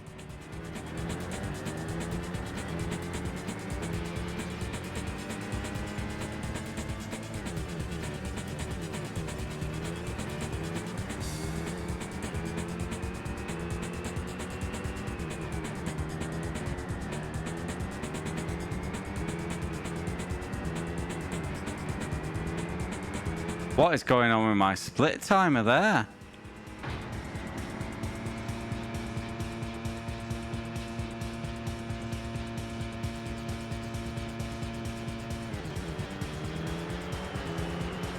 Okay, we've got the chicane here.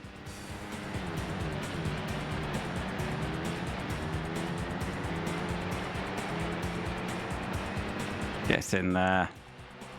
It was rival in second, so it was important I took that win.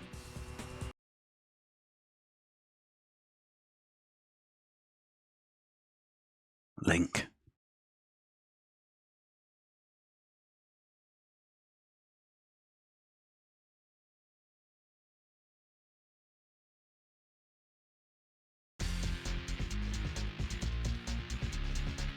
Oh, oh, that is a beauty.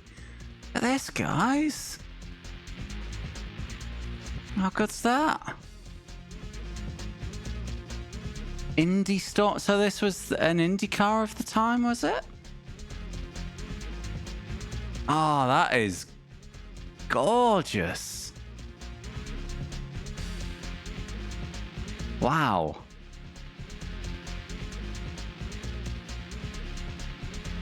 $99. Yeah. Oh, that is superb. I'd say you've still got it. So that means I need to double check. This supercar also had a Formula variant. Show you this. Come on, Flickr. Just let me open the image in a new tab. Be a lad. I just have to bring it over as it is. Yeah, it could be reconfigured into this. Which was pretty cool too. Yeah, getting that 2-in-1. You see the... That's how it was when my little brother, who was a toddler at the time, smashed it to bits. And you see this angular piece here on the rear wing. My mum just saw that it wasn't square, assumed it was broken and shoved it in the bin. After making me pay 50 quid. I didn't even consent to. Not bitter. No, I'm not bitter at all about that one.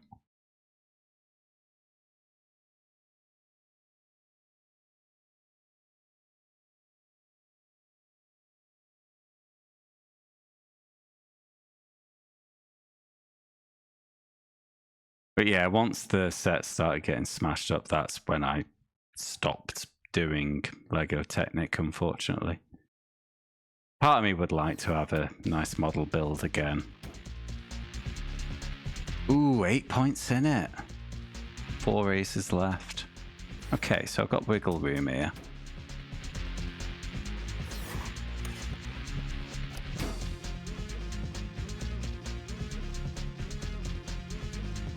Oh gosh, yeah. I mean, the set I was showing you there, that was for its time insanely priced. It was 100 quid when I first saw it on the shelves of Toys R Us. That's why my parents picked it up when it was 50.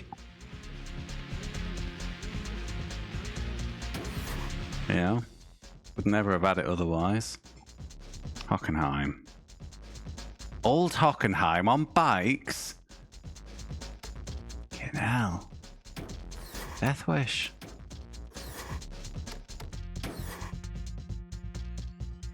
Yeah, he said.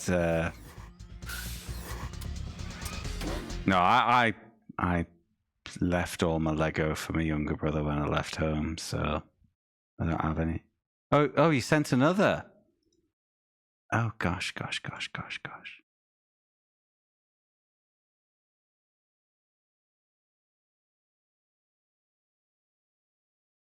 Oh, what? A little buggy and... Oh, this is 2-in-1. Buggy and drag racer. Ah, that's cool. Welcome to Hockenheim for the German round of the Superbike World. I can't remember the other ones I had, to be honest. The one I showed you was my centerpiece. Now before race 1 gets under. The lights go red. Green light, they're off.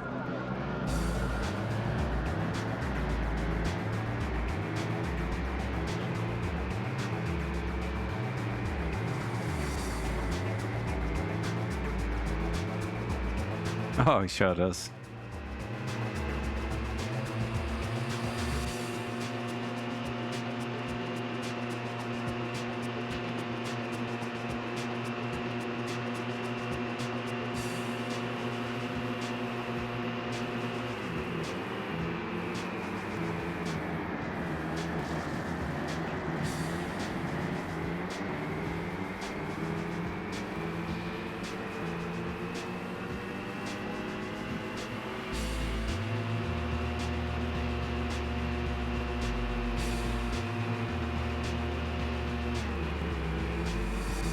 Oh, they don't use the top chicane.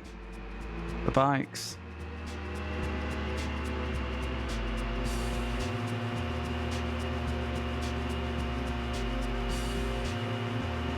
Nabas, if you're still there, mate. How would you feel if iRacing started doing historical tracks that they can't scan? Like this old Hockenheim, for example.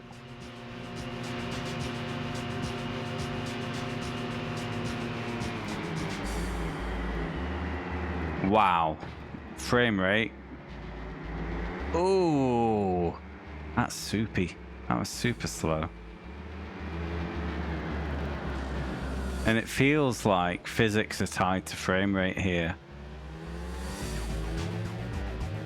When the frames drop, the game is genuinely slowing down.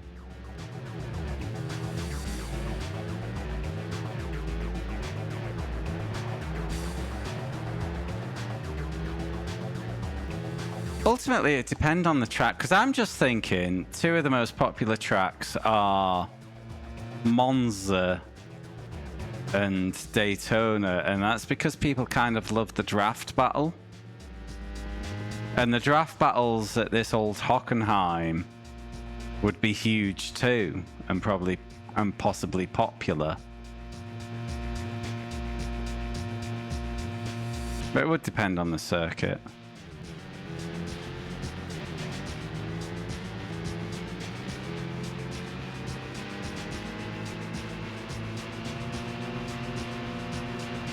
Beyond old Hockenheim, I'm sat here not thinking, like failing to think of another example of something they could put in, like a proper historic that people would go mad for.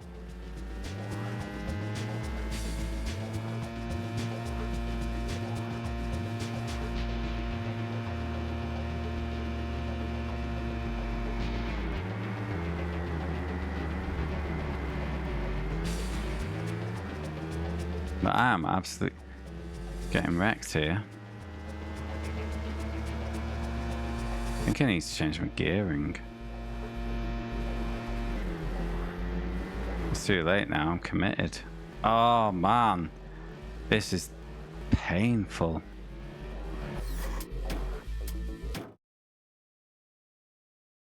Welcome to Hockenheim for the German round of the Superbike World.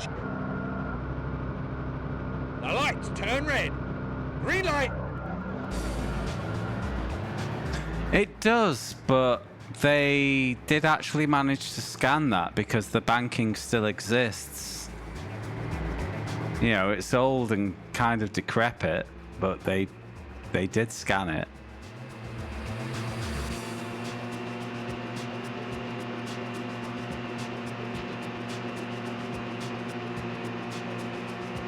And yeah, if you go to Monza, it's all still there.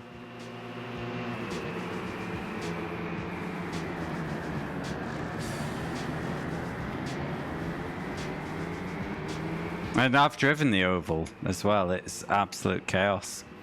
It's funny, but there's a reason it doesn't appear much in officials. I think it was the Dallara Dash series that drove it in. I wrecked. Everyone wrecked.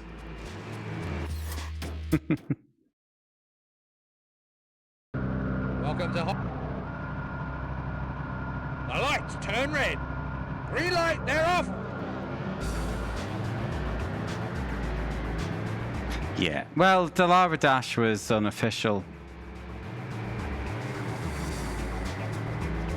You used the old IndyCar, which is part of the base content.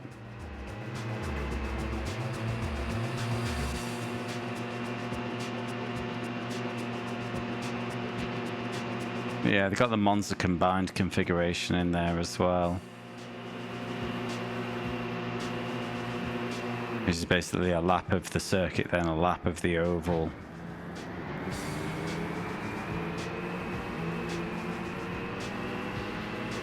Which was used for F1 for a couple of years in the... I think it was the mid to late 50s?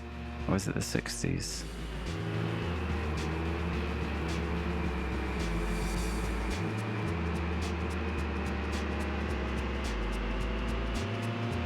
I'm not sure they do the Dallara Dash anymore, but it was primarily an oval thing. But it was just a every week unranked thing. Fun series.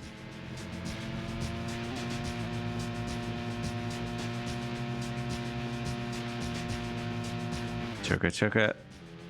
Oh my god, this... impossible.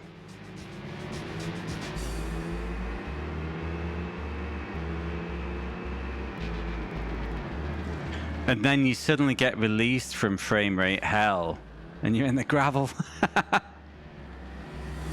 Oh, this is awful.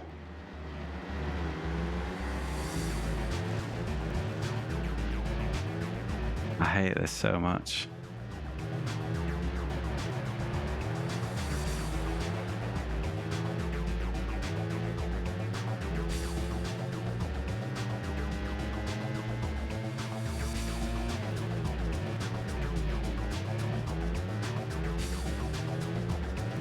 Prior to my house move, when the frame rate went to shit, you couldn't tell if it was the game or my connection. These days, you know it's the game.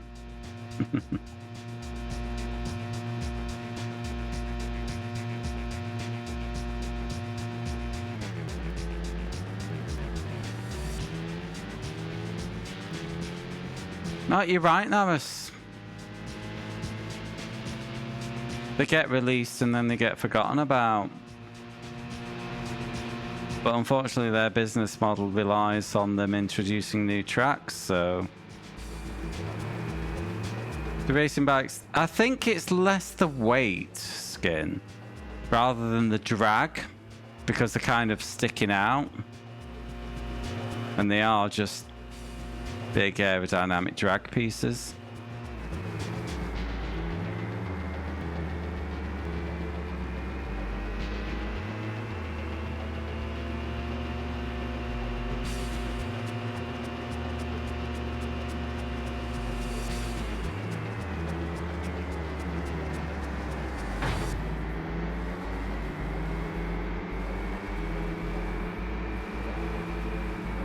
But the volume of tracks and the volume of forgotten tracks, like Knock Hill, primarily only gets used for rallycross these days.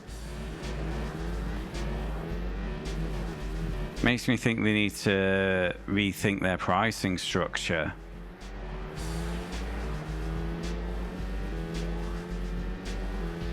Just because they're otherwise making tracks that'll never be sold. I think the uptick in membership as well, because it costs them the same to scan a track as when they had 1,000 members as now, you know? Economies of scale and all that. So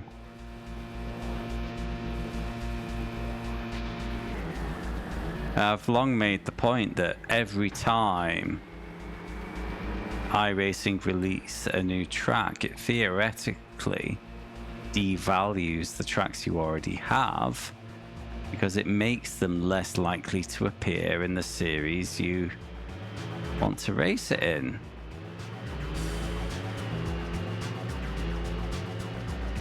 Which is a bit crazy.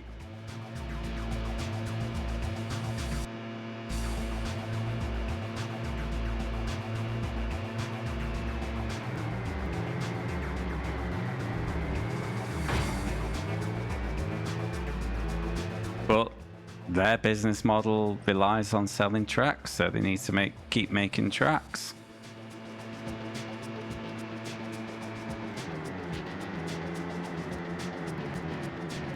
Ah, the frame rate in the stadium entrance is impossible. Alright, brake here, because I suddenly leap forward as I get my frames back. I go around here, my frames turn to soup again.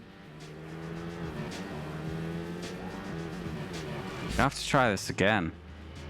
Can't deal with the soupy frame. Oh, look at you. You're having a good time, aren't you? Fucking hell. Welcome to Hockenheim for the round of the Superbike World It's so awkward, and yeah, I don't have the answer to what they should do, to be honest. Except lower the price. Lower the price of tracks by 25% because you're selling a lot more these days because of the greater subscriber base. This is a flat track with straight horsepower. The lights are red. Green light, they're off. And ultimately, once you've scanned and released a track, there's no extra costs to selling more copies like there would be with, for example, a television. Because there's no raw material costs beyond,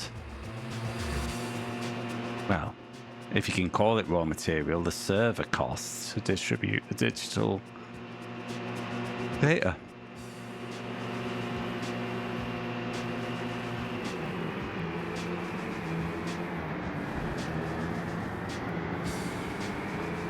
I mean, there's a lot of contradictions in iRacing's business model.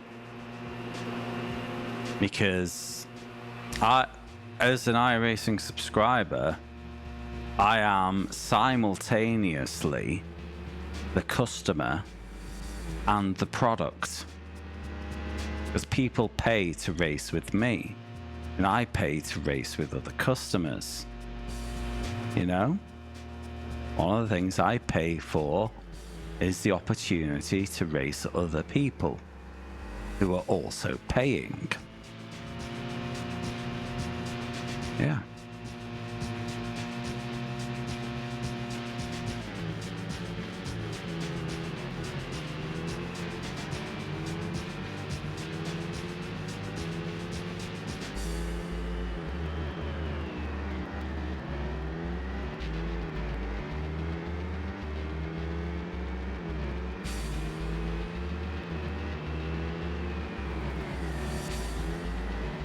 You know, there's a saying that goes about with social media that if you're not paying, you're the product.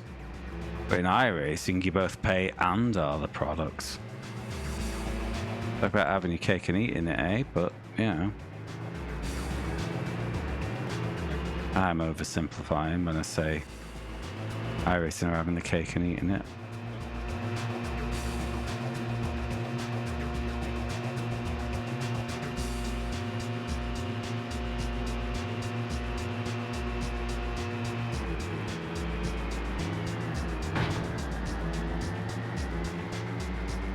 No, it's out to a season of...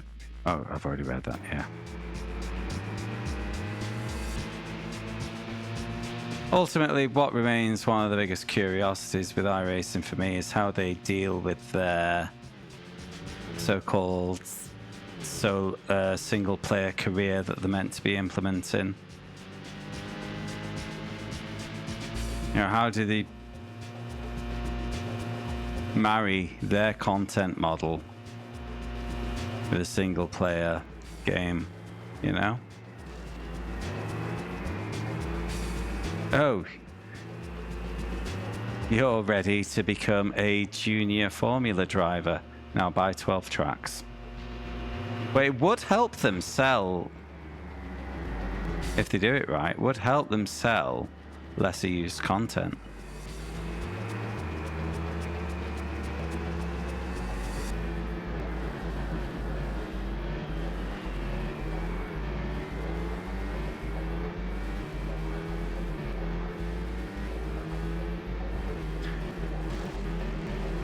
Yep.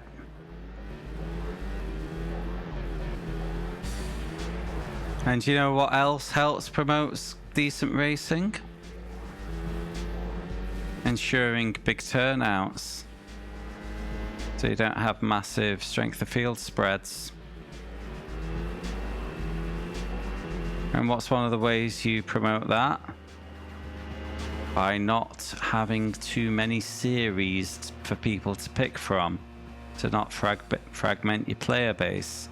And again, that goes contrary to their content model. You know.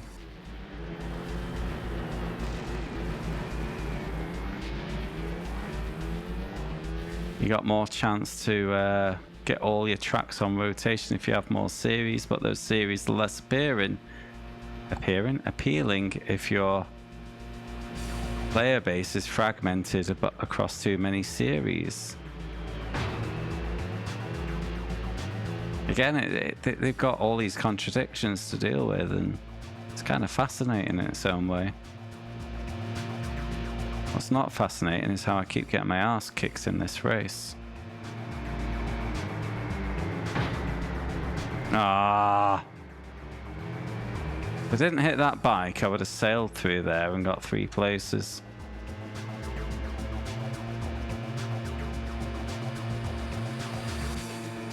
Soup!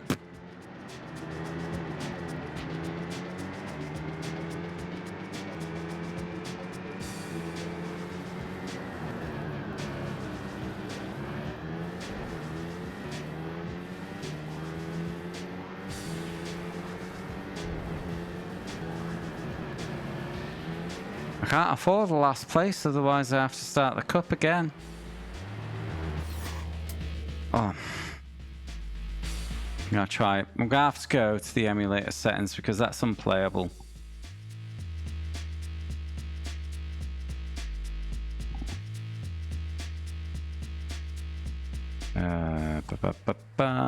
Where is it? That wiggly bar. Clock speed. What happens if I bop you up to that? 25% boost. All PCC is the best.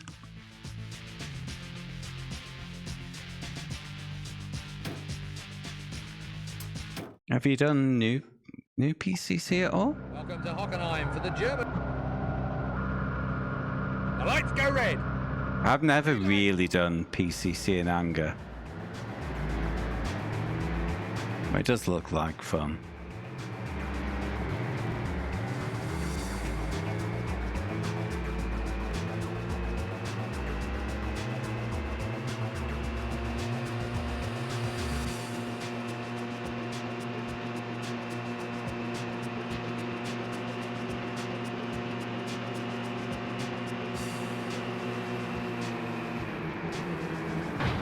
Whoa! Cheese moth.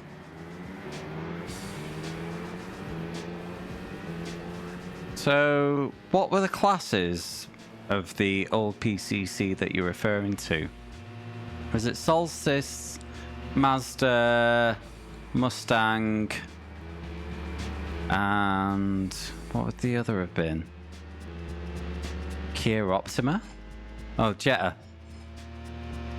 And these days it's the BMW, the old GE4,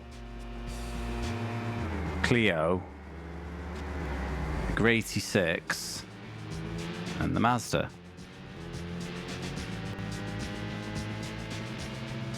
Mustang's on the brain. I mean, Mustangs were getting only 2 or 3 people per run-in, so I can see why they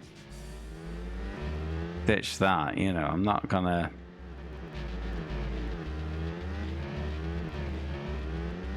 wail on them for that.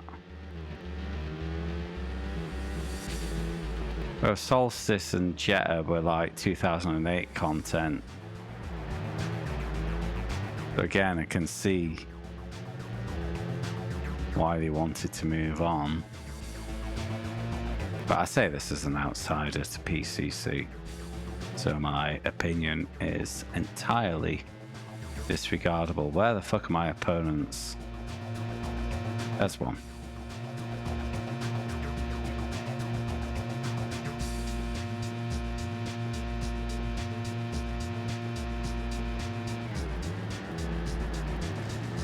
And the gun.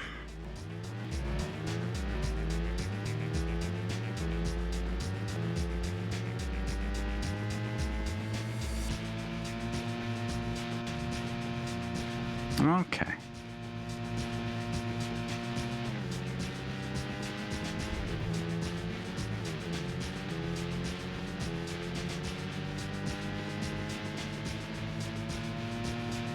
I was thinking about the whole regulars thing because I got asked by, you know, the lad I did PT with last year, and he was in that LMP2 league with me just before I moved house. Sent me a message recently asking if I'm doing the next season, and I'm not planning to. Might change my mind, but I doubt it. No. Oh, I've forgotten his name now, but you know, Matthew, New Yorker. Anyway. Ah, fucking hate this game. Welcome to Hockenheim. It got me thinking about just leagues in general. And whenever on Reddit there's a thread about someone complaining about racing standards in official iRacing races, there's always some snotty bugger who comes along and goes, oh, you need to try a league, much cleaner. I've done 3 leagues now, and no, they're not cleaner at all. Except for the technicality of they always have a bigger iRating spread, you know, unless they've designed it not to, and somehow still have participation. The only reason they're cleaner is because the front runners fuck off, the slow guys hang around at the back, and for 6 to 12 weeks you're basically racing the same 2 or 3 guys. It gets a bit boring, to be honest.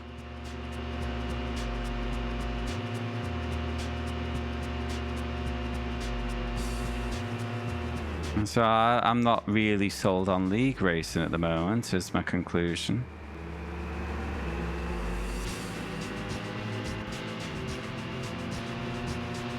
Yeah, they got to be open to get the participation, but then you just racing the same 3 beanbags every week. My God, it's still lagging up with a 25% boost.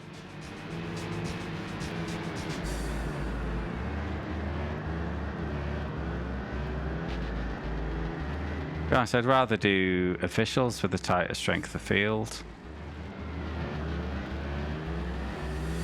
I don't see myself doing league racing for the foreseeable.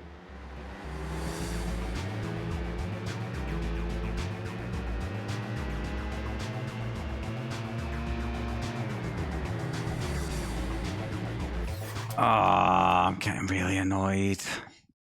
Welcome to Hockenheim for the German round of the Super. The lights go red. Green light.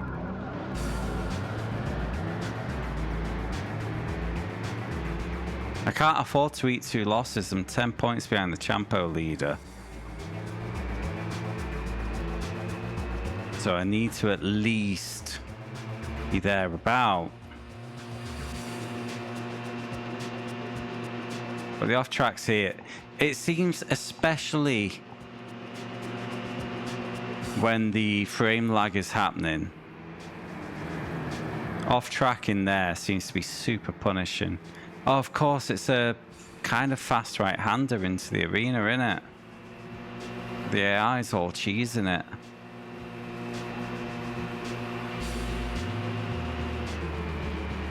I hope, yeah, I'm looking forward to that.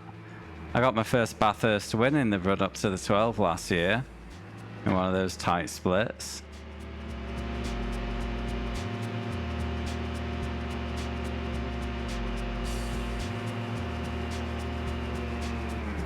That was long overdue. Oh. Guessing Kyle's up for it then. How about yourself?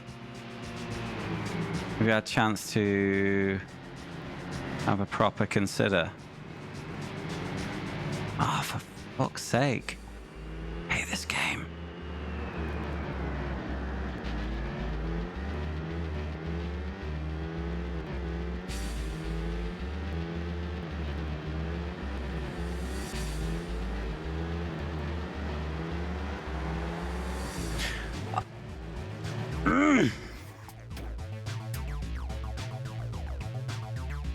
Okay. I'd be more than happy to Round of the Superbike World Championship. two-man it with Kyle. Track with straight horsepower. The lights go red. Green light, they're off. I'll pop him a message in the team chat. Ask him what he's been testing.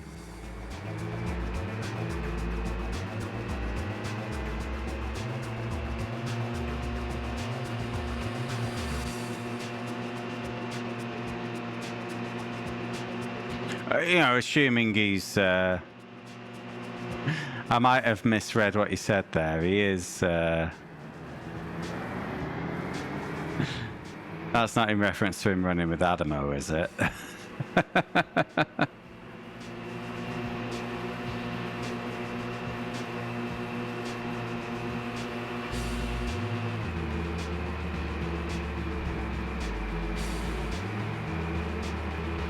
Okay, cool, cool.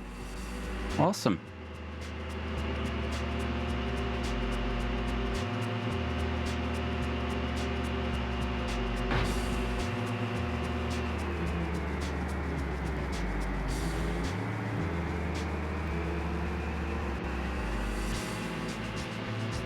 Mustang and McLaren. Okay.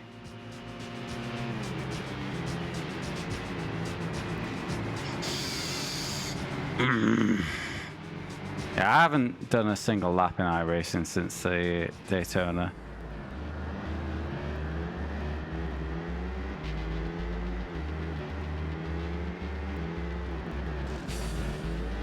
Possibly to nobody's surprise.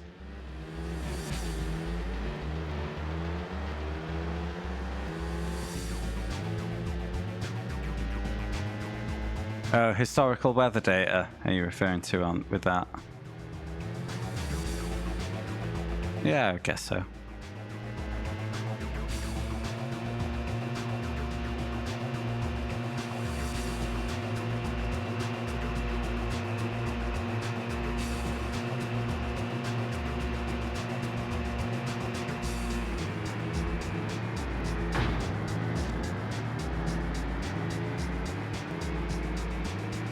Well, to be honest, hopefully, because it's chaotic enough without the weather there. No one can seemingly keep it on the road.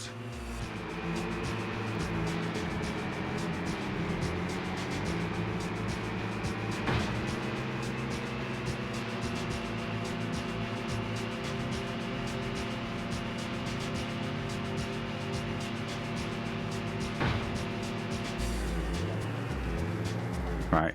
Oh, Oh, he's doing, lad. Okay, one more lap to fix this. Go soft into the arena. Slam. Soup. There we go. That'll do.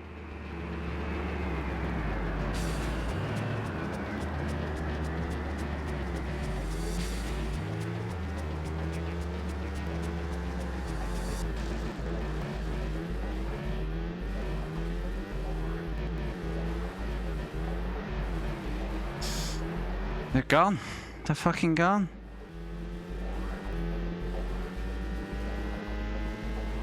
Yeah, summer in, not just summer there, summer in Australia.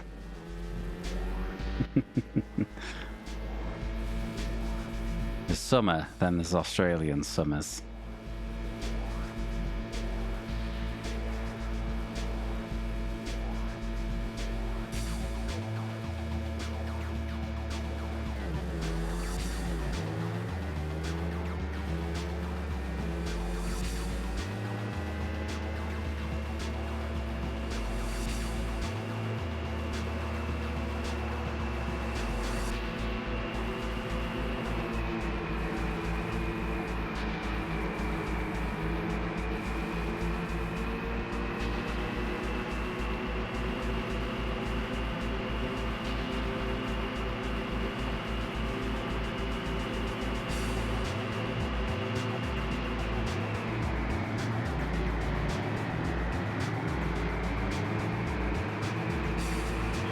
Lazy bastards, aren't they?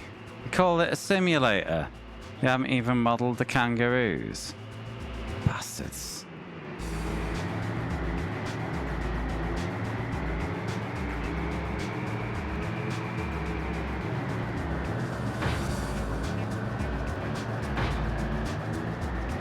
Wow.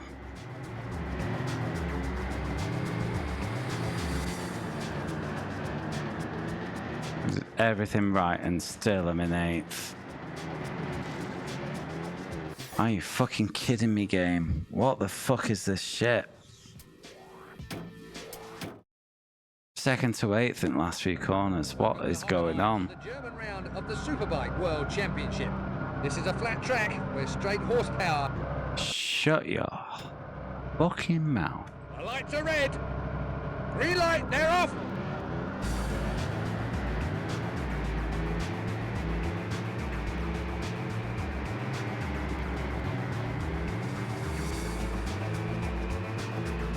But I need a result here. Otherwise I have to start the championship again. Another 5 hours racing.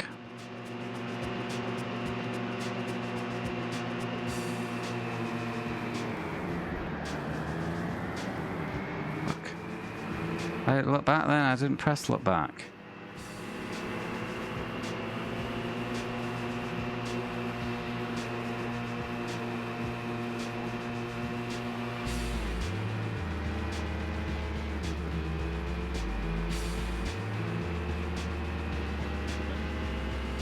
You can't block, they just run through you.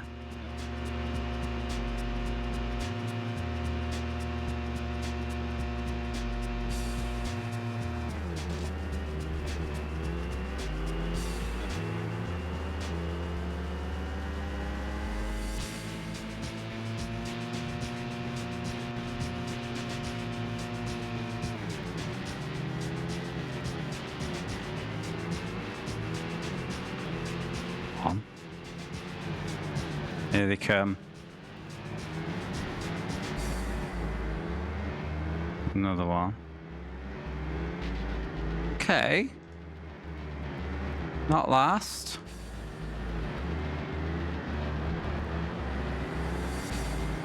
Fifth. Okay.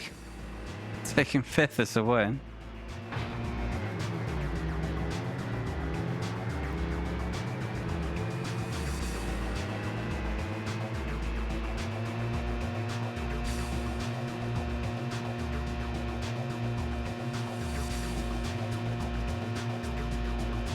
Let me do the big catch up in the easy bits. I was trying to cheese the chicane there. An error was made. Physics didn't physic as I expected them to physic. How's your rubber banding game? Is that it? Or do I catch him back up?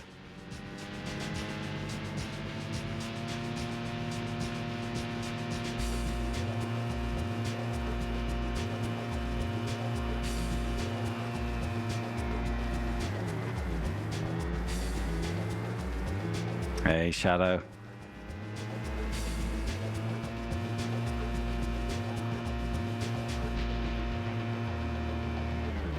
Eight laps, I know. Should have been more, but we didn't want to embarrass our opponents too much. You know, got some decorum. This is a flat track. The lights turn red. Green light.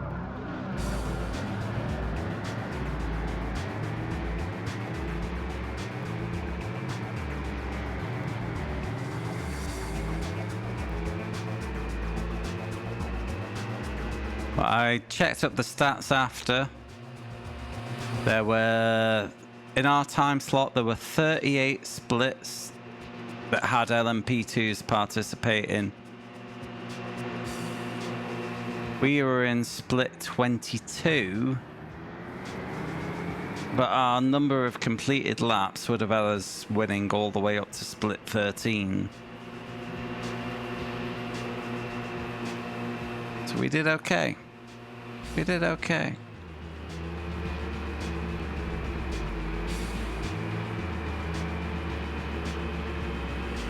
There's like one split in that run from ours to 13 where another team matched our laps.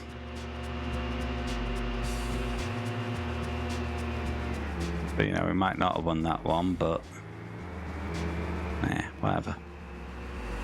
You can only beat those in front of you, can't you? No, they were very minor in the end. I got lucky. We're talking like 5 seconds of optional repairs, and there was no performance deficit really because they were that minor. Plus, once you got back to the pits, they would be fixed just as part of the service. Because the fuel takes longer than tires, when the tires finish, it starts ticking away at your optional repairs, i.e. the tire guys do something else. So it just went away. And I was super lucky.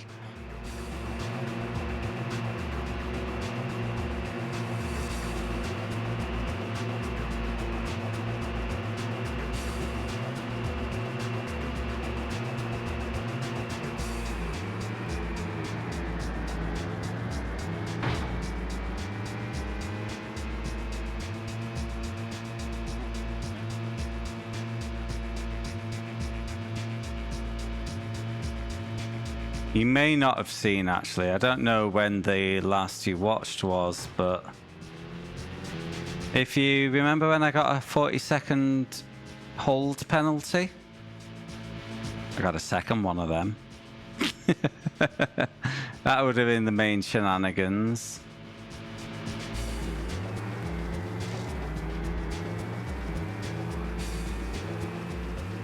And it was so embarrassing. It was far more embarrassing than the first one where I couldn't stop on slick tires on a soaked pit entry. I was on wet tires on a wet pit entry. I did enough slowing down, but it was my first stint after sleeping, and I forgot where my pit speed limiter button was. And I pressed push to talk instead of speed limit, and then put my accelerator foot down to get back up to the speed limit, and immediately went over said speed limit because I hadn't activated the limiter. Bang, Second penalty. No worries, Addict. Thanks for hanging out, mate. Have a great evening. Hope to see you again soon.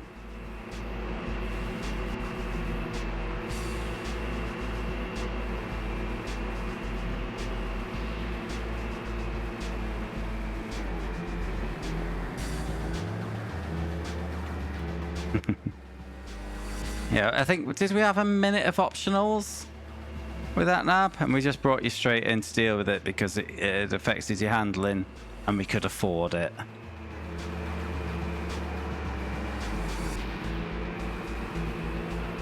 Yeah, again, we got a bit lucky there.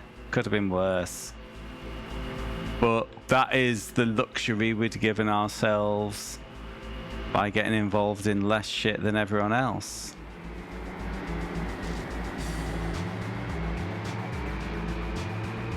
But it was a luxury.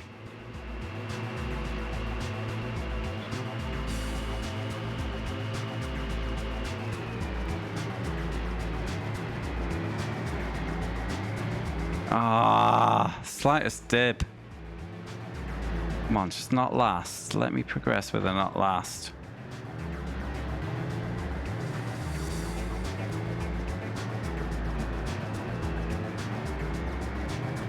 AI is so fucking rapid in this stadium section. Oh no! Is that triangle to watch the replay or play the replay? Fuck. I don't want to watch the replay, I want to do a replay. Yeah. On my screen, it showed the nose falling off now, but, you know, your local physics take preference, so it pops back on once it informs me of what really happened.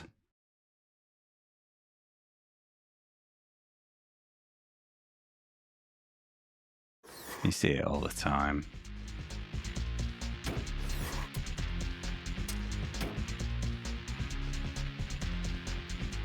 Hmm. 21 points. You see better.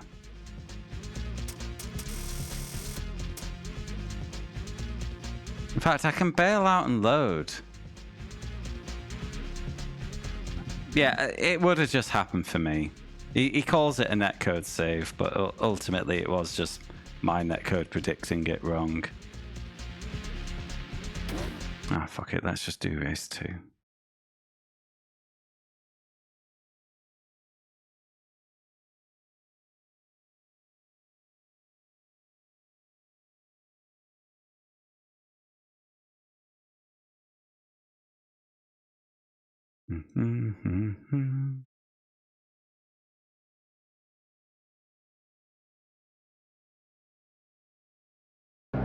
Welcome to Hockenheim for the German round of the Superbike World Championship.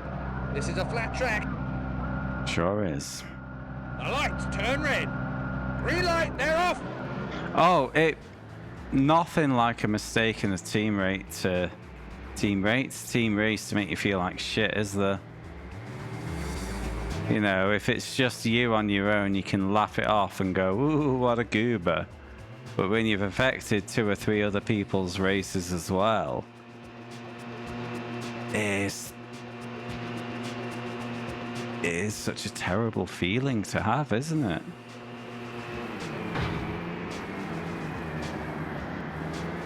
When I got a TCR stuck the first time we did Nürburgring, I was absolutely bereft. Hated myself for it.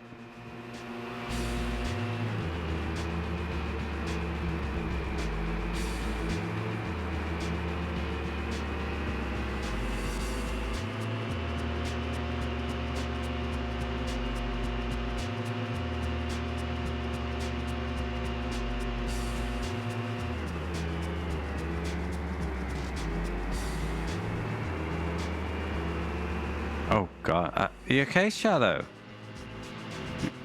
Yeah. Alright, hurt your leg, so that was on foot then, I take it. Not crash your car as well.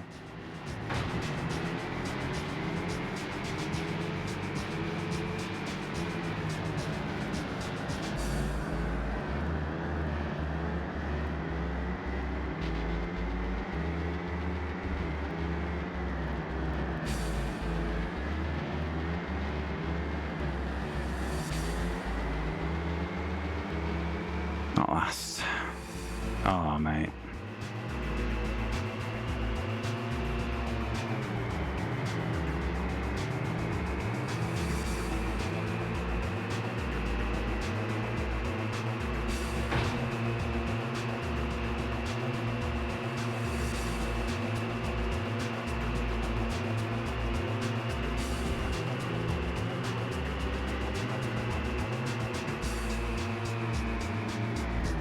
Oh, how did I clip that? I was miles away from it. Right, my collision box is bigger than it looks. Yeah, mate, it sounds like your mildly hurt leg is a lucky escape, to be honest.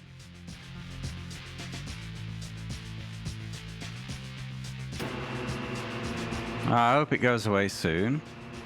And if it doesn't, go see your doctor, mate. You know.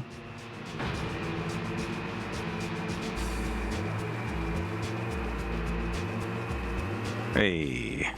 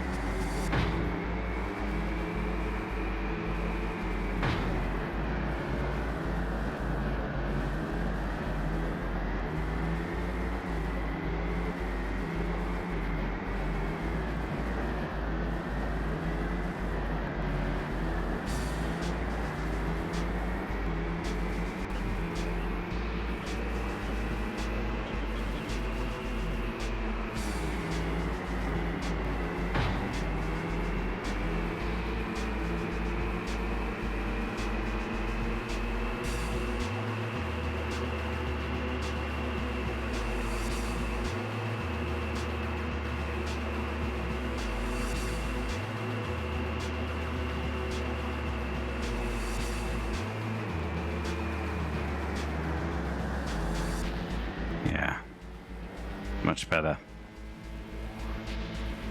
They'll be back. They'll come crawling back as soon as I hit the shitty frame rate section. Or what's commonly known as the stadium. Oh, never mind that. One beanbagger here right now. Right here. Right now.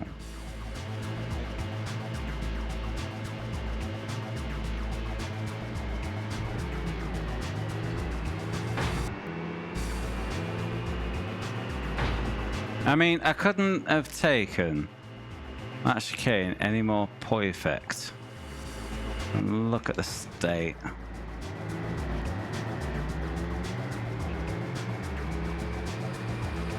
I will happily take a third place, though.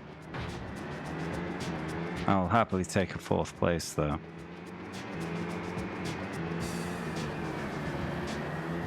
I will begrudgingly take a fifth place, though. Fuck, piss and shit.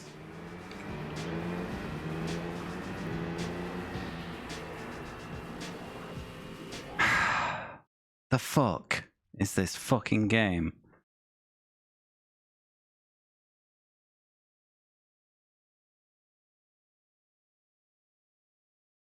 Yeah, I mean, I assume they've followed how the series was at the time. Expect more from EA? A little bit. I mean, FIFA 97 was a shitter, but this is absolute trash, mate.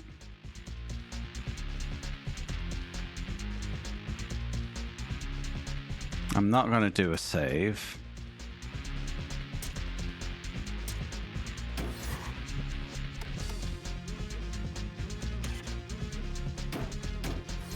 Because Hockenheim was a disaster, so I don't want to lock that in.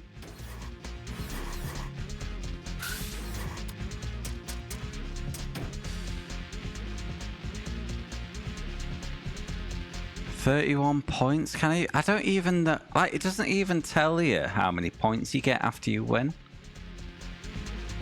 It's just a trash game.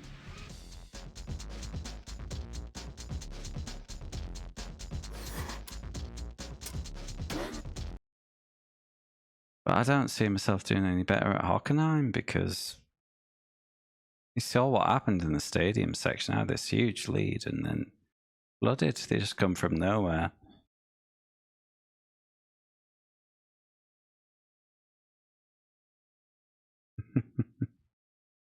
I can expect them to do it afterwards and provide me the results. I've said, well, they provide me the result. They don't send me the working out. Welcome to Sugo for the Japanese round of the Superbike World Championship.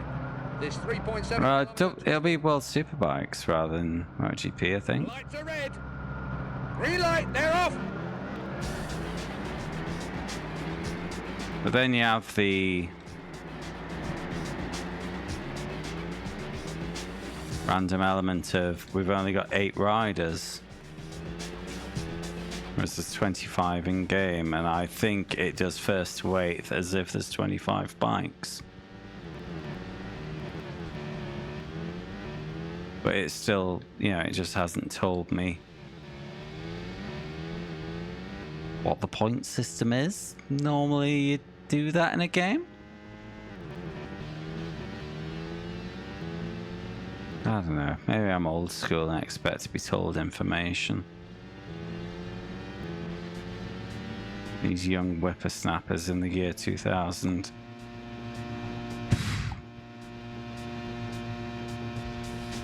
I mean, opponents have fucking gone here. I don't think I've been driving. I keep saying driving, riding that badly.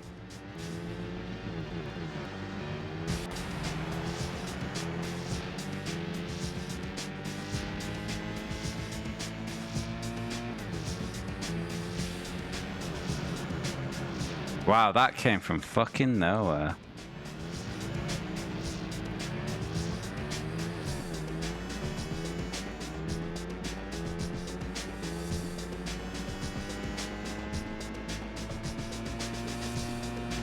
$35.26. Okay. So it's like a 30-point deficit. I'm probably done here.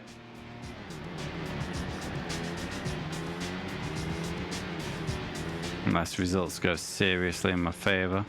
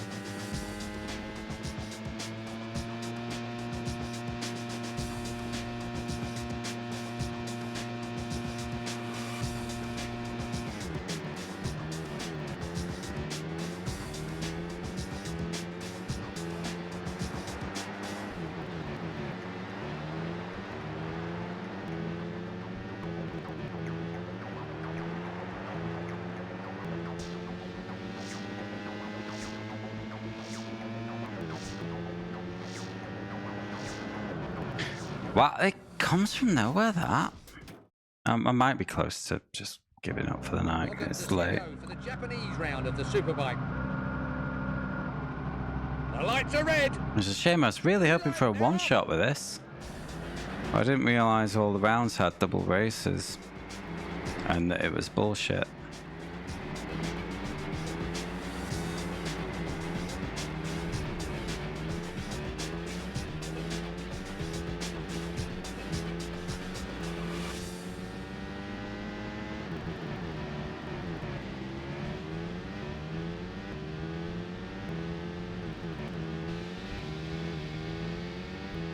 I'm struggling to think if I've played a good bike game in this challenge yet.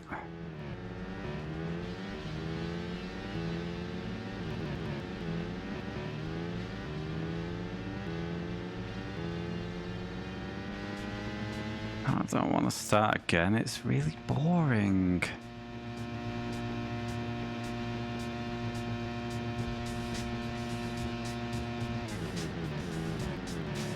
I don't think the fact that the vehicles are bikes are the issue in this game.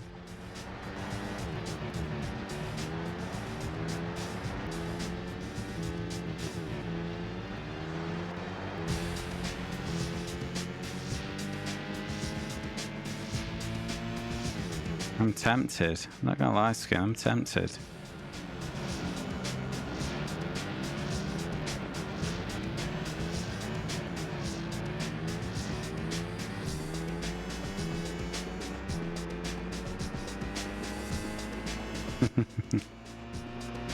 Oh, it's not. Oh, no, it's not.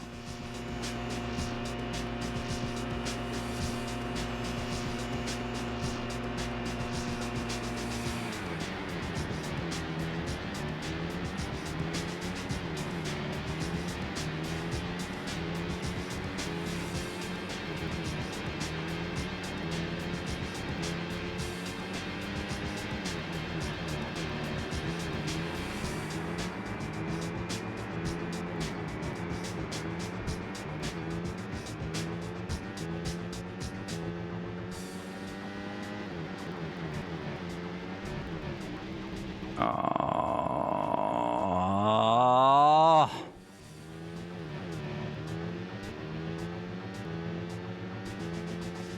The off tracks are very punishing, as you've seen at Hockenheim. 100 to 0 in 2 seconds.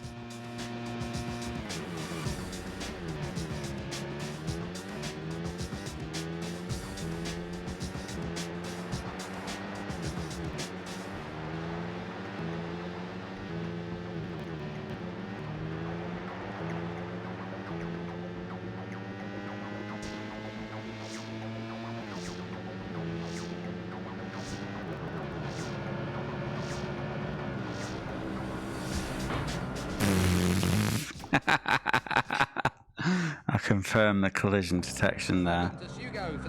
I kind of learnt at Hockenheim. Lights are red. Green light, they're off.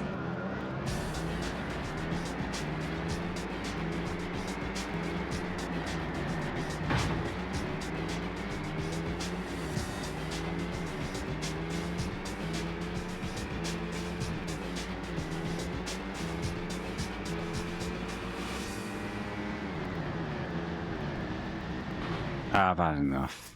Sorry. Fucking shit.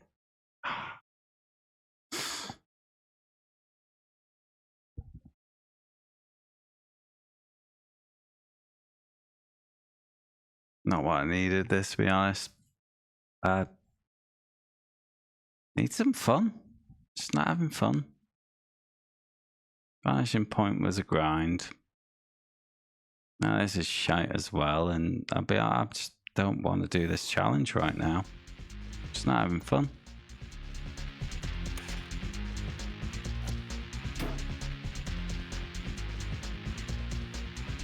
Oh, that's second. Oh. That's...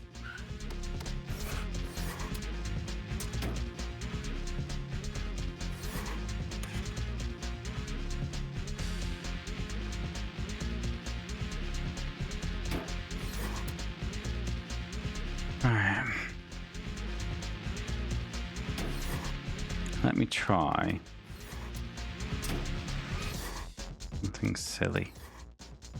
Yeah, slick soft in the wet.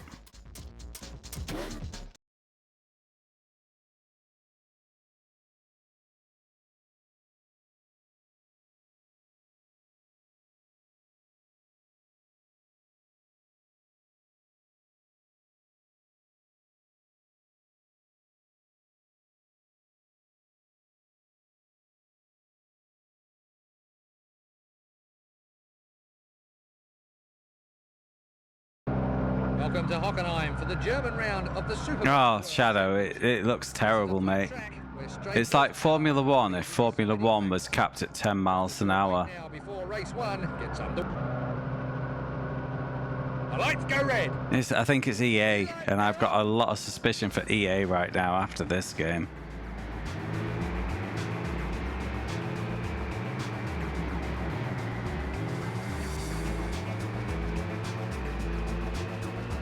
Yeah.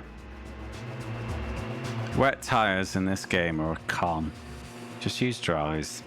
It's much better.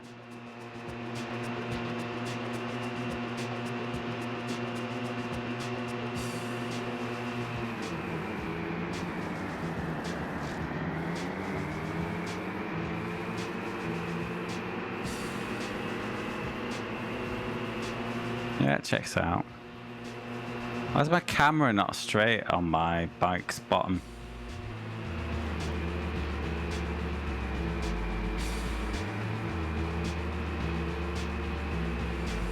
I think it's corrected now. Now I've wibbled the grass.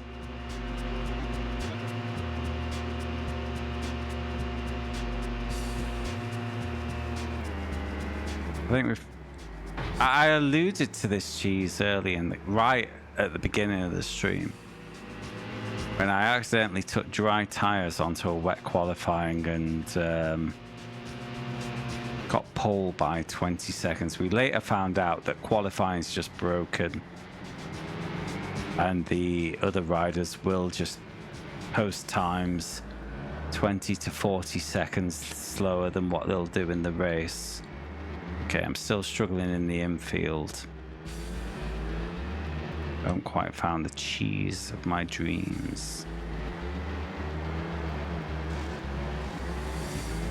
On the curbs, you willy man. No. Nothing in this game matters. It's trash. But the handling on these soft slicks feels better than the wets. Better.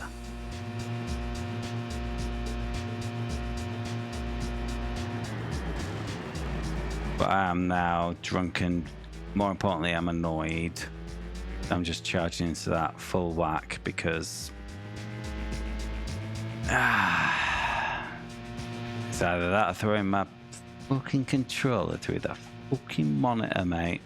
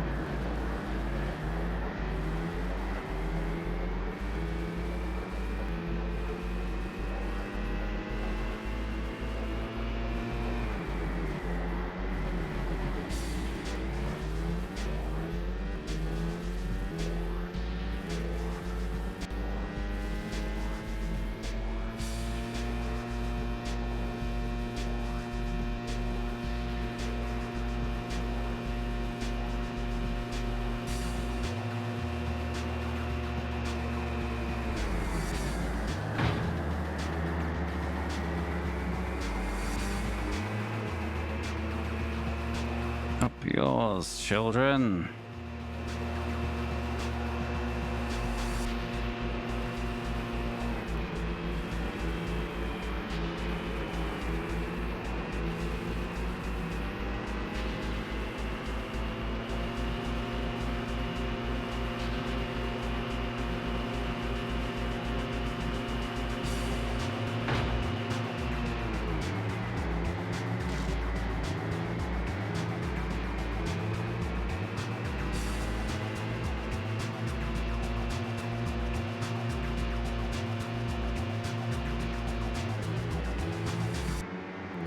Yes. Oh,